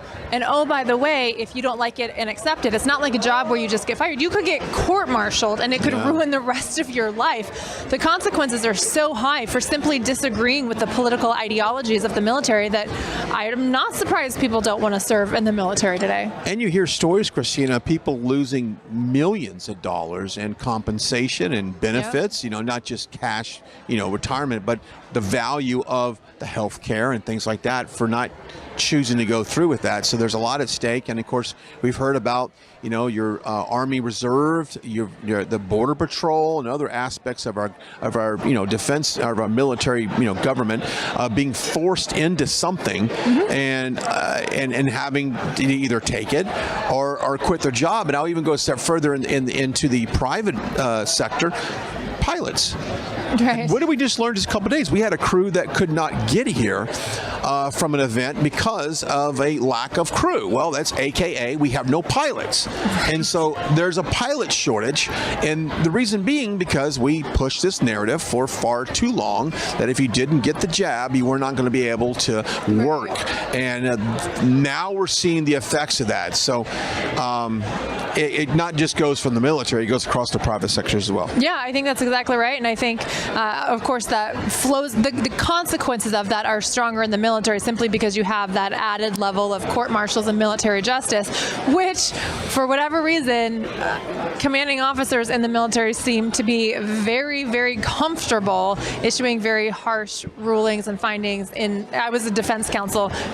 Full disclosure, I was a defense counsel, so I very much act as a defense counsel. But, I think there's a lot of reasons why people are concerned. Yeah. Christina Bobb, attorney, journalist, if the people that just now tuning in on that. Very accomplished individual and definitely knows all sides of the issues. But we're glad you're joining us here on day one. It's been a very interesting discussion so far of the different America First agenda opinions and people that are putting out some policies there and hopefully can adapt to what you would find from a Trump administration. Yeah. I think that's going to be kind of the litmus test for the America First Policy Institute is President Trump's speech tomorrow night, because you've got panel after panel talking about their vision and what they believe to be the way policy needs to go in this country, and then that will be compared to what President Trump says tomorrow night. And I think I'm curious to see how closely it matches. It seems, for the most part, it seems on par. We'll see how it continues to go, and I think not just so much the policy, but the people behind the policy and who's going to be pushing it. Because I think the viewers and I think the American people want real fighters. They want people who are going to fight for the policies and not just put something nice on paper, but actually implement them and actually push back and fight to make sure that those policies are enacted. And whether these folks do that or not, I think the American public still needs to decide. Well, Christina, we can just go back to where we were this past weekend in, Arizona on Friday.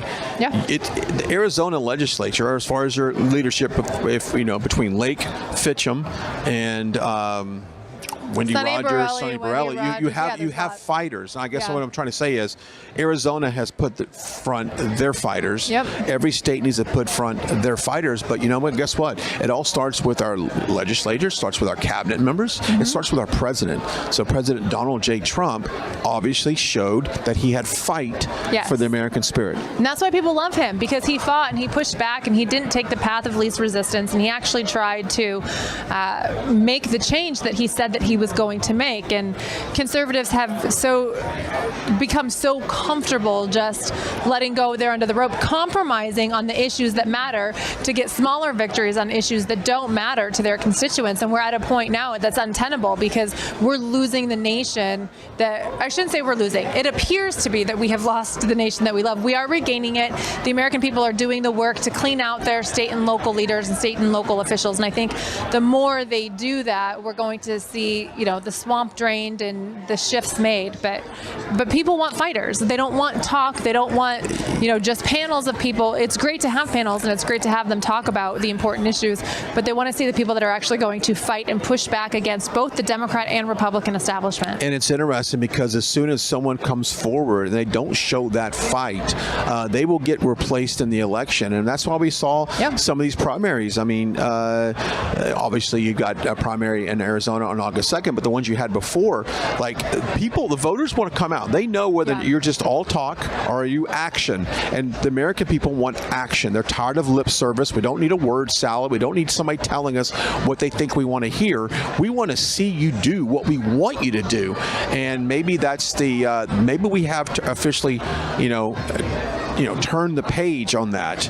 Well, I kind of think we have, actually, because I think the viewers, the American public, have learned that we need to see action from people, and they're engaged. We've got people watching this right now. We have lots of people watching the rallies, and people are engaged in what their state and local leaders are doing. I think the public is engaged in a way where we haven't necessarily been engaged as much in previous elections. And I think we've all kind of come to the realization that we need to fix this. It's not going to be the policy makers that fix this. It's going to be the American people who fix this.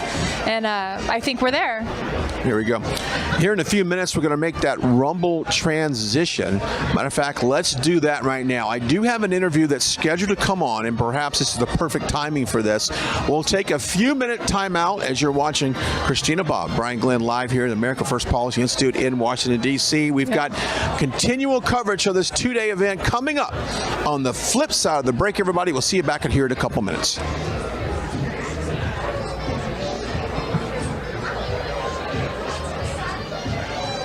She's so I mean, she's like, Jesse. I mean, literally, what the hell? I mean, honest to God. I told her 3:15. Oh, no, what? You were 10 seconds into it. I know, I'm so sorry. No big deal. I was trying to hustle. Literally 10 seconds, that's all it was. I was trying to do too much in the middle. No, don't worry about it. It ended up being wild, but she needs to know that we're live. We're going to have about 4 minutes. Yeah.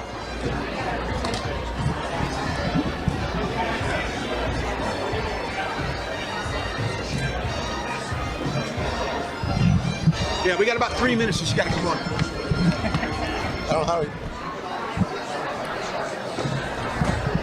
Hello. That's all right.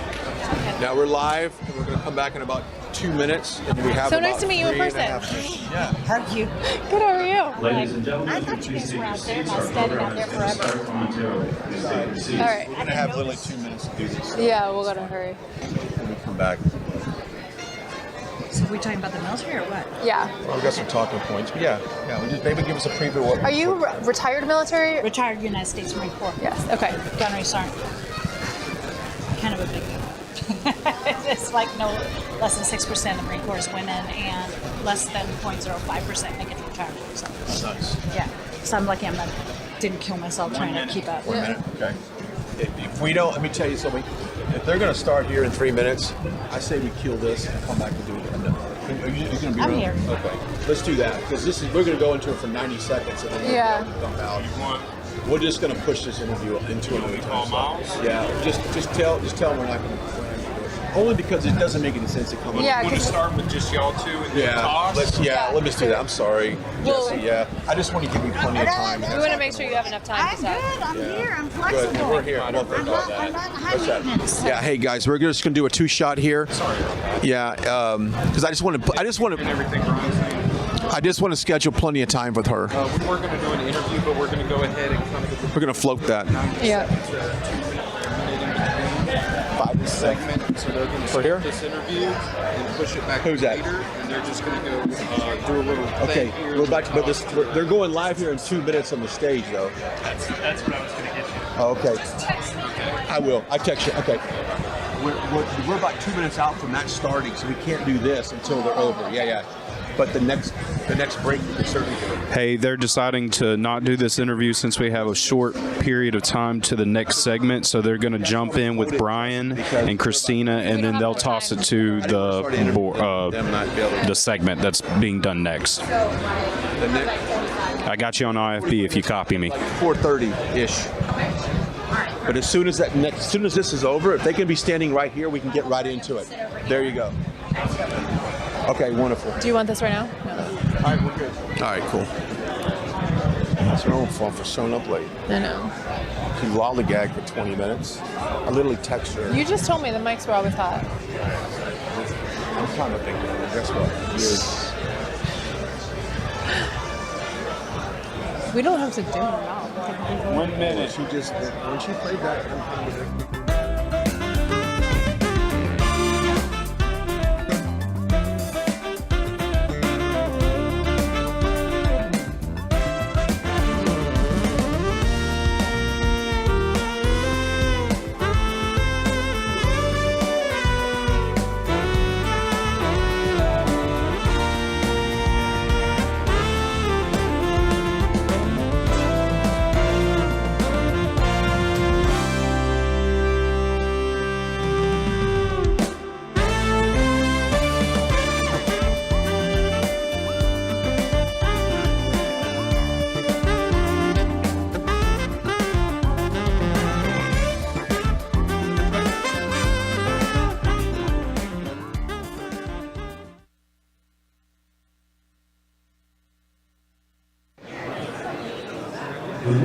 All right, welcome back here. We're live inside for day one of America First Policy Institute. We got the next panel started behind us. Let's listen in. Challenging paradigm and orthodoxies that have been in place in the last few decades that really don't.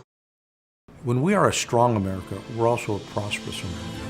John Ratcliffe. Keith Kellogg. America First foreign policy means the first thing we look at is the support to the American people. Challenging paradigms and orthodoxies that have been in place for the last few decades that really don't serve the American people well. You must use military force for a concrete reason.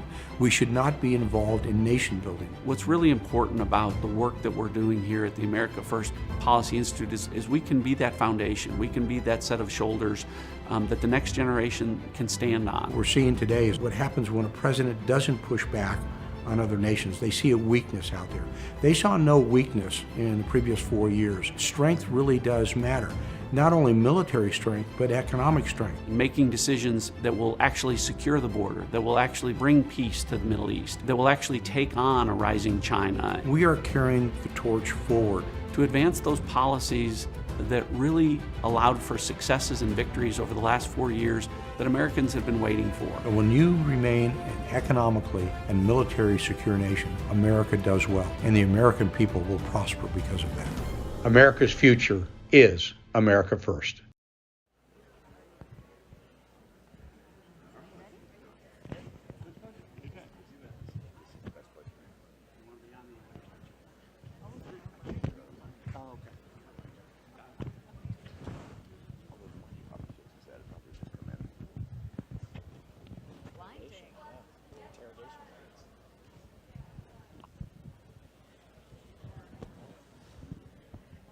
Well, thank you all for being here this afternoon. I appreciate it.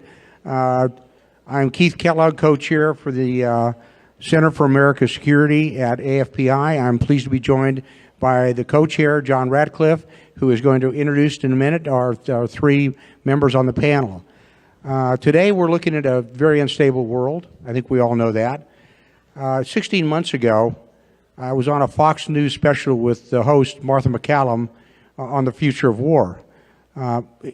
In closing the program, Martha asked me and the other two panelists, one who's in the room today, I know he's here somewhere. There he is right there. Tony Tato was with me. She said, what keeps you up at night?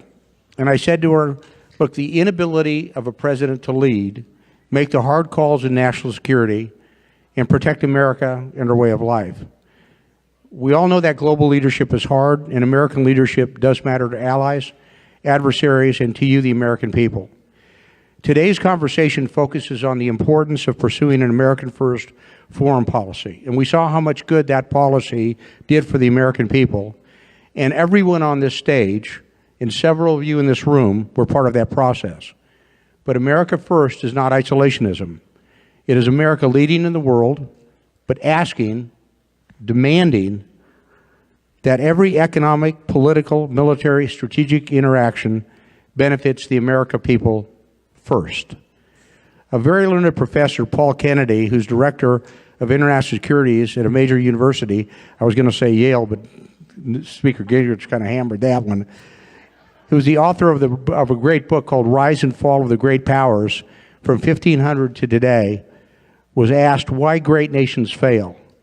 And he wrote, primarily because of economic and strategic overreach, protecting others before taking care of their citizens first. I think it's worth talking about, and it's part of the discussion today. John? General, very well said. It's a pleasure to be with all of you today. I think another component when we talk about America First from a foreign policy perspective is the understanding that America First does not mean America alone. America First means that our allies see us as a reliable partner, that they know that we are going to do the things that we promise to do. Too often, politicians and both Republican and Democratic administrations haven't kept those promises with our allies. It also means, from an America First standpoint, when we talk about our adversaries, that we understand that they are our adversaries, that they are not strategic competitors.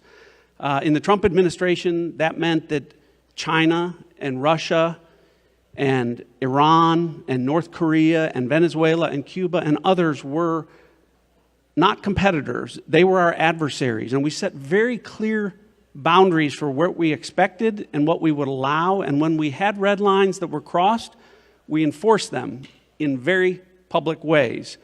Qasem Soleimani and Abu Bakr al-Baghdadi come to mind.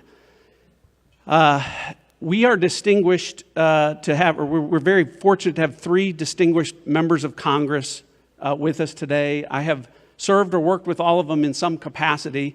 Bill Hagerty I have known for 10 years now, and I'm going to embarrass Bill by letting everyone in the audience know that he was one of the first people to write a check for me when I ran for Congress in 2014. It's your fault. Since that time, of course, he has been the United States ambassador to Japan in the Trump administration and now serves the people of the great state of Tennessee as their senator and will be an important part of our discussion today. He serves on a number of important committees, including the Senate Foreign Relations Committee. So, Senator, thank you for being here. John, thank you. Also joining us from the Senate is Joni Ernst from the great state of Iowa. She's kind of a classmate. She doesn't remember this, but we actually came into Congress at the same time. We were both elected in 2014, and so, for the last 8 years, she's represented the great state of Iowa and has really been not just a supporter, but a promoter of America First ideals and principles, and before that has even lived it in a greater capacity. She served 23 years of military service for our country, retiring as a lieutenant colonel in the Iowa National Guard, and now serves on the Senate Armed Forces Committee. And then there is Mike Waltz from the great state of Florida. Mike and I served briefly together in the House of Representatives, but Mike also served our country and lived by America First principles as a Green Beret, serving our country, multiple tours around the world, including Afghanistan.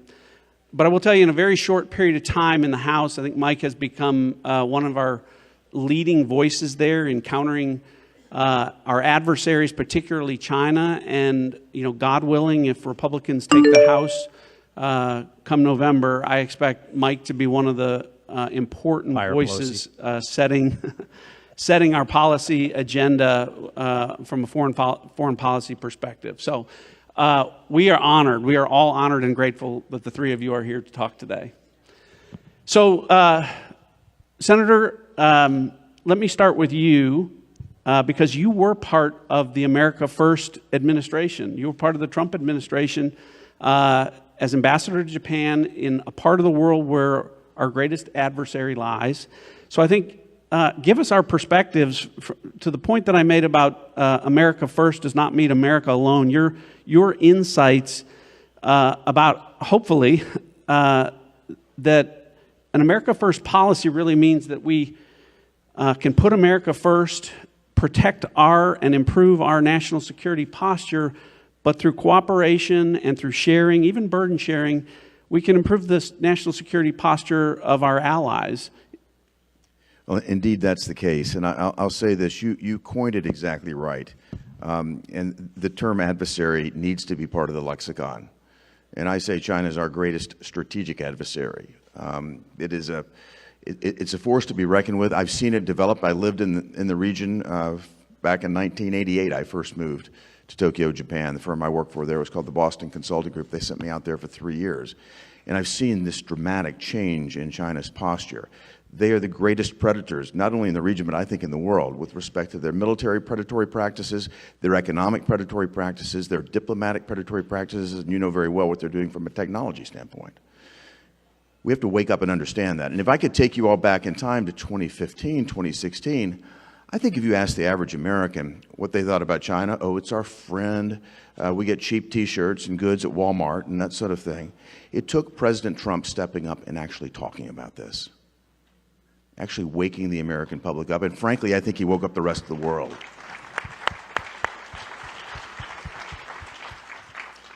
But I'll say this, what the Americans need to understand here is that America first means a strong America too. And if I think about the policies that were implemented when President Trump came into office from an economic standpoint, the Tax Cuts and Jobs Act in 2017 set off economic growth beyond anything that had been imagined before. You remember the magic wand that Obama talked about that would be necessary? Well, abracadabra. We did it, right? And if you think about it, our economy was growing at twice the pace of any of the GDP. That made us strong as a nation. I saw my great friend Bob Lighthizer here. He is the best U.S. trade rep I think we've ever had, certainly the best trade lawyer in the world.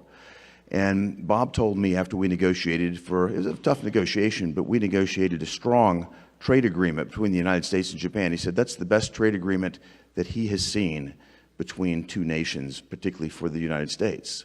We were able to do that because we were speaking from a position of strength and clarity. No leading from behind. When you think about the situation I found when I got there, John, 2017, do you remember what was going on? I landed in Japan. Kim Jong-un launches the first intercontinental ballistic missile over our heads. Then he does it again. He's still reacting to the buildup that he was allowed to deliver back in 2016. And, you know, it took us standing up. It took some real strength. And I'll share a personal story if I could, and I don't want to go too long. But after Kim Jong-un detonated a thermonuclear weapon, tensions in Japan were just through the roof. I'm serious. School children were literally doing evacuation drills with hard hats on. They were testing the subway systems and stopping them. Japan was in deep fear that the next launch was going to be on Japan. The tensions were amazing, and we needed to do something in the region to show America's strength. So we did not have a U.S. ambassador in South Korea. We didn't for some time. I spent a lot of time with U.S. Forces Korea, a lot of time certainly with U.S. Forces Japan. And I think many of you know this. The largest component of U.S. military presence anywhere in the world is in Japan. That's where our strategic assets are for the reason, and for good reason. But working closely with our U.S. military, I took my family. We went and crossed the border from South Korea into North Korea. Chrissy and our 4 kids. They were aged 8, 10, 12, and 14 at the time.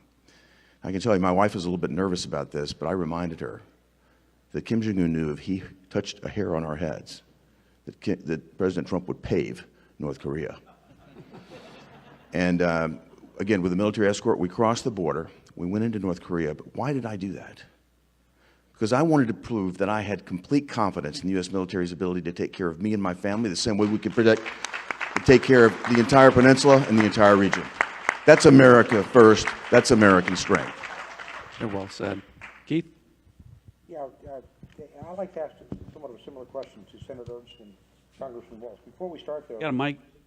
I'm sorry, that does help. I'm an infantry officer. It takes a while. I'd like to ask, we're going to travel a similar path with Senator Ernst and Congressman Walz. But before we start, one thing, Senator Ernst and I, we have something in common. We both have daughters that graduated from the United States Military Academy at West Point. We're pretty proud of that. So it's a family business, which I think is pretty good. And with Congressman Walz, there are 2 Green Berets on this stage. Mike and I are both Green Beret Special Forces in the Army. And so this is going to, we'll ask this question in a minute because the congressman just came back from Ukraine. He was in Kyiv and met President Zelensky and the team there, and we're going to get to that in a second. But today, from a military standpoint and also a political standpoint, specifically looking at NATO in the European region, what does it mean to have equal burden sharing with allies when it comes to collective security? And I'd like to start with Senator Ernst. Absolutely, General. This is really important that America continue to lead, and we have to understand that NATO is a security relationship. That's all it is, a security relationship. And with that relationship, we have the commitment from all of the countries that engage in NATO that they will provide 2% of their own GDP towards their own national defense. And it's calculated a number of different ways, but we have many, many of those countries that fall short. And we all remember when President Trump was with NATO and he said, hey folks, y'all need to step up, right? So we do have a number of very close allies that are providing that 2%. They provide for their own national defense. But by and large, over 2/3 of NATO does not meet that 2% threshold. So President Trump really had his foot on the pedal when he was really pressing these countries to do more for themselves. And we see right now in this administration where we've really throttled back and no pressure given. There is no leadership emanating from the White House on this issue. But what we see now through NATO is how important it is to have that security alliance in Europe with the invasion of Ukraine. So much so that Finland and Sweden said, we want to be part of this group, even though historically they have never wanted to be part of a security alliance. So Finland already meets that 2% threshold. They are a great partner to bring into the NATO alliance because they're already there. They are fully committed. They have an over 800-mile border with Russia. So they now know how important it is to have a strong military defending their country. So we can see that they can really be an exporter of security, not a consumer of security. So they're going to be a fabulous partner in the NATO alliance. Sweden, while it's not quite at that 2% yet, they have already established a pathway in the near-term years to get to that 2%. And they have a very broad defense industrial base already existing in Sweden. So it is an exciting opportunity for those countries. They fully get that they have to participate at that 2% range, but what we really need again is leadership in NATO. Hello, President Biden. We need that leadership really pressing on our partners that don't meet 2%. And some of them, I mean, pretty obvious. It was very striking to me. The NATO summit was held in Madrid, Spain, right? Spain is at 1.2% of their GDP, and here they are hosting the summit. So I brought it up in our discussion with the folks from Spain that they need to step it up. But we don't see that leadership right now, but we do need our partners to do what they are obligated to do in NATO, and it's for everyone's security. Thank you, Senator. Congressman? Yeah, so in a previous life, I worked in the Pentagon for Secretary Rumsfeld and Gates, and if I had $100 for every speech I wrote, begging and pleading the Europeans to do what they promised to do. I miss President Trump kicking them in the rear end, not only on their defense spending, but gee, he was kind of right about Nord Stream 2 as well, right? And so I just got back from Kyiv last night. We met with President Zelensky, and a couple of key takeaways. You know, number one, the United States is doing a lot and has done a lot. The Europeans have promised a lot and aren't doing very much, especially the Germans. They're already backsliding on what they promised Ukraine, and the fear is once we get to this winter, they're going to backslide even further because obviously it's going to get cold, and that's when they're even more dependent on Russian oil and gas. And what did President Trump do?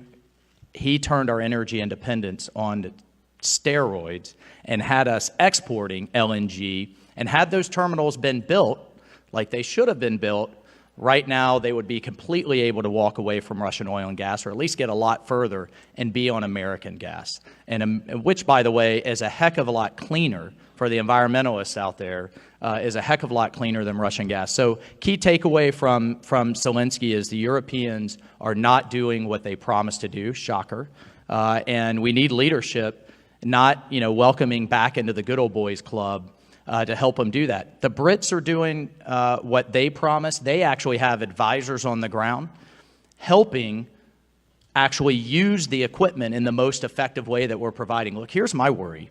I've been fully supportive of fighting for freedom and the Ukrainians fight for freedom.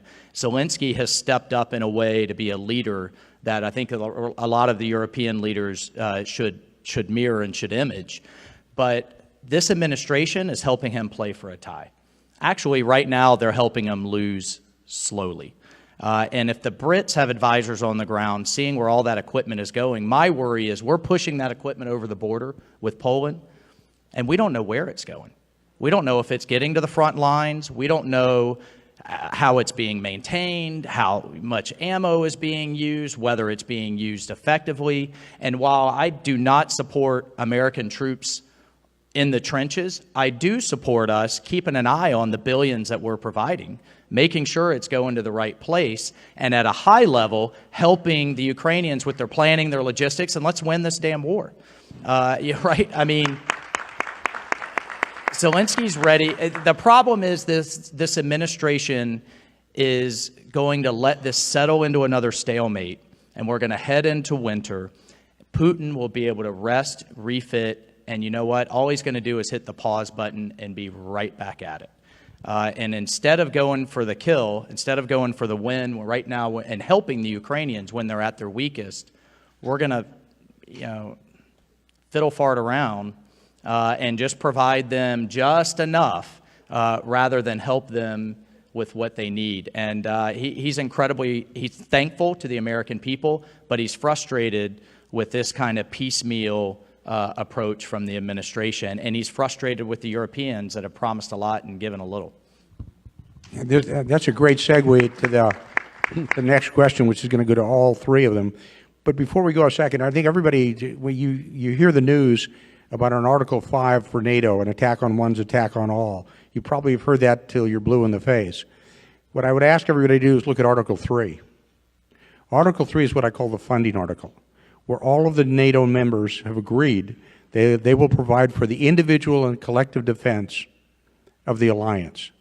They agreed that that would be in 2014 at the Wales Declaration, the Wales Conference, that would be 2% of GDP, of which that 20% was going to be spent on modernization. When the Trump administration first came into office, I think there was 4 countries that were 2% GDP, and Senator Ernst just made the comment about Spain at 1.2%. Fortunately, we have the Swedes and the Finns coming on, and they're closer to 2%. In fact, I think the Finns are over 2%. So that is going to be helpful. But moving into the Ukraine right now, so let's focus a bit more, and I'd like to start with Senator Haggerty, then Senator Ernst, and Congressman Walz. To you all, without wading into the assistance packages, help us understand on a strategic level what assisting Ukraine means, what is you believe the end state should be, and what an America First approach would look like in this approach. Senator? Well, I'll start with multiple points there, Keith, but I appreciate your asking. One, I just want to go back in time a little bit. I remember a tremendous amount of grousing from the international elite, from the elite here in Washington when President Trump complained that our allies should step up and pull their weight. And at one point, I got together a group of NATO ambassadors, and I asked them a simple question. How do I explain to my children that America spends 3.5% to 5.5% of our GDP every year on defense? We're defending you. You have bigger social safety nets than we do. We're subsidizing this. We're in a deficit spending situation, and my children and grandchildren are paying for your defense. You are not stepping up. You're not doing what you should do. We've got to hold the line, and we got $400 billion more, right, John, out of the Europeans. So they groused and complained, but that's the right thing to do. And sometimes it's not easy. Sometimes it doesn't sound great. You'll be criticized right here in this town for doing it, but it had to be done. And I think now they're waking up to the fact, Germany, I'm going to leave them aside, that frustrates all of us. But I think they're now all waking up to the fact that they need to step up. With respect to Ukraine, I have been supportive, as Mike has articulated so well, of winning. What I have not been supportive of is dumping billions of dollars of cash in with no plan, with no timeline, and putting ourselves in a position where before the latest package went in, we were pretty much at parity with our partners in NATO. We're way ahead of them now. So I'd like to see NATO step up shoulder to shoulder with us. I'd like to see us declare some very specific milestones that need to be met. And I'd like to know where in the hell that equipment is too, Mike. Yeah, yes, thank you. No, I agree. And I'm going to back up a little bit in time as well and take us all back to August of 2021. This administration has operated under a doctrine of appeasement. And when we saw the fall of Afghanistan with this administration's very little regard for Americans that were trapped in the country, as well as those Afghan partners that we had in the country of Afghanistan, pulled everyone out, did not notify those friends and allies who had been helping us on the ground in Afghanistan. It set the stage for other bad actors to take advantage of the United States. They knew that President Biden wasn't going to lead. He was trying to appease, and we've seen that all along the way, not just with Afghanistan, but in the months after then with Iran as well, and continuing to engage in dialogue with the Iranians, ironically through the Russians, to try and come up with a new JCPOA, which we know Iran cheated, which is why President Trump took us out of the JCPOA in the first place. They'll continue to cheat. They're closer to nuclear capability. They make no bones about it. So he's been appeasing there. But what Vladimir Putin saw was a weakened America, at least weakened American leadership. And so he saw this as prime opportunity to roll all over Ukraine with no American intervention. Now, there were plenty of opportunities ahead of the invasion to, again, put your foot down on Vladimir Putin and press against the Russians. This administration chose to do nothing and just continue to watch the buildup of equipment along the Ukrainian border. So we have seen them enter into Ukraine now. And yes, I do believe, I'm with Mike and Bill, that we've got to provide what it takes to win that war. And the sooner, the better. You know, my outcome that I want to see, Keith, is that we absolutely annihilate the Russian forces and we get them to crawl back into Russia so bloodied and bruised that they can't come back. So the fact that this administration is just slowly doling out, you know, what they can, a little bit here and there, instead of actually engaging with President Zelensky and offering to provide what they're asking for, we're maintaining a status quo. We're just killing a bunch of Ukrainians and killing a bunch of Russians. That's all we see on the news. And it's status quo. We've got to get to a point where we're providing them with what they need. You know, the missiles that you can launch from the ground to ships, we need to provide them with more HIMARS. We need to provide them with the artillery that they need to, again, pound the heck out of the Russians. We need to do that. But this administration is so risk adverse that they're not engaging the way I think the American people want. We want this over quickly. We want this over quickly. And I also would agree that we don't have people on the ground in Ukraine. Just like Afghanistan, this administration, what did they do when there was a threat of invasion? They immediately pulled out the personnel from our embassy. Immediately pulled them out of the country. They pulled out the special operations forces that were training the Ukrainian army. They're just pull and run. That's the modus operandi of this administration. Pull and run. Get the heck out. You know, leave these folks alone, let them fend for themselves. Well, now we've got a real crisis on our hands. We're not getting anywhere fast, and we absolutely must do more. We cannot be a country that leads from a position of appeasement. Yes, ma'am. Well said. Keith, I think we need to continue to explain and remind folks, why is this in America's interest, right? And I am utterly convinced that if Putin cuts through Ukraine like a hot knife through butter, he's going to keep going. He said it. And he will go into the Baltics and he will go into areas where we are treaty obligated to then put American boots on the ground. The Ukrainians are willing to do the fighting and dying. But as they're just asking for the beans and the bullets to do it and fight for all of our freedoms.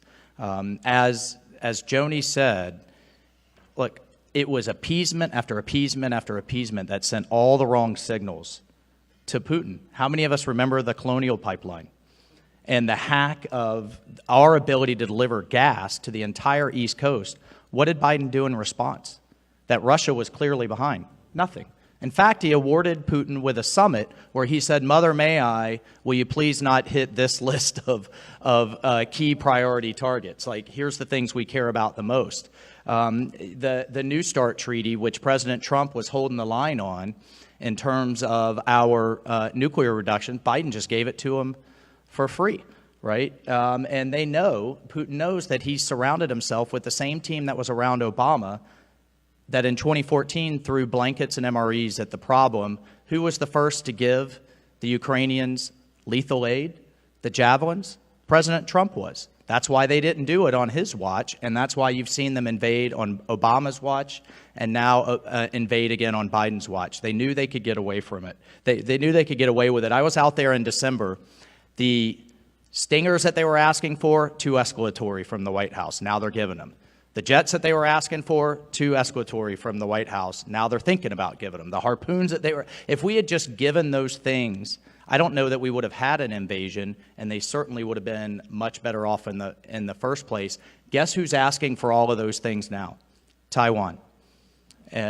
Taiwan's asking for all the same things, and we might get around to giving it to them by 2028, 2029. Well, guess when Chairman Xi has told his military to be ready to go? 2027. So that means if Xi stays on his timeline, the next president could very well be a wartime president. And I don't want that to be Joe Biden. I'll tell you what, please, for all of our sake. Well, that Anyway, that's a great segue to where I want to go next. But let me see if we put a bow on the Ukraine discussion here. I think to remind everyone, the difference between an America First approach and what you had from the Biden administration. Remind people of the dates. The Putin's invasion of Ukraine started on February 24th. Does anyone remember what happened on February 26th? It tells you everything you need to know about the Biden administration approach to this. 2 days in, Joe Biden offered President Zelensky a ride out of town to take the same course that he had advocated and that we took, unfortunately, in Afghanistan. And so, had Zelensky not stood up for the Ukrainian people, Vladimir Putin would have had a very quick victory.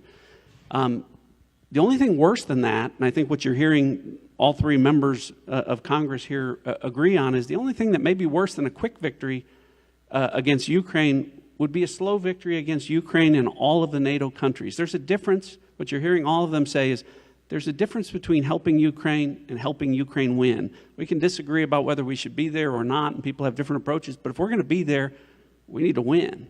So to that point, and to your point about the segue there to, because we're running out of time, and I want to get to our top threat and our top adversary, and that is the Communist Party of China. So in the bowels of the Senate Intel Committee, there's a transcript where I was asked a question by a senator when I advocated and did increase our spending, our intelligence spending on China by 20%. And the question was, well, Director, why do you want to increase spending on China by 20%? And my response was, and I can tell you this much, my response was, because I know you won't let me increase it by 40%.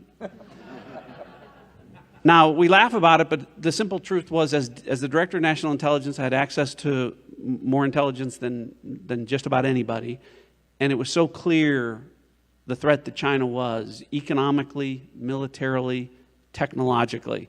So I want to move to that. When we talk about that and talk about winning in different warfighting domains, Senator Ernst and Congressman Waltz, you're both, Senator, I think you're chair of the cyber subcommittee. You're on the emerging technologies committee. I know you're on the Intel subcommittee on science, space, and technology. So our audience hears a lot about, China and emerging technologies, things like hypersonic missiles, things like quantum computing, quantum sensing.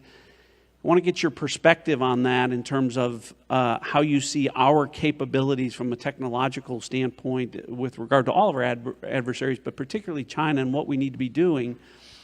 And for you, Senator Haggerty, since you were in such close proximity to China as our ambassador there, going back to Ukraine and tying it in to what Congressman Waltz was saying, what do you think China's takeaway is from Ukraine and how they're viewing the response of the United States and what that means for Taiwan and what we should be doing? So let me start with you, Senator Ernst. Yes, thank you so much. I am the ranking member on the Emerging Threats and Capabilities Subcommittee in the United States Senate that falls under the Armed Services jurisdiction. And we deal with all of those issues. So whether it's hypersonics, it's AI, it's quantum computing, you listed it all. And that all falls under the jurisdiction of that committee. One other area that falls under that committee is Special Operations Command as well. And they are involved with a spectrum of issues that we see out there. But when it comes to keeping up with China, we absolutely must continue to invest in these types of developing technologies to make sure that we have that edge, but then also being able to employ them properly as well. Mike had mentioned earlier the colonial pipeline. So things like that gray zone activity where it's, activities that are out there. We know a state actor or other bad actors are engaged. How do we respond? So as we're developing these technologies, what is the appropriate way to respond when it's an act that is short of war? So all of those issues we grapple with in the United States Senate, and what are the authorities that we can give to our military commanders, and how can they react in an equal response, or a response that might block them or take them down. All of those discussions kind of happen behind closed doors, but we have to be aware of them. We have to continue to work in that area, develop them.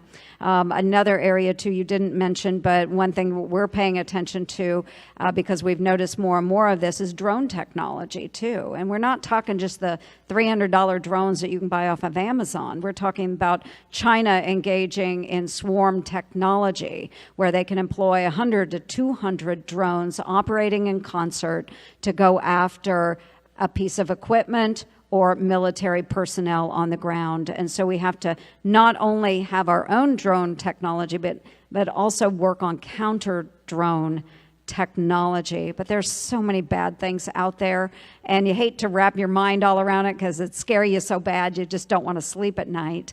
But those are the things that we have to engage in. Like it or not, we have to engage in them.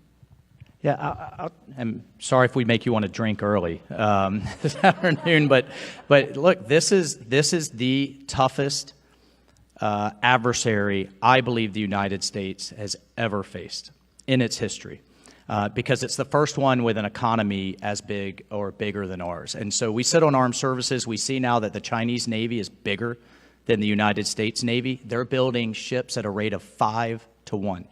Compared to us. Their Space Force is larger. They've launched more into space than the rest of the world combined. They're on track to have a manned station on the moon. That's not with their version of NASA. That's with their military. And, oh, by the way, with a brand new space station that their military is occupying as well. The thing that pisses me off the most, as we desperately try to get our military ready, is they're funding their military buildup with your dollars, with our tax dollars. And it is completely unacceptable. They are going to seek to win. This thing isn't going to be won or lost in the Taiwan Strait. This thing is going to be won or lost in the economic competition. And folks, we are drunk as a society on Chinese money. Wall Street, academia, sports industry, NBA, politics. They have a thing called elite capture. I think they captured Hunter Biden pretty darn well in terms of influencing our operation. I mean, we can go on and on. Our research institutions, the 400,000 students that are paying above freight. You don't think our academic institutions, universities are drunk on that money? And so I tell the Democrats all the time, they want to talk about defunding the police that are defending our neighborhoods and keeping our families safe. Let's defund dictatorships. Let's put your money where your mouth is. They want to, they want to cancel companies, Major League Baseball, over some voting rights and voter integrity, rightly so, out of the Georgia elected legislature. But all of those companies, Coca-Cola, Airbnb, Nike, totally turn a blind eye when they're building their products on slave labor. Over there. And we're going to keep calling them out, but folks, we have to start voting with our wallets. Conservatives have to step up. And I got to tell you what, when we are sending our soldiers, sailors, airmen, and Marine over there to face this threat, and they've built their military on our money and hypocritical corporations that are just all, want to preach social justice at home but turn a blind eye when it comes over there, it's absolutely unacceptable. So my message to everybody is, when you see made in China, put it down. It's not just a jobs issue, it's a national security issue, but we are all part of it. I know it's hard, right? We're watching all those stimulus checks that they unleashed for a virus that they unleashed flow right through Amazon and Walmart, right back to what? Chinese manufacturing. So we got to bring our supply chains back home. And I can tell you what, when we get the House back, when we get the Congress back and the Senate back, that's number one on the agenda. Fire Pelosi.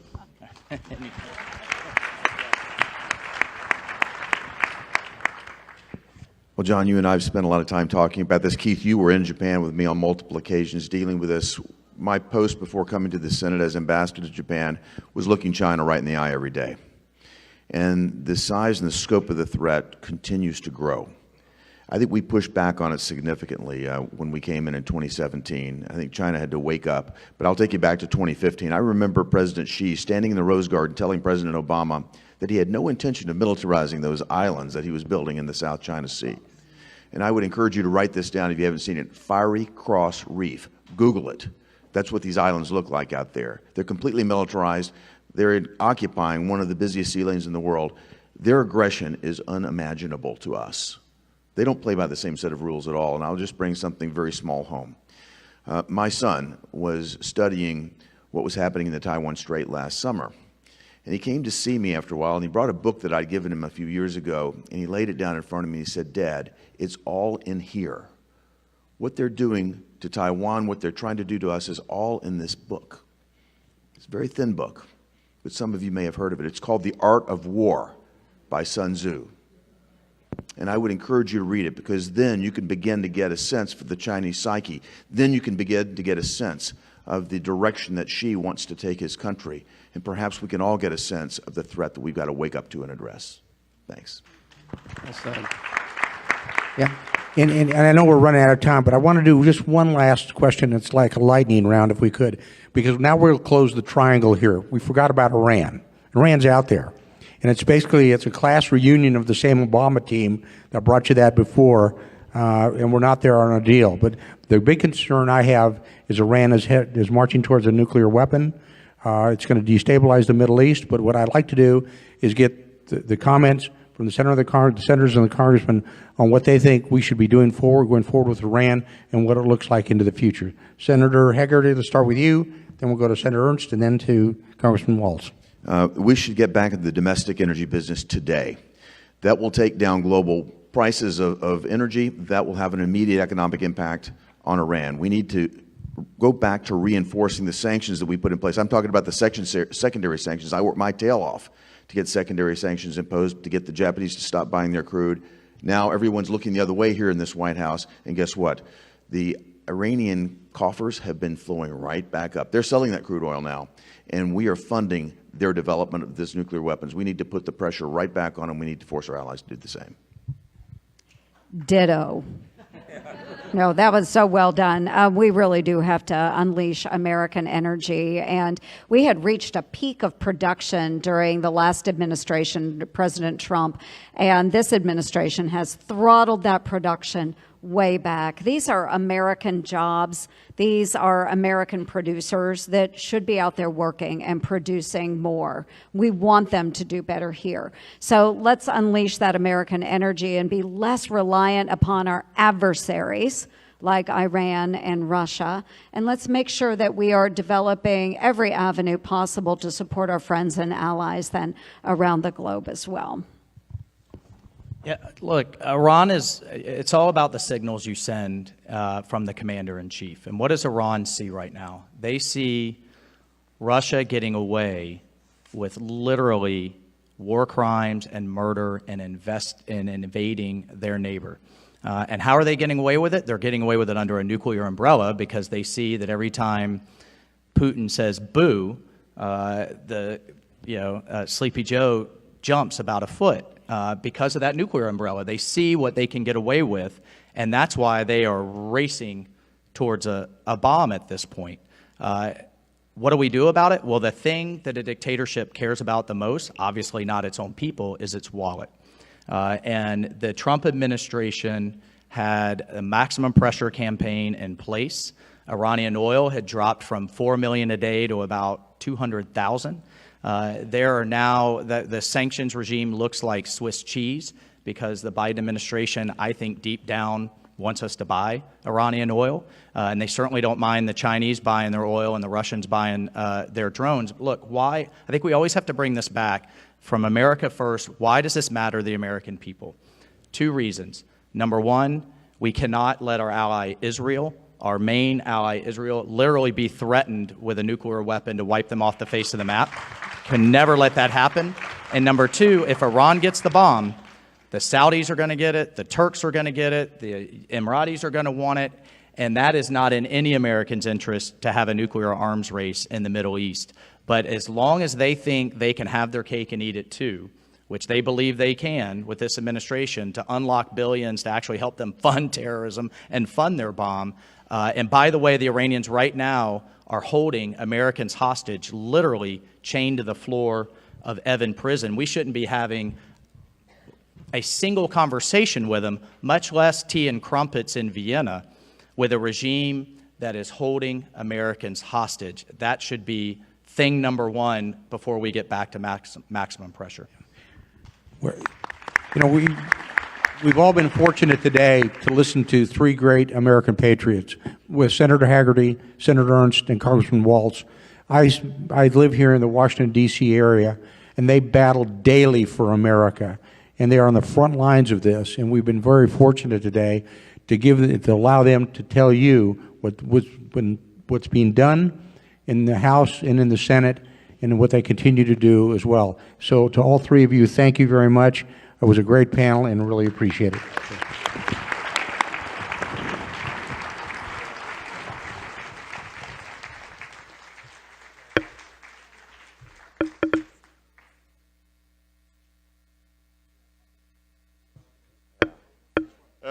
Sure.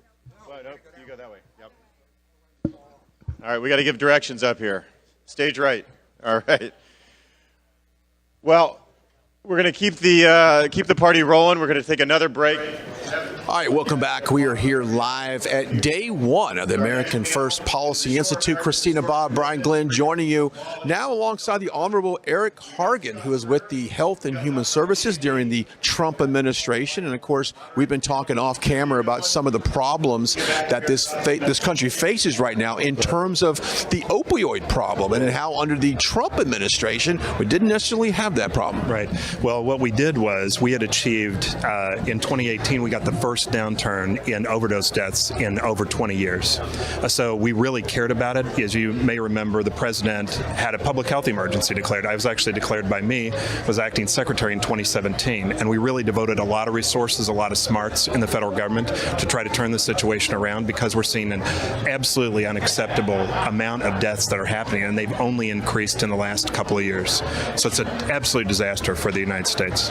And certainly the opioid epidemic is heightened by the border crisis and open border policies under this administration. And I think some of the viewers might be interested that Health and Human Services actually does have a role in the border issue and the people coming across, particularly with the minors coming across.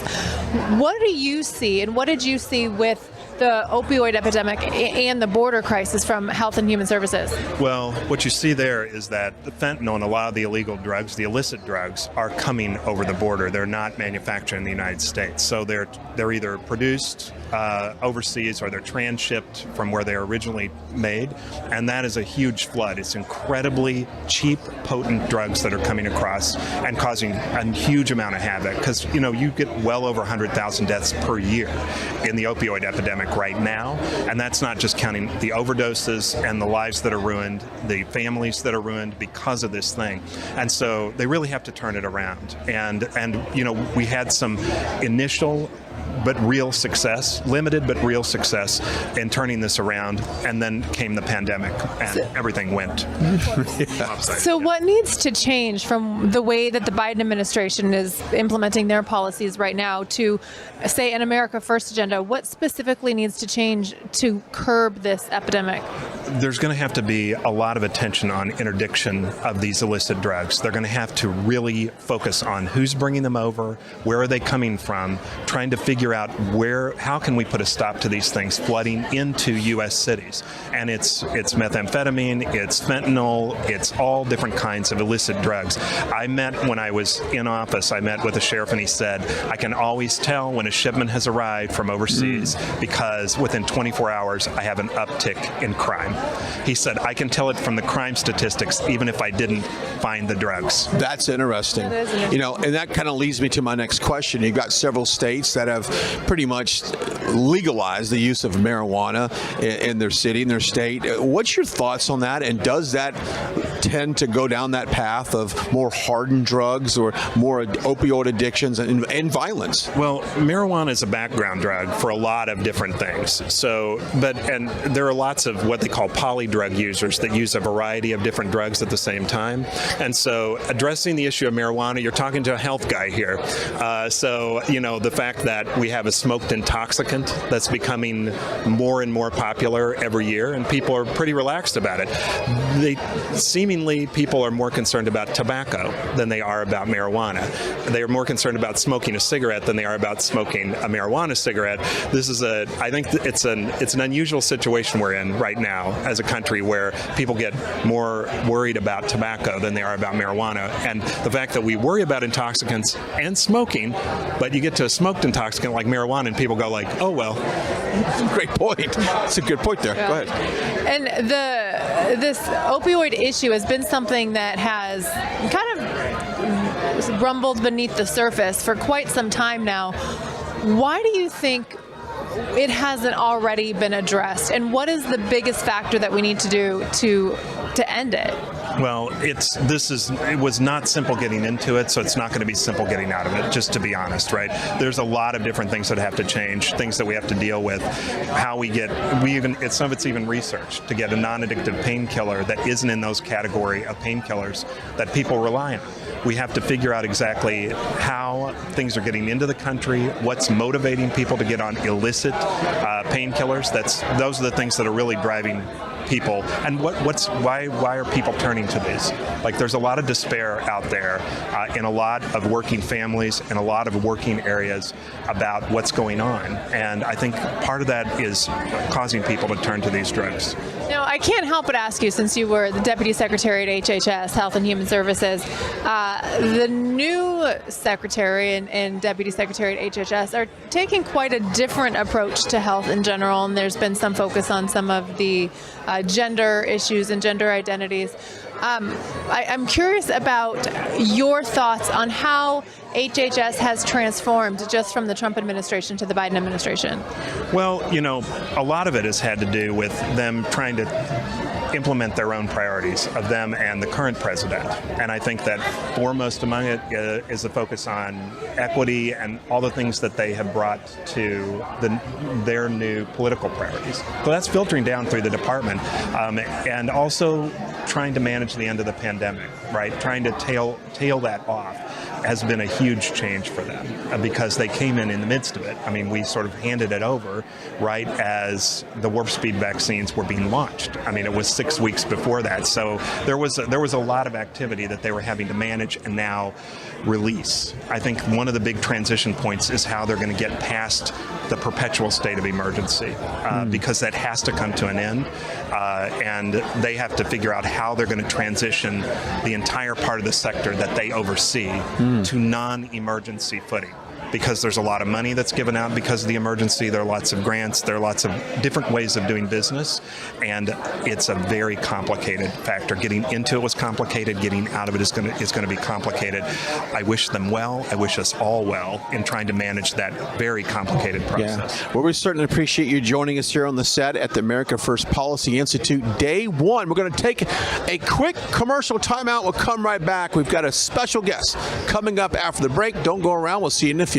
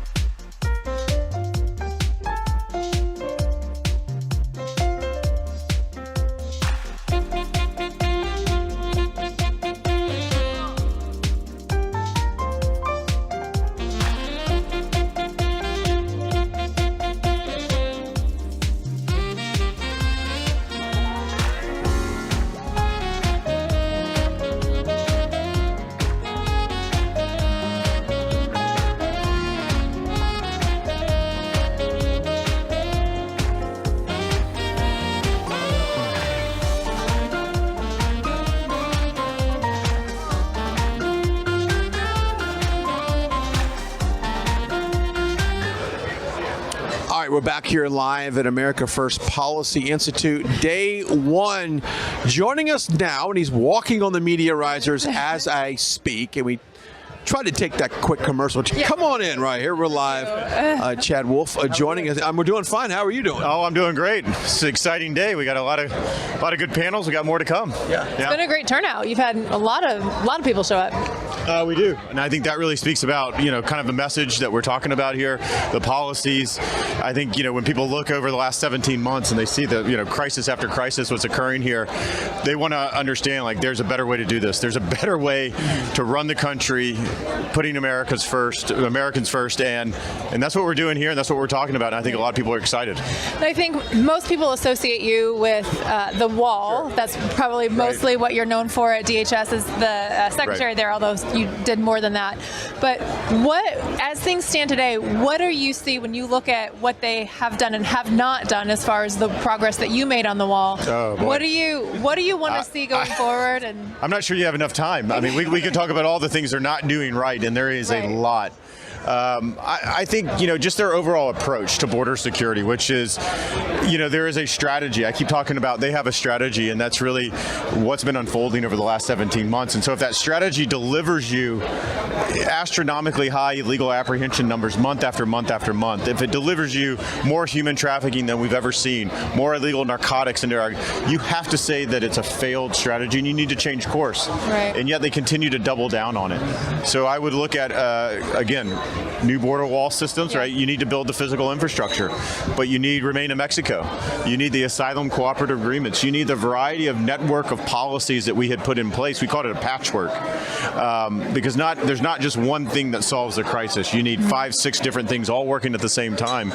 And I keep saying that, the cartels are like a big business, like any other, and every business wants predictability for their business model. And this administration over the last 17 months has given them predictability.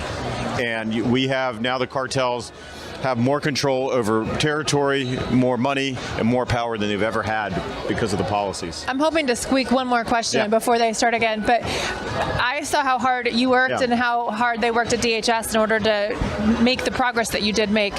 Seeing how quickly it has collapsed, does it appear to be intentional to you, or is it really just bad policy? Is bad policy alone enough to make us collapse the way that we have? So it is bad policy, but they're not. Well, I think it's arguable or whether or not they're incompetent or not. But I think it's a plan and it's a strategy they have put in place. If you listen carefully, the DHS secretary says we have a plan and we're executing on our plan. Well, you have to say, over the 17 months, that plan has been an abject failure, time and time again. So I think everything they're doing is intentional. Okay. It's by design, and they have choreographed it in a way that you're getting the results that you have today. And I think it's not the right approach for Americans. It's put Americans last, and you're putting illegal aliens first. And I just think that's not what this country is about. There is a way to be compassionate about those that need asylum protections, but it's a fundamentally a different way to go about it. Yeah, and it's just not people coming from Mexico and Central America. It's a security risk. A lot of people coming in from overseas that are on the terror watch list that are being caught. And how many of those got away that we don't know about? Well, hundreds of thousands, right? So if you talk about those that they've apprehended on known or suspected terrorists, I think it's somewhere in about the 40 to 45 range over the last 17 months. You have to look back over about a span of 5 years to pick up 20. When you say 45, you mean just 45? Well, these are 45 individuals on known or suspected terrorists that were, as I say, stupid enough to get caught. Right. These are individuals that bumped into a Border Patrol agent, or Border Patrol agents sought them out. Sure. These aren't sophisticated ones. Really sophisticated ones know how to game the system, and so you probably aren't capturing them because why?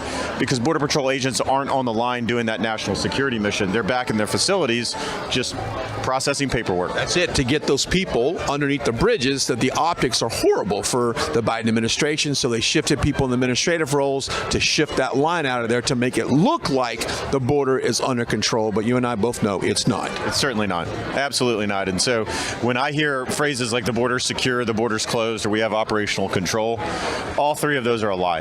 And what's worse is that the law enforcement individuals on that border that live in those communities, they know it's a lie. So Chad Wolf joining us here. The decision is out. Roe v. Wade has been overturned.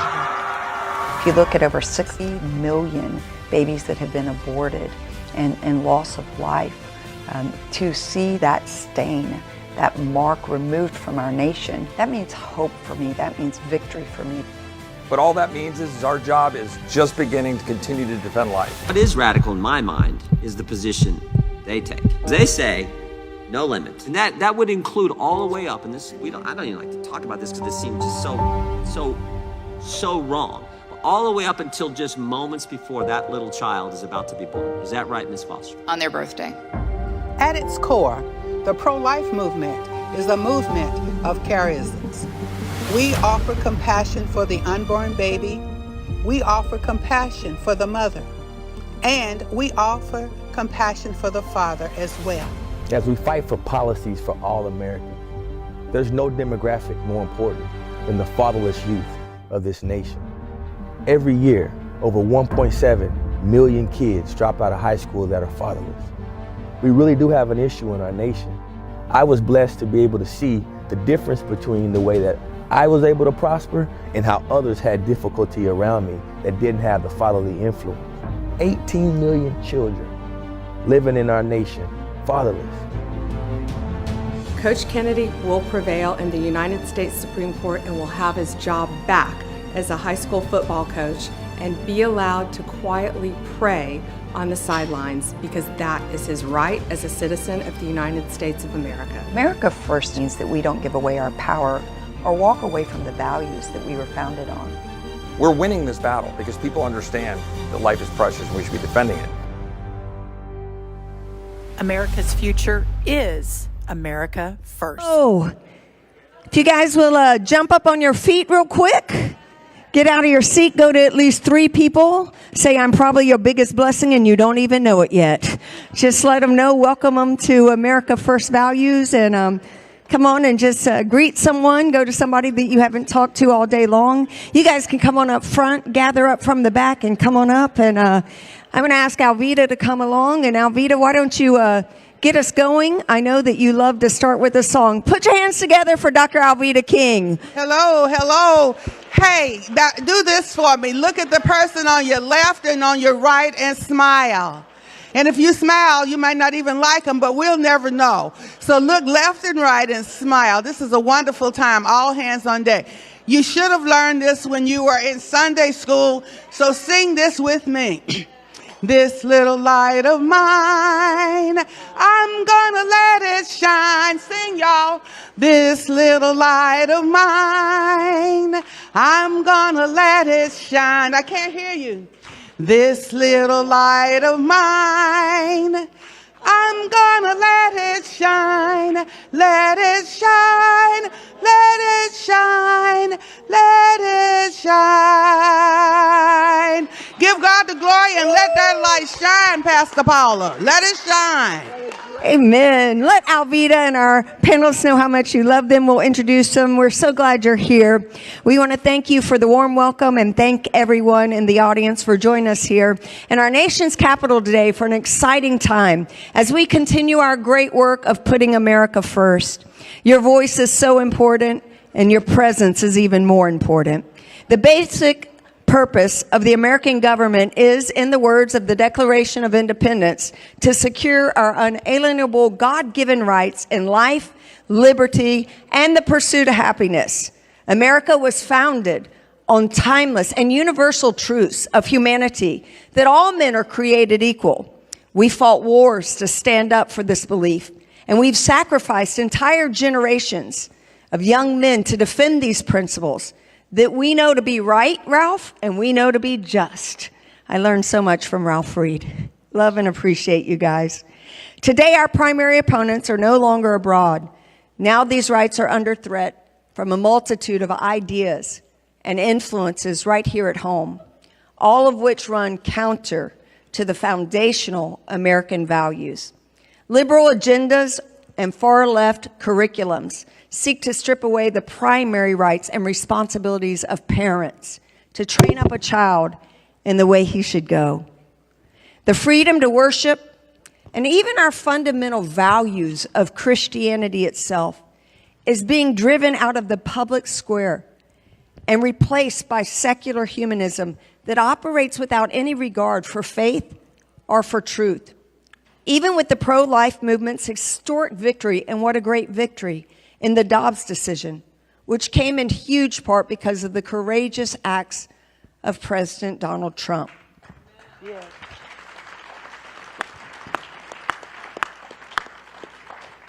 Even with that, the left still wants to codify right to abortion up until birth in federal law for the entire country, even though their abortion radicalism is far with the extreme, up to 9 months, than the opinions of the American people and the laws of much of the rest of the world. With this in mind, we must realize that our task to restore America's commitment to freedom, to equality, and self-governance becomes all the more urgent. In doing so, we will protect the American values that have always made our nation great, and honor every human life, and provide hope for America's forgotten families and communities. Today, our panel will focus on 3 main topics. First, we will discuss parental rights in education and preserving the biological reality of sex and gender in our nation's schools.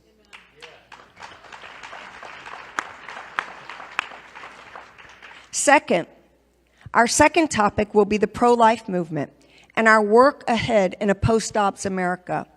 And third, our final topic is defending religious liberty and the freedom to speak one's belief in the public square. Joining me on stage for this discussion are actually experts and wonderful citizens and servants who have given their life to make such a tremendous difference. We have 4 panelists and allies in the American First Movement. Let me introduce first Senator Daines, a staunch conservative and defender of American values from Montana, who is the founder and chair of the Senate Pro-Life Caucus and member of the Senate Finance Committee. Senator Daines. Next to him is Representative Virginia Foxx, one of North Carolina's finest pro-life voices, and a historic constitutional conservative who is the Republican leader of the House Committee on Education and Labor. Representative Foxx. Right next to me will be Mr. Scott Turner, an NFL star and former executive director of President Trump's White House Opportunity and Revitalization Council. He's a pastor, a former Texas state representative, and a pro in football, and one of the best guys, I should say great men, that you will ever get to know. Come on and put it up for Mr. Scott Turner. And of course, beside our psalmist and the one who brings us so much joy every day, we have the pro-life icon and civil rights advocate, Dr. Alveda King, niece to the late Reverend Martin Luther King Jr., prominent evangelist and former Georgia State Representative. Thank you all so much for being here. It's an honor to share this stage. And today, as I take my seat, let's start out with parental rights. We will get right into our panel as I very gracefully walk across and don't fall off. I did that pretty well, amen? Come on, guys.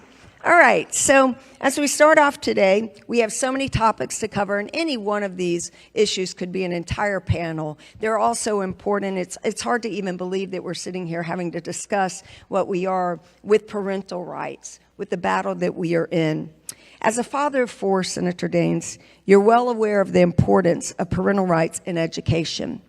As you know, the Biden administration is presently pushing the extreme and almost unthinkable policy of withholding school lunch funding for kids in school systems that do not implement the radical policies, and they are radical, on sexuality, even in elementary schools. It's crazy. How can the U.S. Senate block this harsh and punitive policy from taking effort?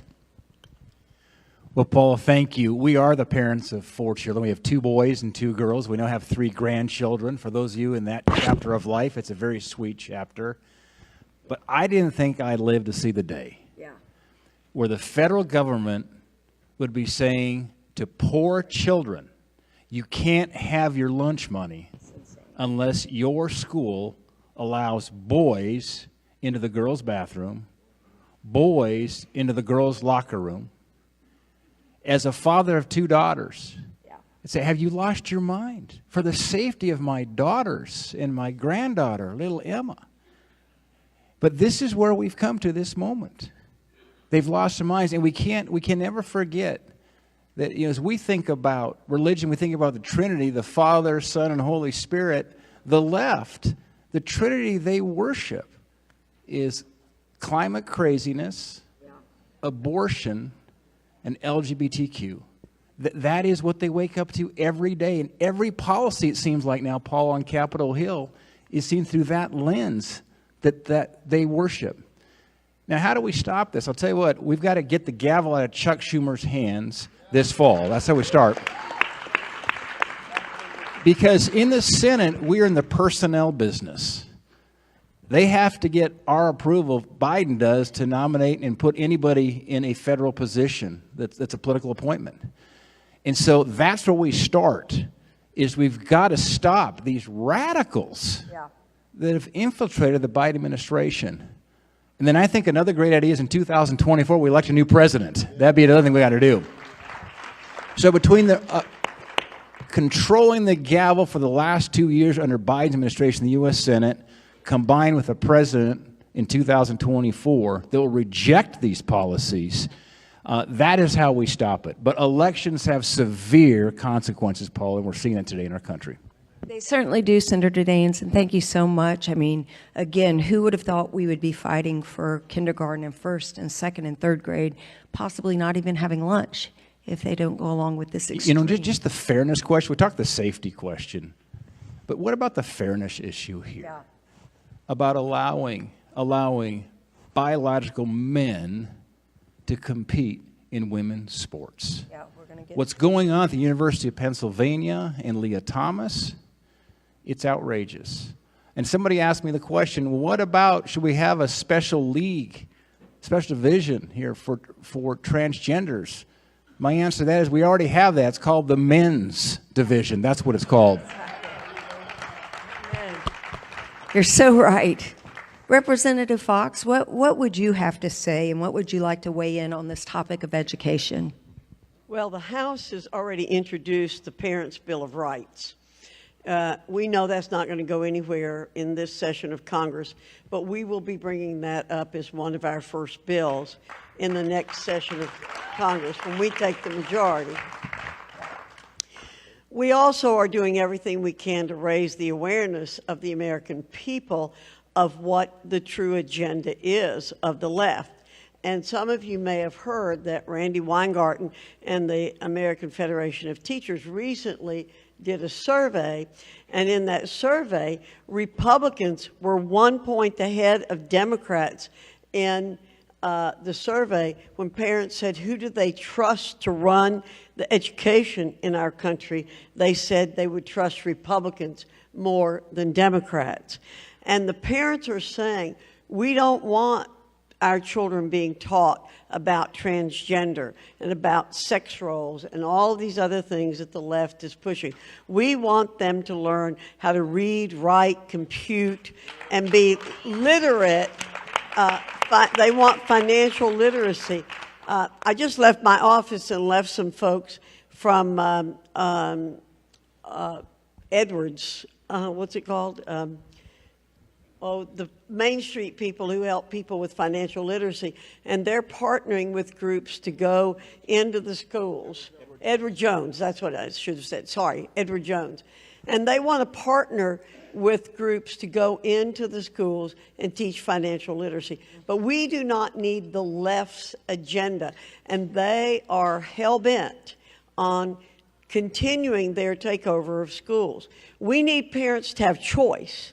The money given by the taxpayers, don't ever say government money, say hardworking taxpayer dollars. Those hardworking taxpayer dollars that are going into the school systems should be allowed to follow the children to wherever they want to go to school. And if they choose to stay in government schools, then they have a right to know what's in the curriculum, know where the money's coming from, know where the money's going to. They have a right to privacy. They have a right to be heard, and they have a right to meetings with the teachers. But we need more transparency at all levels of education. We need it at the elementary and secondary level as well as at the collegiate level, because people need to know where their money's going and what's being taught.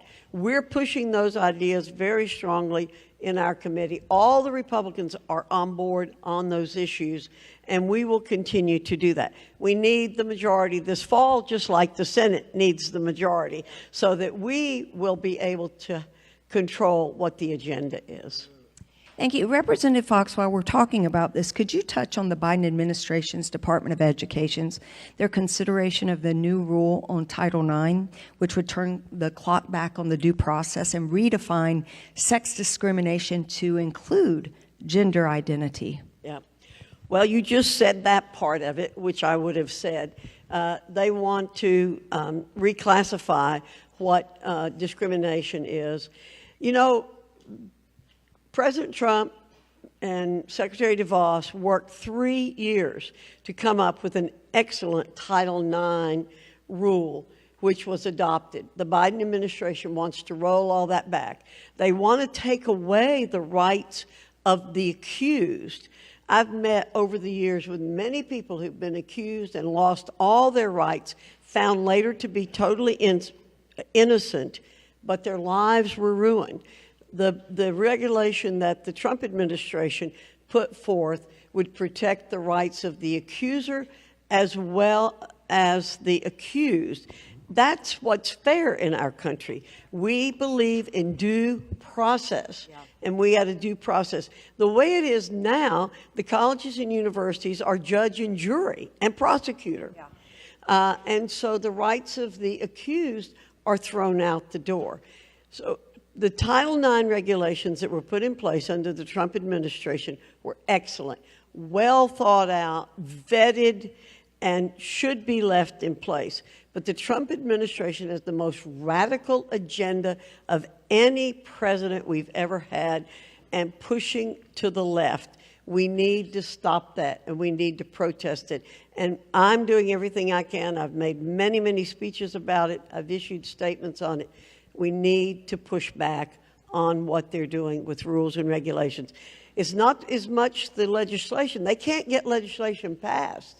They couldn't get legislation passed to do this. It wouldn't pass the smell test. But they'll do it through regulations, and that's an even greater threat to the American people. Is there a way, or how could Congress start to block this sort of action by the executive branch? We do have the Congressional Review Act. And you might or might not know that under President Trump, the first 15 bills that were passed were Congressional Review Acts, which roll back Obama administration rules.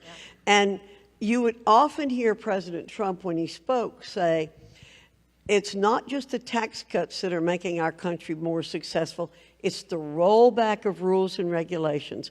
We have a tyranny of the bureaucrats in this country who pass these rules and regulations. They're unaccountable. They do things, you can protest all you want, but they'll pass them. But under the CRA, the Congressional Review Act, within a certain period of time, we can roll those regulations back. But it takes the signature of a president. Right. So on some of these, it may take a while to be able to do it. But I can promise you that with a Republican majority in the House and in the Senate, we will roll back as much as we possibly can. And then people will need to put pressure on President Biden to have him sign those bills. Thank you so much, Representative Fox. Mr. Scott Turner, as we turn to you as a former NFL player and a professional athlete, when you have a unique perspective to see what's at stake for the future of college sports, having been there yourself. How deeply is the attempt to redefine the biological sex threatening the future of college sports, especially as we look at for female athletes, and what can we do? Well, and thank you, Paula, and thank you to all the panelists here. And Representative Fox, I think you hit it, on the head that we have to let our voice be heard. And when you talk about sports, and I was talking to my wife about this on my way here, because as a former athlete at every, from Pee Wee through the NFL, there's a lot that goes into competition. And a lot of parents here have young people that are competing in sports. And I actually have a son. So I've been to many football practices, many baseball and basketball practices, and we all know what it takes. The sacrifice, not just physically, but emotionally, financially, what it takes on your family. And when you have young children and you want to encourage them that you can be the best at this sport. If you work hard, if you trust God, you go to practice, you do what your coach tells you. But now you think about it, in the back of your mind, you're saying, I have a little girl who wants to be a gymnast or a swimmer or a golfer or what have you, and you're teaching them and you're making all of these sacrifices, but in the back of your mind, you say, they may have to be in a locker room with a boy. That doesn't make any kind of sense. Just from a common sense, it's ungodly, it's unbiblical. That makes no sense. And so, one thing I believe we can do is that we as parents, we as Americans, we as people have to shout it from the rooftop that this is wrong. We're not going to stand for it. We can't just sit by. And a lot of people, they say, well, I don't have any kids, so it doesn't pertain to me. It absolutely pertains to you because that's the next generation of leaders. So now you're talking about mental health. You're talking about kids being confused. Young people being discouraged because they say, I've worked so hard, but now I got to compete against a boy and he's in my locker room. It pertains to all of us. And so, and I'm sorry I'm on my high horse about it. Y'all can tell I'm passionate about it because it makes no sense. And so I do believe that we need to let our voice be heard. We do have to put pressure on our elected officials, on the president. And we pray, God, that we can take back the House and the Senate and do these rollbacks. But I think in the meantime, us as parents have to be very strong in voicing our conviction on this. Because I can tell you as a former athlete and as a parent of an athlete, there's a lot that goes into this outside of worrying about whether our young women have to be in the locker room with young boys. Right. And so adding that to the equation is a heavy, heavy burden. The first thing we could do is pray and ask God to intervene. Amen. And the second thing we could do from a natural standpoint is that our voices be heard as Americans.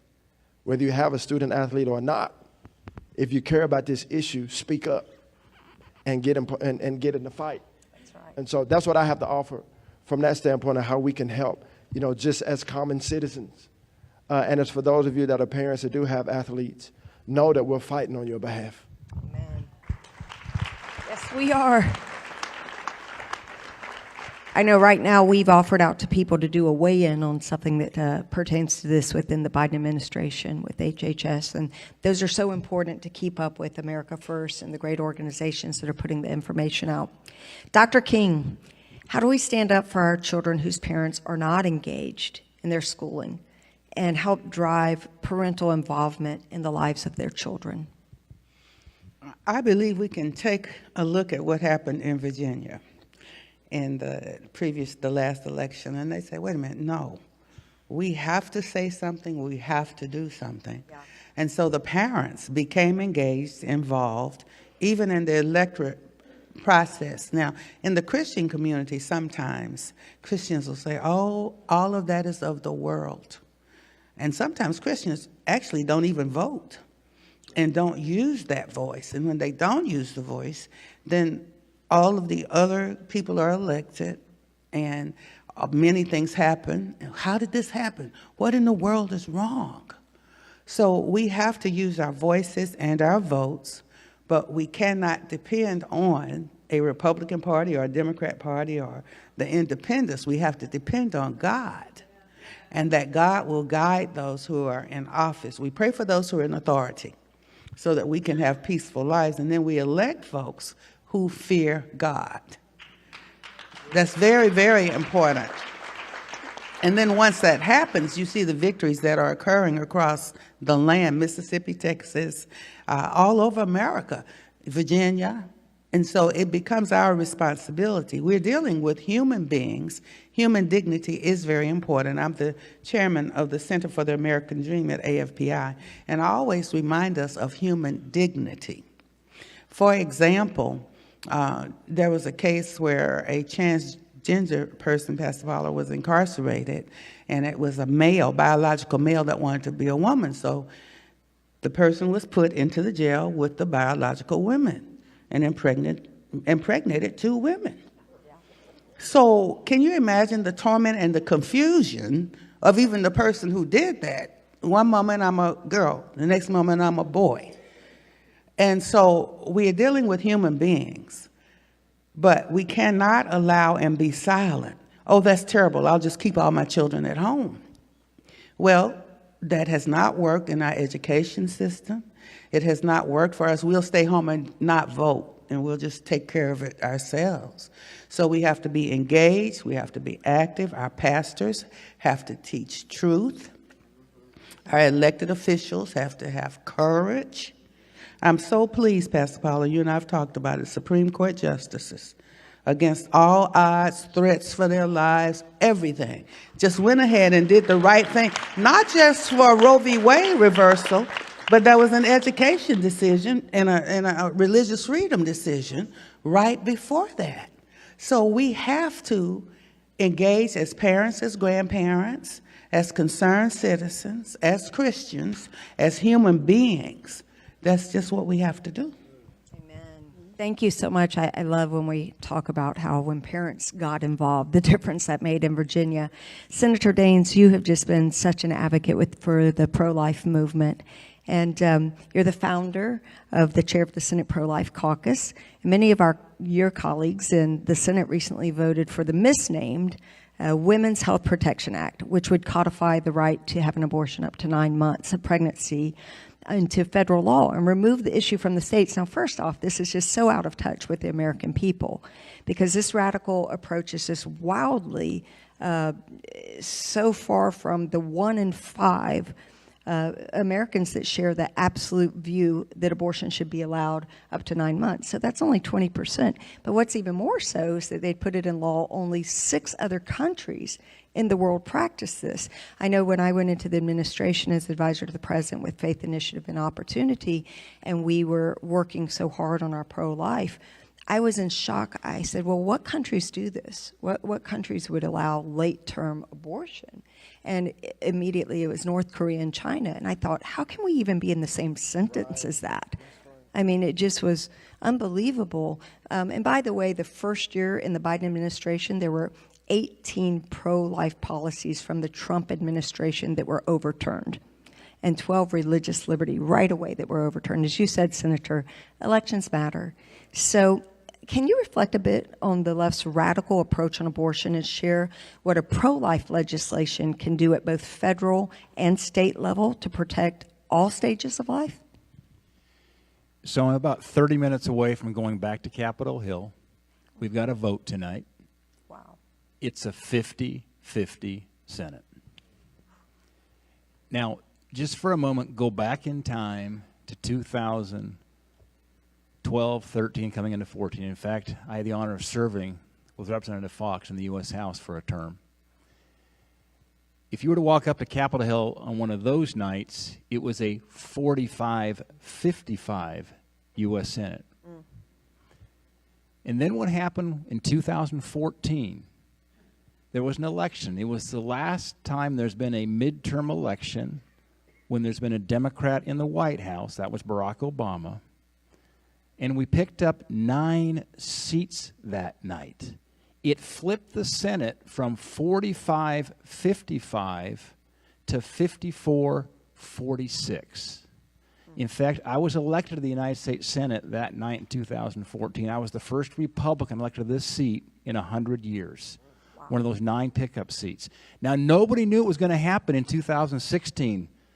If you remember, the Supreme Court was very, very different back then. Yeah.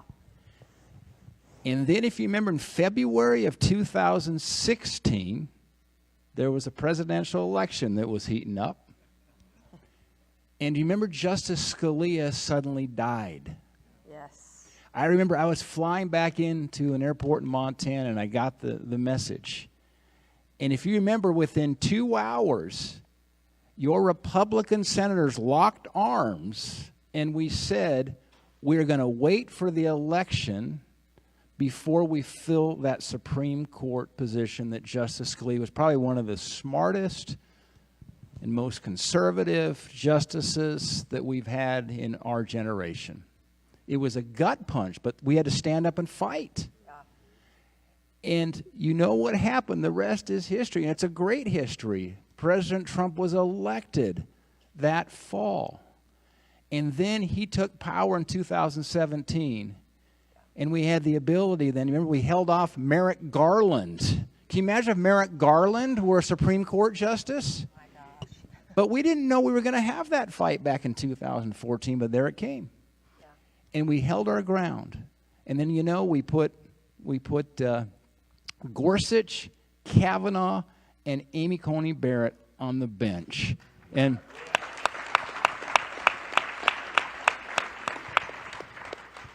little did we know, and by the way, President Trump had that wonderful list of Supreme Court justice nominees that he would put forward, that he'd pick from. And I would argue that was a really important part of the victory we had in 2016 and then this important consequential Roe v. Wade decision where this court held the Dobbs decision, came out of Mississippi, that basically said up to 15 weeks. You cannot abort a little baby after 15 weeks. And I don't think any of us probably thought we'd live to see the day when Roe v. Wade and Casey would be overturned. Yeah. But ladies and gentlemen, we did. And the court said and did it. And by the way, you're exactly right, Paul, in terms of, if you look at the polling data, and listen, we need to lean into this as conservatives, not lean back, but frame it in a winsome and persuasive way, because it's a winning argument for us. Because the contrast could not be clearer. The Democrats want to codify Roe v. Wade, which means they'd allow an abortion up until the very moment of birth. And as you said, Paula, there's only 6 countries in the world that do that, and it's North Korea, China, and the United States is one of those. And so they have taken the radical position. When you paint the radical contrast between where the left is on life compared to where we are. By the way, 47 out of 50 European countries have greater protections for babies than we do. So we stand in our own horrible, horrible league in terms of not being willing to protect the unborn. But now overturning Roe v. Wade allows the states, elected officials, the decision was very clear. It says we're returning the power back to the people and elected representatives, that's state and federal. So that'll be the battle going forward. And by the way, when you poll that, over 70% of the American people want to see limits on late-term abortion. So just paint that radical contrast. They want to take it right after the moment of birth. We want to protect life. We want to protect babies and moms. It's a winning argument for us. We just need to go on, I would call it a compassion offensive, looking out for babies and moms, and just lay out the truth, and we'll win this issue. Amen. Thank you, Senator Dane. So true. Dr. King, you've been such an advocate with life for so many years and decades. And with the decision of Dobbs and the overturning of Roe versus Wade going back to the states, many American women, and we recognize that there are 2 lives involved here.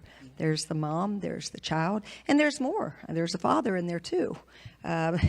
Women are concerned about the resources that are available to them.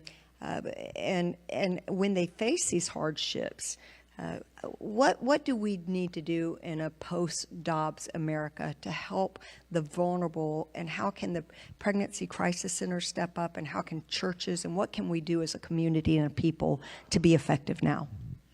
Thankfully, even prior to the overturning of Roe v. Wade with the Dobbs case, we began to ask that question. And we had no idea the kind of onslaught that would come against the pregnancy care centers. We knew that would be backlash, but we had no idea how much. So one of the main things that we need to do is to support those pregnancy care centers across the land in every state and in every city with prayer, with volunteers, with finances. Elect officials who can be elected that will give that same Title X support that was given to Planned Parenthood for so long. That kind of support should come to those centers that provide social services without abortion. Yeah, those hard-working tax dollars can actually help. We do know that adoption is a very viable option, but adoption needs to be safe and secure situations, and the church should be allowed to help with that. And when I say the church, it doesn't matter about the denomination or anything like that. And so we need to elect officials who will support life. We must support the pregnancy care centers. We must support adoption. We have to take a look at the foster care system. The foster care system is not healthy in America. That must be addressed. We have to have programs, and that goes even back to education. For example, parents who have not completed education, high school or whatever, need to get that GED. They can begin to focus on building and having a life that will be successful and safe, and religious freedom has to come into that as well, so that there will be freedom to worship and everything. So that's what gives you that shift. Now that everybody is beginning to say, oh, wow, it's more difficult to have a baby in Texas, for example, or Mississippi or Georgia. Now, we've got companies saying, oh, well, we'll just give money and we'll pay for them to go across the state line. We'll get them an airline ticket. Now, interestingly enough, Pastor Baller, it's not that the companies who are doing that care about the mother, the baby, or the father. It's the bean counters. It's cheaper for them to pay for that abortion than it is to keep that mother, help her have the baby, get the insurance. And so it's bean counting. It has nothing to do with really wanting to help these mothers and the babies and the fathers. So we have to take a holistic approach and to take a look about the sanctity of life from the womb to the tomb. That includes the education, the family, and everything, and then beyond into eternity. That's the full formula. So now that the babies are coming home, the babies are being born, we have to meet that mother and that father and to help with the baby, not just to birth the baby, that's important, but what happens after that.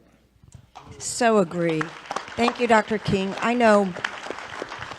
I love serving with Brooke Rollins. She's just a go-getter and phenomenal epitome of a great woman in every way. And she called me right away and said, we've got to do something with adoption. And I was all over it. We see that there's about 137,000 adoptions in the United States. Perhaps there's going to be now 300,000-400,000. I said, we have to be generous, open up our homes, our hearts, and our pocketbooks to stand up. And I've had the great privilege and ministry of leading one of the biggest, strongest foster care training programs.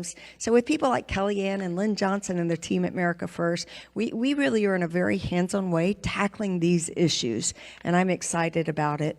Representative Fox, the American First Policy Institute and the Center of American Values strongly believe in preserving religious liberty as the cornerstone of the United States. And efforts within this current administration to discriminate and even eliminate the faith-based contractors and its grantees that saturate the federal bureaucracy, even though many charitable services cannot be provided without faith-based stakeholders putting their beliefs into actions. Will you address it and what's going on in this arena? Certainly. I have been telling people since the beginning of this administration what a threat to religious freedom this administration is. And I am the lead Republican on Education and Labor Committee. The Democrats call it Education and Labor. We call it Education and Workforce, which is a more appropriate term for it. But they really are trying to take away our religious freedom. And coincidentally, over the weekend, a prayer warrior friend of mine contacted me and said, I found this pamphlet written by a couple of Democrats, and I want to make sure I get the title exactly right. It was presented to President Biden's transition team by Secular Democrats of America. It was called Secular Democrats of America Blueprint, and it was written by Jamie Raskin and Jared Huffman. They explicitly reject our motto, "In God We Trust." They say it's rooted in hysteria. I would encourage you to go online, get a copy of this 27-page document. I read it over the weekend. They go through, they directly identify 50 Trump administration executive actions that support religious liberty that they want reversed. They continue to do everything they can to take away our religious freedom. And as I point out to people, and I've made many speeches about this, our number one freedom is religious freedom. The people who... And that wasn't given to us by the government. We, the people, are the first three words of the Constitution.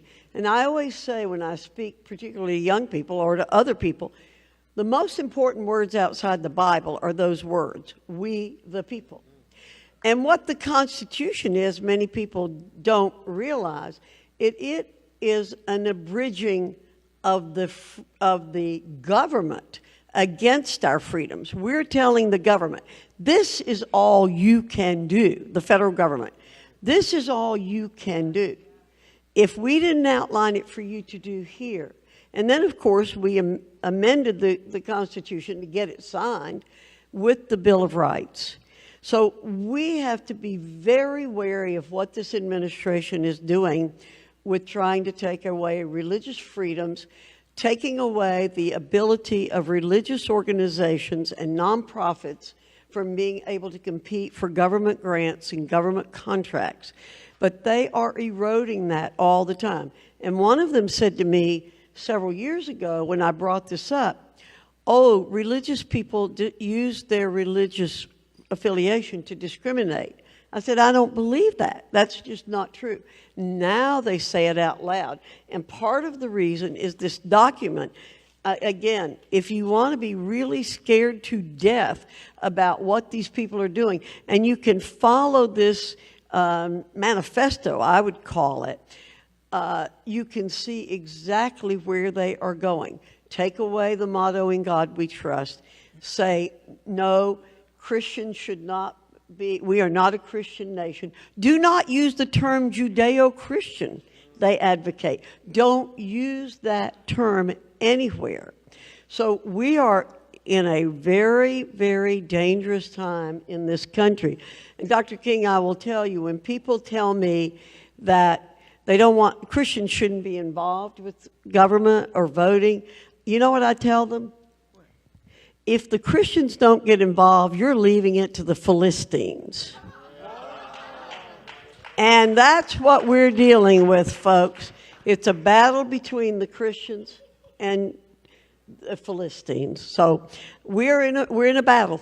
Pastor Paula, you need to preach that. Yeah, I'm telling you. I think we all need to preach that. You can steal it. I will, and I'll say Representative Fox gave it to me. You know, I think in these last few minutes before I get to you, Scotty, how do regular people, because our voice matters. I don't think people understand how much their involvement matters, and that I learned in the White House. Think about this, 50 things they want to overturn for religious liberty, and she said it's our most basic human fundamental. How's your average, regular, go to work, I want to provide for my family, I'm trying to get over these gas prices, mom and dad get involved? What do we do? How do we even become aware of it? Well, what Dr. King was pointing out, the pregnancy care centers. Who runs the pregnancy care centers? It's Christian groups. Who started the hospitals in this country? It was religious groups. Most of our social welfare has been run over the years by religious organizations. The Obama administration was determined to get rid of civil society. They want everything done by the government. Look up The Life of Julia. It's another thing, if you've never seen that, where the government runs this person's life, takes care of this person from birth till death. But that's what they want. They want to replace civil society. That's those of us who give our money to nonprofits, who work as volunteers, as Dr. King said, and who go out there and do good, because we know that is the right thing to do. We are to be the good Samaritans. We are to be look after our brothers. We are our brothers and sisters' keepers. That is the job that we have. And I do firmly believe God put this country here to be a light to the rest of the nations. I believe that with all my heart. And it's up to us to live our faith to help others. So we have to do it. We have to do it. We have to encourage others to do it. They'd like very much to do away with contributions being tax deducted to religious organizations. There are many things they want to do which are very subversive to our country. And once we lose our right to religion, the freedom of religion, we're gone as a country. Thank you so much, Representative Fox. Scott, one final question. So recently we had a great victory with Coach Kennedy. He was fired for praying a very private prayer on the side of the field for, 45 seconds or so. And, of course, we won that in the Supreme Court. We got about 3 or 4 just victory after victory of what is on the right side of the law. When the court delivered this, how can we continue to preserve our religious liberty within institutions while staying within the bounds and the confines of the law? Thank you. And, well, that was a great victory for Coach Kennedy, and I was so grateful. Amen. And you know, I thank God for institutions like First Liberty Institute, who fought tooth and nail to see this through, and others who were a part of this fight. And I want to just take a couple seconds, and I'm encouraged, you know, as a former elected official, you know, you go through a lot being an elected official, and I was on the state level, and I know Dr. King was. But to hear Senator Daines and Representative Fox speak from their heart about things that matter in the kingdom of God is so encouraging to me, because they are where we cannot be. And so are you not encouraged to hear them speak this way about religious liberty and about religious freedom? The reason why, in my opinion, my humble opinion, why they go after religious freedom, why they want to take out "In God We Trust," why they want to take out "We are a Judeo-Christian nation," they wouldn't go after these things if it was not powerful. They wouldn't go after religious liberty if it didn't make a difference in this country. They wouldn't go after, you know, "We are a Judeo-Christian nation" if it wasn't not just powerful from a statement, but if it was not true. When I was in the NFL, I played defense. And defensive coordinators would say the first thing we have to do is stop the run. When you played the Cowboys in the mid-'90s, they had a guy named Emmitt Smith and Troy Aikman and Moose Johnson and the tight end that was awesome and an offensive line that was unbelievable. And I played for the Redskins on Monday Night Football, and the defensive coordinator says, "Stop number 22. Why? Because they have a powerful run game. Are y'all following me? If you stop the run game, then we have an opportunity to win. If you don't stop the run game, take your helmet and get off the field." Well, guess what? The Cowboys didn't care that we wanted to stop the run game. Guess what they did? They ran it even more. What am I saying? They want to take away religious liberty. They want to take away the right to life and the gamut of other things. Our job is to do it even more. We know they're trying to take away our freedom. We know they're trying to take away our voice. Preach even more. We know they're trying to take away the right to life. You know what? Advocate even more. A lot of times I believe in this because we get so tired that we say, you know what? Okay, we can't do that. We got to keep running the ball. You could stop me if you want to. If you could try to stop me, but you're not going to. And that has to be our attitude, Pastor Paula. And that's why I thank God for people like Coach Kennedy and others. Keep praying on the field. As a professional athlete, I will tell you, my number one thing was not playing in stadiums full of people. It wasn't the contracts. It wasn't the longevity in NFL. And I thank God for all of those things. But the number one thing was my relationship with Jesus Christ. Because had not I had that, I would not have made it. And so faith to me, faith in athletics is key. A lot of kids in athletics come from neighborhoods and homes that are broken.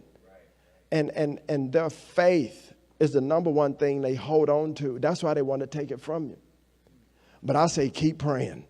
I say keep kneeling. I say keep huddling up and honoring the name of God and the name of Jesus Christ. And we will win. We will continue to win. But it's going to take all of us, whether you're on the field or not. You're in the game with us. With AFPI, with our elected representatives, we're all in the same game. This is our huddle. They're going to try to stop the run. But we're going to keep running it even more. Amen. Love it, Scotty. Love it. And in closing, let me tell you, I would watch you guys play back then. Of course, you left off prime. Dion. So they also, yeah, I know. Michael, Irving, all the guys, that was the team back then. But everyone also acted as a team. And one of the things I love about Brooke is America First Policy Institute really plays on the field with everyone in the conservative movement. And this is important. I encourage you to sign up for the emails. I encourage you to get information. Our center is the American Center for American Values. I also oversee the National Faith Advisory Board. Like Kelly Shackelford was mentioned, that is so important. To be a part of all of these great organizations as we all work together to run that ball and get some great wins. Can we just stretch our hands toward Representative Fox and Senator Daines and pray over them? Do you mind just standing up? Let's just pray. Scotty, I'm going to ask you just to lead the prayer over Senator Daines and Representative Fox, please. Father, we thank you for this time that we have together. Lord, we lift up Senator Daines and Representative Fox right now. Yes. Lord God, thank you for their faith. Thank you for their conviction. Thank you, God, for their courage. Thank you for their willingness to stand for righteousness. Thank you, God, that you have them at this time, in this season, in this place, Father, to carry out the mission and the assignment that you've given them. Father, I pray for continued wisdom and clarity and understanding. Father, I pray for their staffs and their teams, Lord God, that they would have the right people surrounding them, Father, to serve them. Father, I pray for their families, their children, their grandchildren, their spouses. And Lord, I pray right now that the blood of Christ will cover them.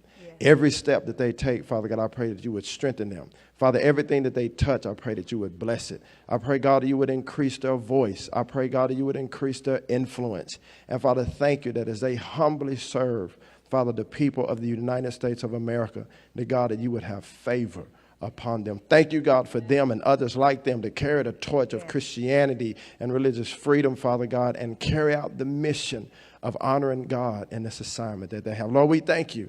And thank you for all of those that are present here today. May you be glorified in Jesus' name. Amen. Amen. Thank you, Dr. King, Representative Fox, Senator Daines. Give it up for the Honorable Scotty Turner. We love you guys. Turn around, slap somebody a high five. Say you look better now than you did before. And it is Mr. Chad Wolf, Chairman Chad Wolf. We love you, Chad. Thank you, guys. All right, everyone. What a great panel. Every time you get the chance to hear Dr. King, Pastor Paula White, Scott Turner, it's such a pleasure and a treat. All right, so you know what's coming, right? We got a break. It's actually a smaller break. They ran over, so we got 5-minute break. We're back here at the bottom of the hour. Our next panel is our last panel of the day, Fight Government Corruption by Draining the Swamp. We're here in D.C., so it's the appropriate panel. We'll see you guys in a few minutes.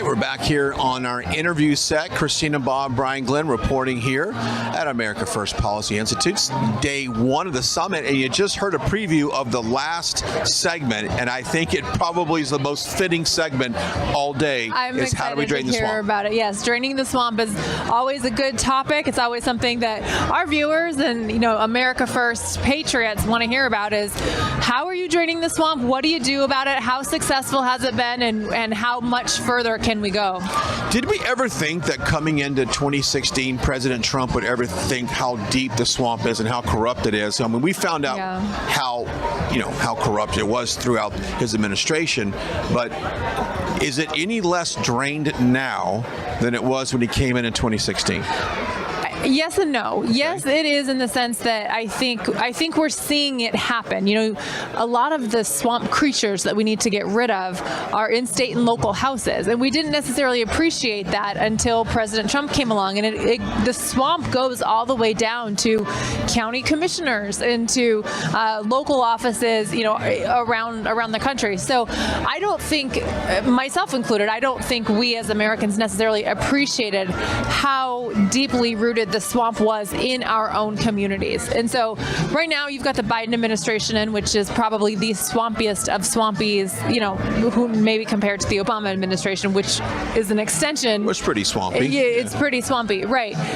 But I do think that the way we've exposed the swamp in a lot of these state House and Senate races, we know who needs to go and we know who the problem is. And so I think we've exposed the swamp, and I'm looking forward to November, because I think that will be the first time to really truly kind of flush the drain on the swamp, you know, watch the first cycle go through. You truly took the words out of my mouth. This next election, this midterms, is the first unplugging of the swamp, and if you will, you know, post the administration for President Trump. And so hopefully we do that. And that's one of the things that you and I have done, our network has done, to try to shine a spotlight on the good patriot, the fighters, the people out there that are putting America first, very much like many are doing here today, and then the ones that are absolutely a part of the establishment. Now, not just the swamp on the left, but there is a swamp on the right. There really is. And let's not, you know, beat around the bush here. There's a lot of people in this town,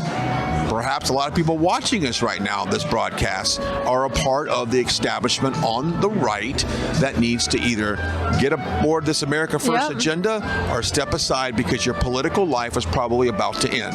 Right, and the litmus test is, are you a fighter? Are you willing to stand up, not just say nice things and sit on panels and talk about it at a luncheon, although that's great, and you know, I applaud the educational opportunity here at the America First Policy Institute, but we want to see people fighting for America First policies, whether it's going toe-to-toe with Democrat opponents, whether it's calling out rhinos, whether it's introducing legislation, something that's needed at a state and local level, whether it's, you know, going into a debate and actually actively and openly debating issues, whether it's initiating a resolution. There's many, many different ways that elected officials can prove how willing they are to fight for America First policies. And so I'm more interested in seeing those politicians that are taking up the banner and actually fighting. I think that's what most Americans want to see. And I think most Americans, myself included, are not very interested in just, oh, what do you have to say about this? We don't want any more word salads that are just there to fill the seats. We don't need, you know, rubber chicken at the banquets and all that good stuff. You know, we want action, and that's exactly, I think, a lot of people here are calling for at America First Policy Institute. We're glad you're joining us. This is day one. Now, as a reminder, President Trump is scheduled to speak here tomorrow around 3 o'clock here local time here at this summit. So it's going to be the first time he's been back here in D.C. I was a little shocked to know that stat, but I guess why would he come back here? Right, it makes sense. It makes totally sense. And so I would imagine that we're going to have a lot of attention here. We're at the Marriott Marquis where this event's taking place. I would imagine a lot of attention around this building and a lot of attention around his speech, because will his speech mirror what we're hearing today? I'll be very curious. So I know what I'd like to see, you know, working with President Trump and knowing our agenda, his agenda on how to drain the swamp. A lot of it comes down to our elections. As we know, President Trump is very keen on election integrity. As President Trump came down the escalator in 2016 and spoke to the American people, I knew that he would be somebody who would put America first and realize that actions needed to be taken for the forgotten women and men of America. America first is a very simple concept. Before the government moves forward with any policy, they just should ask one single question. What is the benefit of this policy to the American people?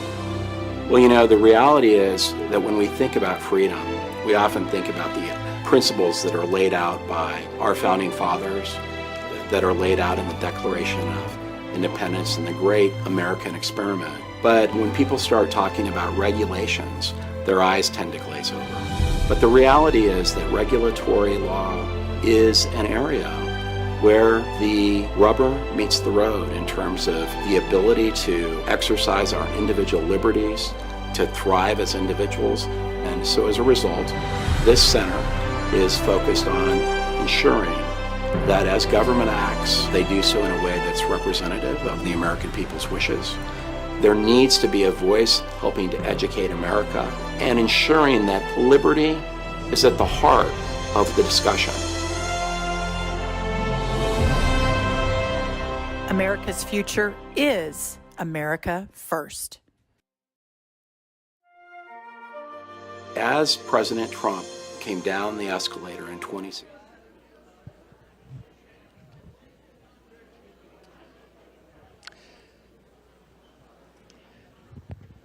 Thank you, everyone. Welcome to the Drain the Swamp panel. We're so excited to see all of you here. My name is James Shirk. I had the privilege and honor of serving in President Trump's White House, where a major part of my job was to write the executive orders to drain the swamp. And while I served in the administration, I had the privilege of really coming in with an administration that took a very different view of Washington than most other administrations. There's nothing like a hot, muggy July day to remind everyone that Washington, D.C. is a swamp. Any of you who had the misfortune of having to spend more than 30 seconds outside today know what I'm talking about. This town is really unlike any other town in this country. This town is dedicated basically to making rules for the rest of the country and the rest of Americans to live by. And it is a town that is socially and economically disconnected from the rest of the country. 5 of the 7 wealthiest counties in the United States are found here in the D.C. metropolitan area. If you want to buy a 4-bedroom, 3-bathroom house, 2,500 square foot house in Arlington, Virginia, which is right next to D.C., that's going to cost you over $1 million. Buying a similar house in Springfield, Illinois is going to cost about $250,000, a quarter as much. We have a class of lobbyists, politicians, rulemakers, self-styled elites in D.C. that have no connection to the challenges facing our country and are almost entirely socially disconnected from it. And that's a huge problem, obviously, for our country. Now, in America, of course, the Constitution says the people get to rule. But what we've discovered, and has really been brought to light in recent years, is just how much those here in Washington don't feel that they owe accountability to the people's elected representatives. You know, I served for over a decade in the Heritage Foundation and a conservative think tank working in part of these issues. I thought I understood how bad the federal bureaucracy was. I had no idea. It wasn't until I got into government and saw the reality of the situation that I really began to see just how much those in power in Washington, especially those who are not elected officials, but in the bureaucracy, do not feel that they owe any loyalty to the people in the representatives. And there's one example of that that has really been in the news recently, and that's with the Coronavirus Relief Task Force. Dr. Deborah Birx was a career federal employee assigned to coordinate that, and she was writing in her book her experiences in this Coronavirus Task Force. And she was not writing about how she was diligently trying to implement the policies of the Trump administration, but boasting about everything she was doing to undermine the policies of the president's appointees. In one case, part of her responsibilities, understandably, involved putting together reports with advice for governors. And they would send out these weekly reports. And senior White House officials would review them. And they did not like some of the recommendations. They went contrary to the policies that the administration want to put out. And they told her, if you want to send these out, you have to take those recommendations out. Now, did she say, I disagree with that, let's have a policy discussion and sort of appeal that decision? No, that's not what she said. What she decided to do was she made all the edits that were given to her to the reports, took out everything she was told to take out, and then reinserted it elsewhere in the reports in less conspicuous places. She described this as a subterfuge and a workaround, and a process of draft the report, submit the report, revise and re-hide the report, And by doing so, she boasts in her book about how she circumvented review from White House policy officials. Now, look, there's obviously room for government experts and for them to make their views known. But the appropriate procedures are for them to then have conversations with those who are accountable to the people's elected representatives about the policy, not to unilaterally go behind their back and then boast about how they deceive those who are supposed to be supervising them. Unfortunately, that's not the government we have now. We now have a government that feels itself accountable in many ways to itself and not to the best interest of the American people. We really need to fight government corruption by draining the swamp. And fortunately, it can be done, and we have a fantastic panel that hears today to discuss how to do it. We are joined by Attorney General Todd Rokita, Attorney General of the state of Indiana. He previously served 4 terms representing Indiana in the U.S. House of Representatives. We're also joined by Kevin Hassett, the former chairman of the Council of Economic Advisors, who did a fantastic job working on the administration's deregulatory agenda, and by David Bernhardt, the 53rd Secretary of the Interior, who actually physically drained the swamp by relocating the Bureau of Land Management headquarters out to Grand Junction, Colorado, from Washington, D.C., and was a champion in terms of deregulation and holding the government accountable to the president's wishes. So I would like to thank all of our panelists for being here today. We have a fantastic panel. And I'd like to open with you, General, well, yes.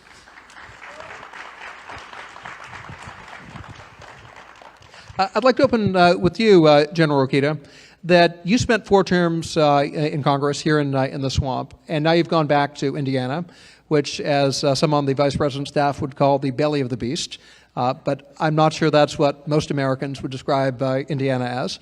How is life different in Indiana and Indiana state government versus the system we have here in D.C.? Well, thank you, and thank you for having me. I first just want to say that even though I was in Congress for 4 terms or 8 years, it wasn't long enough to be a part of the problem. So I'd like to not admit that. But we fought every day. I came in as part of the class, the Tea Party class of 2010 that deposed Nancy Pelosi the first time.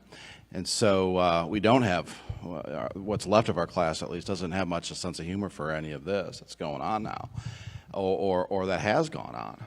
How is Indiana different? Well, we live within our means, number one, right? We don't have the world's reserve currency, so that naturally forces us to be frugal. But as Hoosiers, we generally are anyway.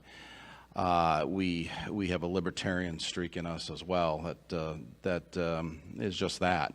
So that's how I certainly approach government. And in Congress, you know, a cadre of us did the same thing. And I think there's some questions that we'll get into more of this, what I'm talking about. But my biggest fear right now, and it always has been, because I had the same observation you did, sir, is that this unelected bureaucracy is too big.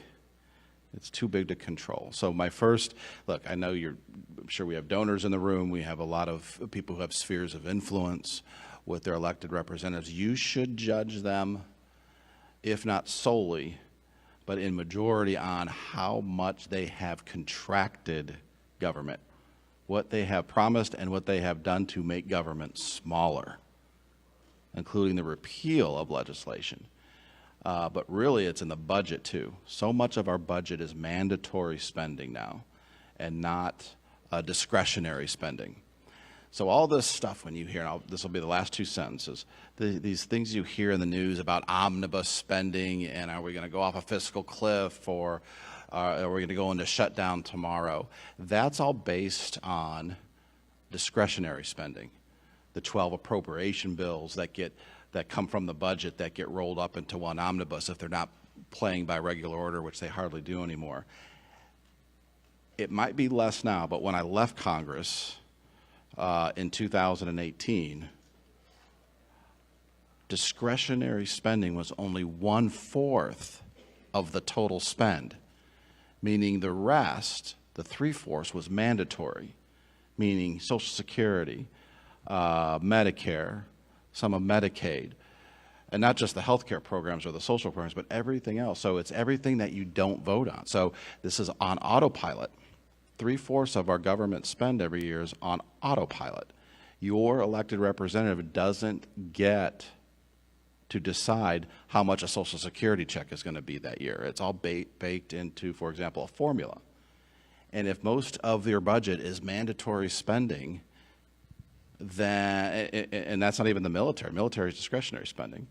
Then you have very little control. So when I say you have got to require your elected representatives, senators and congressmen to get control of that budget, get control of that mandatory spending, get control, then you can get control of making government smaller. A very monumental, hard task.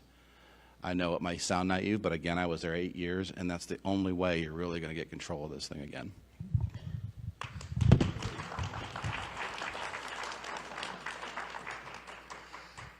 So a major reason Washington, D.C. is such a valuable and wealthy city is because, like I said, they make the rules. And those who make the rules have a lot of control over others, and therefore a lot of money is spent trying to influence that. Now, President Trump, when he came into office, had a great focus on reducing the number of rules governing the American people and deregulation. And he set a target of 2 deregulatory actions for each new regulation issued. And the administration blew past that with 5 deregulatory actions for each regulation issued.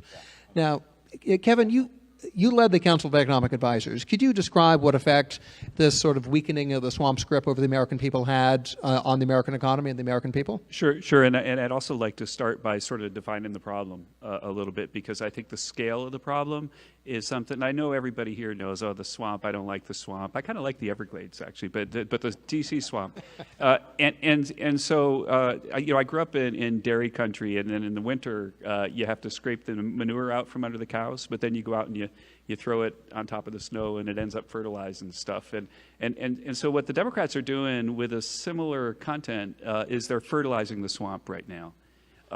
And they're fertilizing the swamp in a way that's historically unprecedented and frankly horrifying, and has real effects in the data. And the thing about it is that you say, well, how are they doing that? Well, one of the ways that we were able to deregulate in the Trump White House was that there was a rule that came from an executive order that every new regulation that some bureaucrat in some cabinet agency decided to write had to go through OIRA at OMB or at the Council of Economic Advisors, get an economy and efficiency statement that says it passes a cost-benefit test. And so to have a new regulation, there was a government rule that you have to pass a cost-benefit test. Now, of course, the cost-benefit test can be gamed, and if you look at what happens during Democratic administrations, they had a really crazy cost-benefit analysis of the Clean Power Plan and so on. But still, the discipline to have to do a cost-benefit test would sort of slow down the new regulations and also give the White House power. And so what did President Biden do? One of his first executive orders was to make it so that the bureaucrats were unleashed. They could write new regulations everywhere in government, and they didn't have to pass a cost-benefit test anymore. So that was something that even President Obama wouldn't do, because they had to at least pretend that they had the interests of the American people at heart. And so since President Biden has gone into office and he waived this cost-benefit test, then they've pushed through in his first time in office more than twice as many new regulations as happened in the same amount of time under President Obama. And one of the things you hear people saying, if you want to think about like how bad are these regulations, one of the things you hear people saying is, well, geez, sure, GDP's declining, and sure, it looks like we're in recession, but the labor market's strong. If you've got declining GDP, but people are working, do you know why GDP is going down? Because they're spending all their time working on trying to comply with the new regulations, and that's not productive. And so that's how harmful the Biden administration has been. But if you want to define the problem about like how do we fix it, then there's 2 stages to it. But to understand the scale of the problem, I like to always remind people of this, that you could, if we took a poll and asked you how many government workers are there are 160 million workers in the U.S. about. There are 22 million government workers, 22 million. And so think about it. The Biden administration is so confident that the 2 or so million federal workers are going to do whatever the Democrats would want, that they withdrew the White House's power to review what the bureaucrats did voluntarily. right? And so if you think that those are people that are going to take a Republican president and help him achieve his goals, then you have some explaining to do why Biden would waive the right for the White House to supervise what they're doing. And so my view is that there's two stages to what has to happen. The first stage is that if Republicans capture Congress, then they need to use, as you said, the power of the purse to shrink government, to try to get that 22 million down. But then if there's a Republican in the White House, then the roadmap that James helped design and Mick Mulvaney and I and others in the EEOB enacted will reduce regulations and stop new ones. Final thought, I promise not to filibuster. We were shocked at the positive effect on small business when we just stopped new regulations. It took a while to roll back other regulations, right? But we stopped new ones pretty much in the tracks, right, when James and I first got there. There's a think tank in town that did an estimate that by the summer of President Trump's first year, that small businesses had spent 5 million fewer man-hours complying with new regulations because we didn't have any. And the fact is that we actually then did a study at CEA, and we found that new regulations are especially harmful because the old regulations, the small businesses have figured out what to do. So they hired the lawyers and engineers 5 years ago, and now they're just doing it, and it's like a sunk cost. But a new regulation, they got to hire new lawyers, new engineers, and it distracts them from actually being productive. And so right after we started doing this, you could go back and look, final thought, small business sentiment, according to the Small Business Survey, a sentiment survey, was the highest ever measured. And I think it was in part because of the tax cuts, but I think it was mostly because the government stopped showering them with new regulations. That same sentiment indicator right now is the lowest on record. It's never been lower. Even in like the despair of the 70s and so on, it's not been as bad as it is now. And so it's really, really important to renew the effort to drain the swamp. Thank you. Now, David, you ran a cabinet department, a fairly large agency, I think, 70, 80,000 employees. Could you describe what it was like, both the successes and the difficulties running an agency with that many bureaucrats and 80 political appointees in the entire agency? So I think thank you, James. That's something that people don't often realize. When there's a change in administration, at least at Interior, about 80 people changed. 80.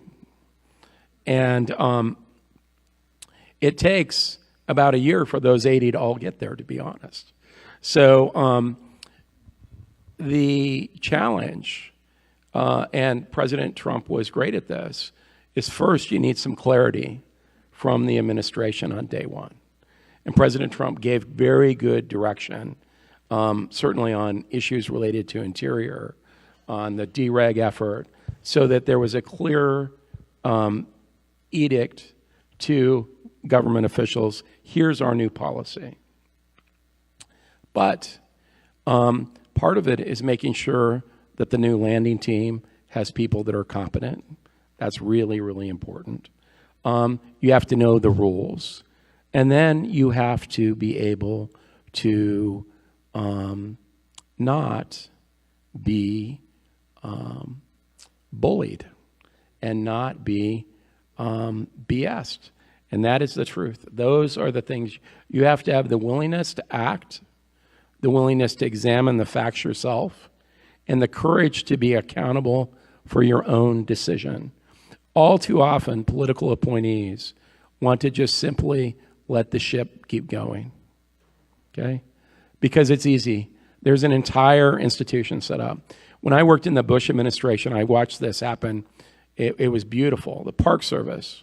Whenever the Park Service gets a new director, the first thing the immediate office of the Park Service does for the director is send her on a trip all throughout the country looking at beautiful parks. And what they do is they show her or him all of the problems and issues that they care about in the Park Service. So after 30 days, the person comes back and says, look at my agenda.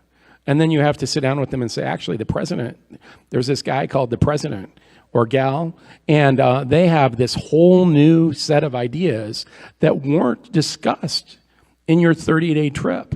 And that's a shock to those new directors because the administrative state has a pre-programmed plan of utilizing your inbox as a political appointee to drive their agenda forward. And you have to affirmatively say, the inbox is my inbox. And that takes a little bit of courage. So on that note, we have been, I was just shocked. Honestly, I was shocked when I got to the White House, the horror stories I would hear from my colleagues in the agencies about the ways the federal bureaucrats would be trying to resist the president's agenda. Some of them we've documented in a report that's available here at Tales from the Swamp. But you had like the example of Deborah Birx is just one example. You had lawyers in the Justice Department Civil Rights Division that refused to sue Yale University for racially discriminating against Asian Americans because they were concerned that winning this lawsuit would threaten affirmative action programs. So they were career attorneys. Their job was to litigate against racial discrimination in higher education. But this was racial discrimination they were okay with, and they wouldn't bring that suit. And they had to reassign attorneys from other components within the Justice Department to bring that case. I mean, you just get constant horror stories. Now, a solution that has been proposed, President Trump has proposed this, and when he was in Congress, General Okita has proposed legislation to this effect as well, would be to make federal employees at-will employees, so that in a private sector company, if you get, again, there's certain reasons you can't be laid off. You can't be laid off for whistleblowing or because someone doesn't like your race or your sex or your religion. But within those sort of parameters, you can be fired for any job-related reason whatsoever. And I'd just like to ask the panel, starting with you, General Okita, you'd introduce the bill, but Kevin, in terms of how it affects government efficiency, and then your experience, David, running the Interior Department, what effect would happen if President Trump, who said he wants to make every single federal employee at will, what would be the impact on government operations if that happened? It'd be absolutely amazing, number one. And you asked me about Indiana earlier, and I can tell you this is another part of our story. When Mitch Daniels was the governor, he's president of Purdue now, but when he was governor, I believe his first executive order was to get rid of the public sector union that most of the state employees had. And there was some uproar for about 2 days, and government got better. So I can't honestly remember the intricacies now of if there's a federal statute. I think there is for the federal union, so it might be more complicated than you're going to have to maybe involve Congress. But that's why I had the Page Act, along with the Merit Act, that really said, hey, no more union, you're at will. And then watch these 80 political appointees really get some things done. In the example of the Interior, which I'm sure you can elaborate on. The other thing is you have to realize is that because of the union involvement, and I'm, maybe at one point in my career I was more anti-union than I am now, but I think what President Trump has shown me and shown a lot of us is that we are the party, we are the movement now of the working man and woman. And I never want to lose that. You look at the Democrats now, and they're the party of the billionaires. Look at the polling; they're the party of the whites only, and so many other things. So there's a lot of things I don't want to lose, and one of those things is I want the unions, in terms of the trades and others who want to put America first. I want to keep those people. So I'm not anti-union. I believe in a value of a union. There has to be a value, and you're not seeing that in the federal employees union. In fact, what you see is the opposite. So if one of, let's say in the Department of Interior, 80 political appointees want to get rid of a line person that's a member of the union, you have to literally, we looked at it when we did the Page Act, go through 15 years worth of appeals. They get 3 different appeals processes that run consecutively, and each one of those 3 takes an average of 5 years. So it's completely unworkable. If you're there to do a job under President Trump or any president, and you have limited time, you want to get that agenda done, you don't have the time to go chasing around poor employees for part of a 15-year period. One of the things, one of my friends who led a different cabinet agency, and I see some cabinet secretaries out there who probably will nod when I say this, one of the things that he said to me that most shocked him when he first started working was that they had this big, glorious building, one you drive by every day if you're in Washington, and the building was empty because the government allows people to telework, to telecommute, even before COVID. And so there were basically, people just weren't coming to work. And they weren't really, as far as he could tell, doing any work at all. And so we have this problem where we have these entitled people that have jobs for life, and they're not even showing up for work, which means if we got rid of them all, we wouldn't notice, I would guess. But as an economist, you know, one of the things you would say is that, okay, so you got job security. So we, you know, if we're an employer, if we're running the government, we're giving people job security. So if they have job security, then that's better than being in a job that doesn't have security. So therefore, you should have a lower wage because it's more attractive to have security. But in fact, there's this massive literature that shows that government workers, adjusted for their education and their intelligence, get paid 20% more. The same person, if you move them from the private sector to the government, they make 20% more than they would in the private sector. And so, you know, Congress has been giving people pay raises that are way too large for a really long time. They don't come to work. It's completely unacceptable, and yet it continues to happen year after year after year. And you ask yourself why? Well, I think it's related to the unions, because the government employee unions are year in and year out in the top 5 contributors to the Democratic Party. And so that they basically take, you know, a little bit of that 20% too much salary and they mail it in checks to Democrats, and then the Democrats raise the salary again. And so that's a cycle that is going to stop, but it's not going to stop with little changes. It's going to stop with big changes like your legislation. And the final thing I got to say is that these government jobs are used as a weapon against new administrations. And as an example, and I have to speak somewhat cryptically about it, that a person was transferred from the Obama White House into a place close to where I worked over in the EEOB as a senior administrator. And it happened like the last month, right before President Obama left, and there were a whole bunch of these people that were put over to do things like help you do your paperwork when you arrived. And the person who was supposed to help me with that stuff, as an example, my first day of work at the White House, didn't clear me in. And so I had to stay outside for almost 2 hours waiting to get in the building just to start on my first day because this person was obstructing our transition to government. And the point is that this is what they're doing, you know, from top to bottom with these agencies, and we've got a lot of cleaning up to do. And when you find someone who does something like that, this is like my final thought, that the union will get them rehired if you fire them, but it will take them 3 or 4 years. And so you can actually fire people and then tell them not to come to work. They're going to get the job back, but they're going to get the job back, you know, when there's some future administration in there. And so there are things that we could do, and this is one of the things, and you're the one who's really spearheading this, that we have to learn and coach the next Republican president about, so that when they come in on day one, you know, if they can get cleared into the building, they have a plan for how to deal with these people that are there specifically, like with assignments to obstruct their progress. Well, from my perspective, if you go back to the Deborah Birx discussion that James had, here's what's amazing to me. When I served in the Bush administration, you had resistance, but that resistance was basically an unwillingness to act, okay? And you dealt with that as a political appointee every day. You figured out how to overcome it, and you worked a little harder, and you accomplished that. In the Trump administration, the resistance was not only don't act, but affirmatively act in the opposite manner. And my personal concern with that wasn't that it was frustrating my work or even the president's direction to me.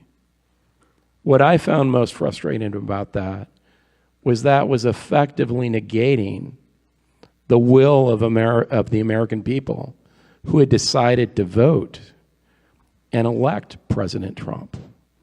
And we cannot have that in the civil service. The civil service cannot affirmatively resist.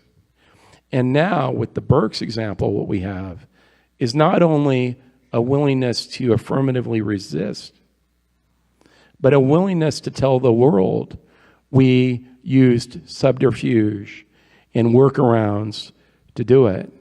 And that tells you every single thing you need to know about the mentality and the appropriateness from their perspective of that type of resistance. And that is not acceptable. It shouldn't be acceptable to the American people. It sure as heck shouldn't be acceptable to Congress. And it can't be acceptable to any administration.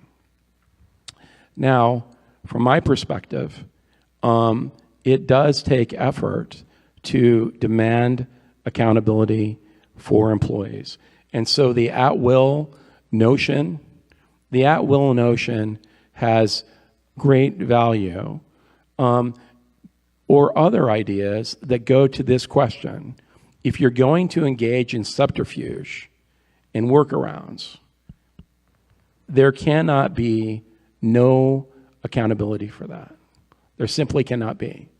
And that absolutely has to change.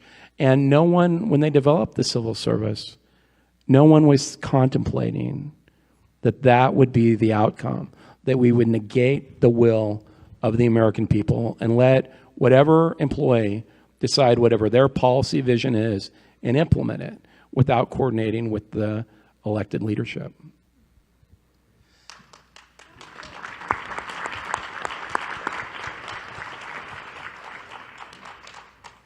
So one of the proposals to drain the swamp takes the phrase quite literally and proposes moving federal agencies out of Washington, D.C.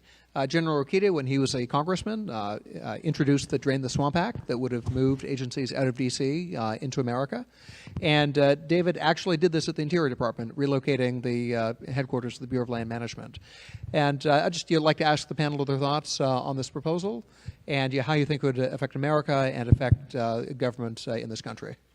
Well, yeah, that's right. We did have that act. I think Ted Budd was, and others were co-sponsors of that bill. And it didn't go anywhere except to great minds. Actually did it, at least in some parts of our government, so I thank them for that. It moved government around. I think it made government more accountable, and it would. It doesn't necessarily make government smaller, which was my one request of you all with your legislators going forward, is in terms of how to judge them. And so given the time, I do want to get one story out on the table because it goes right to the heart, I think, of what we're talking about. When I was new to Congress, I remember we came in 2010 as the Tea Party group, and one of the first, we campaigned on getting rid of Obamacare. And within the first term, we had the Supreme Court take up that case and at the end of the day call Obamacare a tax. You remember this. Far cry from today's court in a lot of ways.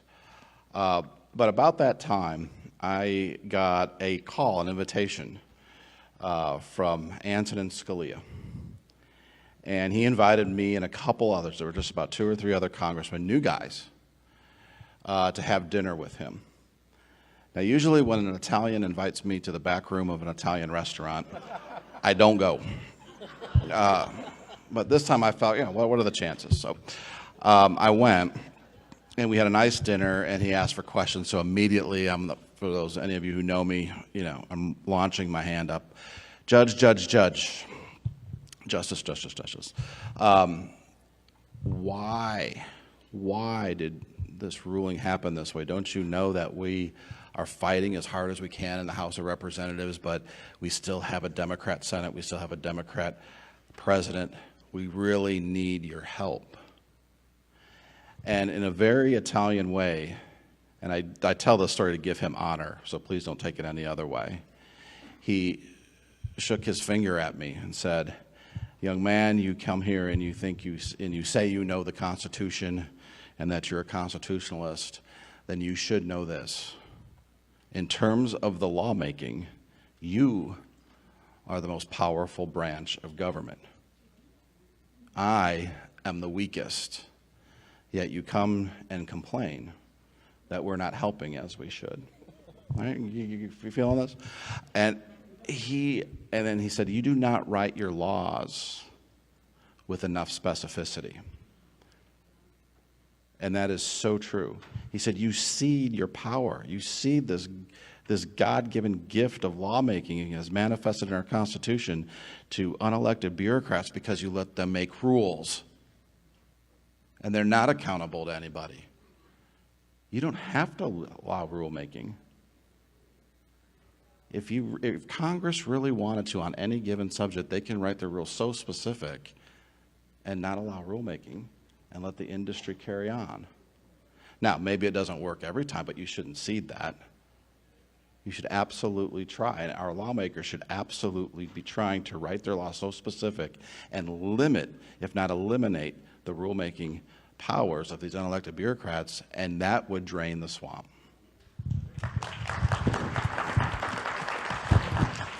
Clapping for Scalia. Thank you. I think that we all experienced things that we never thought you could possibly experience with our interactions with many government employees. And there are also a heck of a lot of people out there, we have to add, that are intelligent and hardworking, and they try to do their jobs. But it doesn't feel like many of them get ahead for some reason. Like if you want to be a section chief, you want to be a division director, you have to be a partisan Democrat. It feels like to me when I look at all the people I interacted with. And I got to tell you that the steps that they took to obstruct the actions that we were trying to accomplish, and the things we did accomplish were great, were basically a declaration of war against Republican presidents, not just us. And I just want, like, if there's some people out there now listening that, declared war on Republican presidents, I just want you to know that we heard you, and we're taking it seriously. I think that we've got a lot of ideas that are, teed up for whoever is in the White House the next time. But the final thing I just want to say is that when I think about how I would do it, I'm reminded of that great movie, The Untouchables. Because in The Untouchables, Sean Connery, the wise old cop, says, because basically the cops were in cahoots with Al Capone, and so they could never get anything out of Al Capone. He said, well, if you want an apple that's not rotten, you have to pick it off the tree. And so then what they did is they went to the police academy, and they got a bunch of rookies, and they put together a team that actually got Capone, because those guys weren't corrupt yet. And my view is that we have to recognize that the leadership, so suppose that we can't get at-will employment through, but the leadership is corrupt, the leadership is partisan, and the leadership can be moved. I would like to have maybe a couple of buildings in like the remote desert, and maybe we don't have to quite do it that way. But what I would do, what I would recommend doing, is basically getting rid of every section chief, getting rid of every division director. Let them stay there in an office somewhere and gather their salary if that's what the union rules say, and let people below them rise up. Because I think that's how toxic the environment is. It requires an action that's severe, but it's a very simple action that is within the power of the president to do. And that's the kind of thing that right now at the America First Policy Institute, people who, unlike me, are really skilled in law and in employment law, are helping devise strategies for future politicians to address this problem. And I'm highly confident that we're only a few years away from having made a lot of progress on it. I should let you go, Dave. Well, no. First off, that's fantastic. Right? Let's be honest. That's fantastic. So when it comes to moving folks out of Washington, here's what I say. And a couple things might surprise you. First off, at least at the Department of the Interior, some of the best management at the Department of the Interior did not want to work in Washington. Now, why would that be? The cost of housing is much higher than it is in a lot of other places. The commute was much longer than in a lot of places. And fundamentally for me, if folks are out near the ground that they have to make decisions on, they see a couple things. They see things like facts. They see how a community might be impacted. They're closer to the problem, and so they can hear from the local officials and the state officials. I think those are all positives. I think people can report to Washington quite well without living in Washington. And COVID has proven that, because most of the buildings in DC are currently vacant certainly for the government employees. So there's really no communication reason for not doing it. And here's the fascinating thing. It saves a ton of money because rents here are very high, and we pay locality pay here that's much higher than if somebody was working in Indianapolis. And so I think there is a great deal of merit to taking folks and moving them to other places in the country. I think that has great value. It doesn't necessarily shrink government, but it does create a more informed government, which I think is in all of our interests.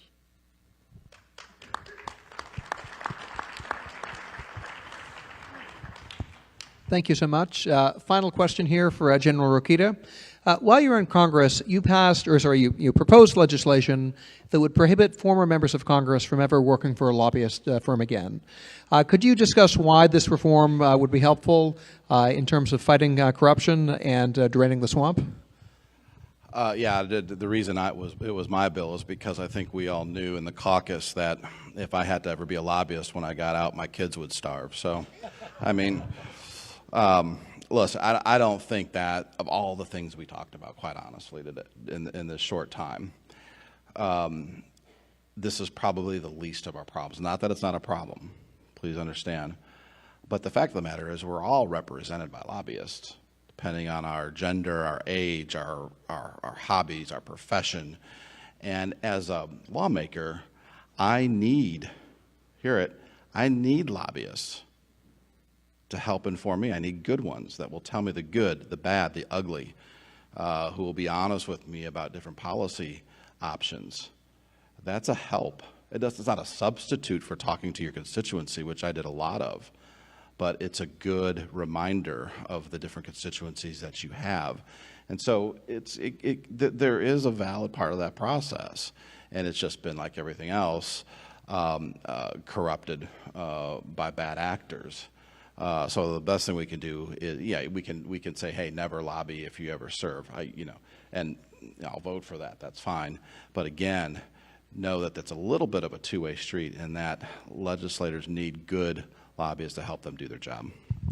All right. Well, thank you. We're out of time. But before we go, Chad Wolf is going to come out with some final words.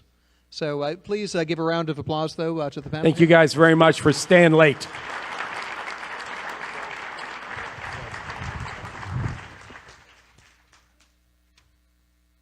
All right. What a day. We're at the end of the programming for today. So let me again thank Secretary Bernhardt, Kevin Hassett, Attorney General Rokita, and James for a great panel. Another round of applause for these guys.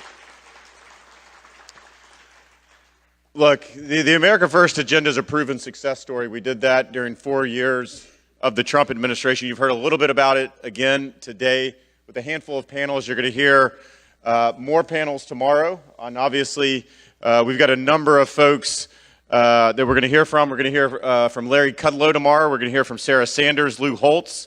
We're going to hear from Speaker Gingrich again tomorrow, as well as Leader McCarthy. And, of course, the 45th President of the United States will be here tomorrow afternoon as well. Let me remind folks that we are starting early tomorrow. It is at 8 a.m. is our first panel. It is the Make It Easy to Vote and Hard to Cheat session. We have Ken Blackwell, former Secretary of State of Ohio, and the AFPI chair, for our Center for Election Integrity will be moderating that. It's going to be a great panel. I know it's a little early. I think we can all make it. So look forward to that. Let me just conclude by giving you some tips for tomorrow. So we're going to have some heightened security in the building tomorrow. So please budget a little extra time to get here. You will, as we transition from this room to the room tomorrow, and we'll give you all these instructions tomorrow, you will go through magnetometers being operated by Secret Service to get into the keynote speak where President Trump will be speaking. So just keep that in mind. Pack lightly. Make sure you're not carrying any of the prohibited items that we sent out. You want to make sure that you do that. We want to ask that you be patient and, again, courteous with all the attendees. We're going to try to make this as simple as possible as we transition from one room to the next. There may be a little lines as we go through the magnetometers and get wand and the like. So just keep that in mind. So again, first panel's at 8 o'clock. Recommend folks start showing up at 7:30 if you can. And we'll have another great day. All right. Thank you, everyone.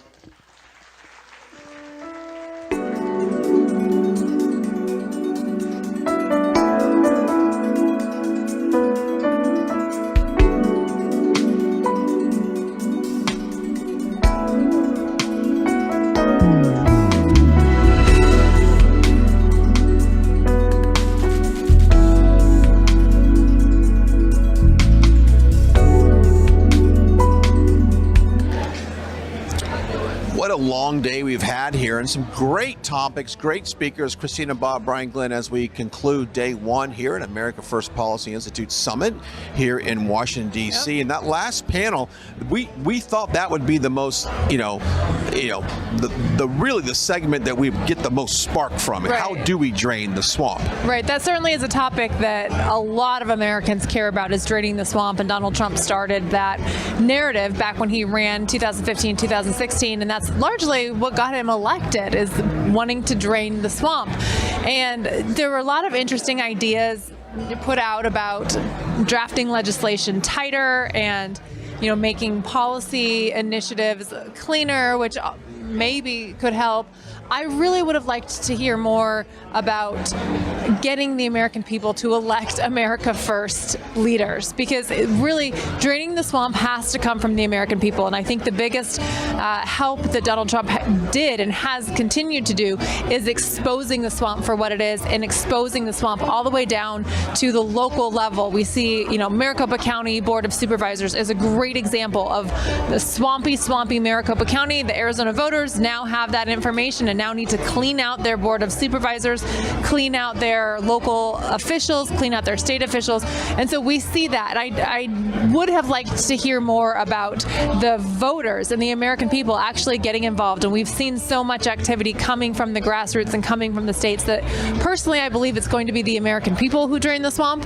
And I would have liked to hear a little bit more about that. Yeah, so we get the right elected leaders in office, and then with the correct policy, obviously, then we can finally drain the swamp. But a lot of great information today, and as you probably heard Chad Wolf say at the conclusion of today's presentation, that tomorrow President Trump speaks around 3 o'clock. Now, we know how that kind of goes sometimes. Might be a little bit after, might be a little bit before. We don't know that.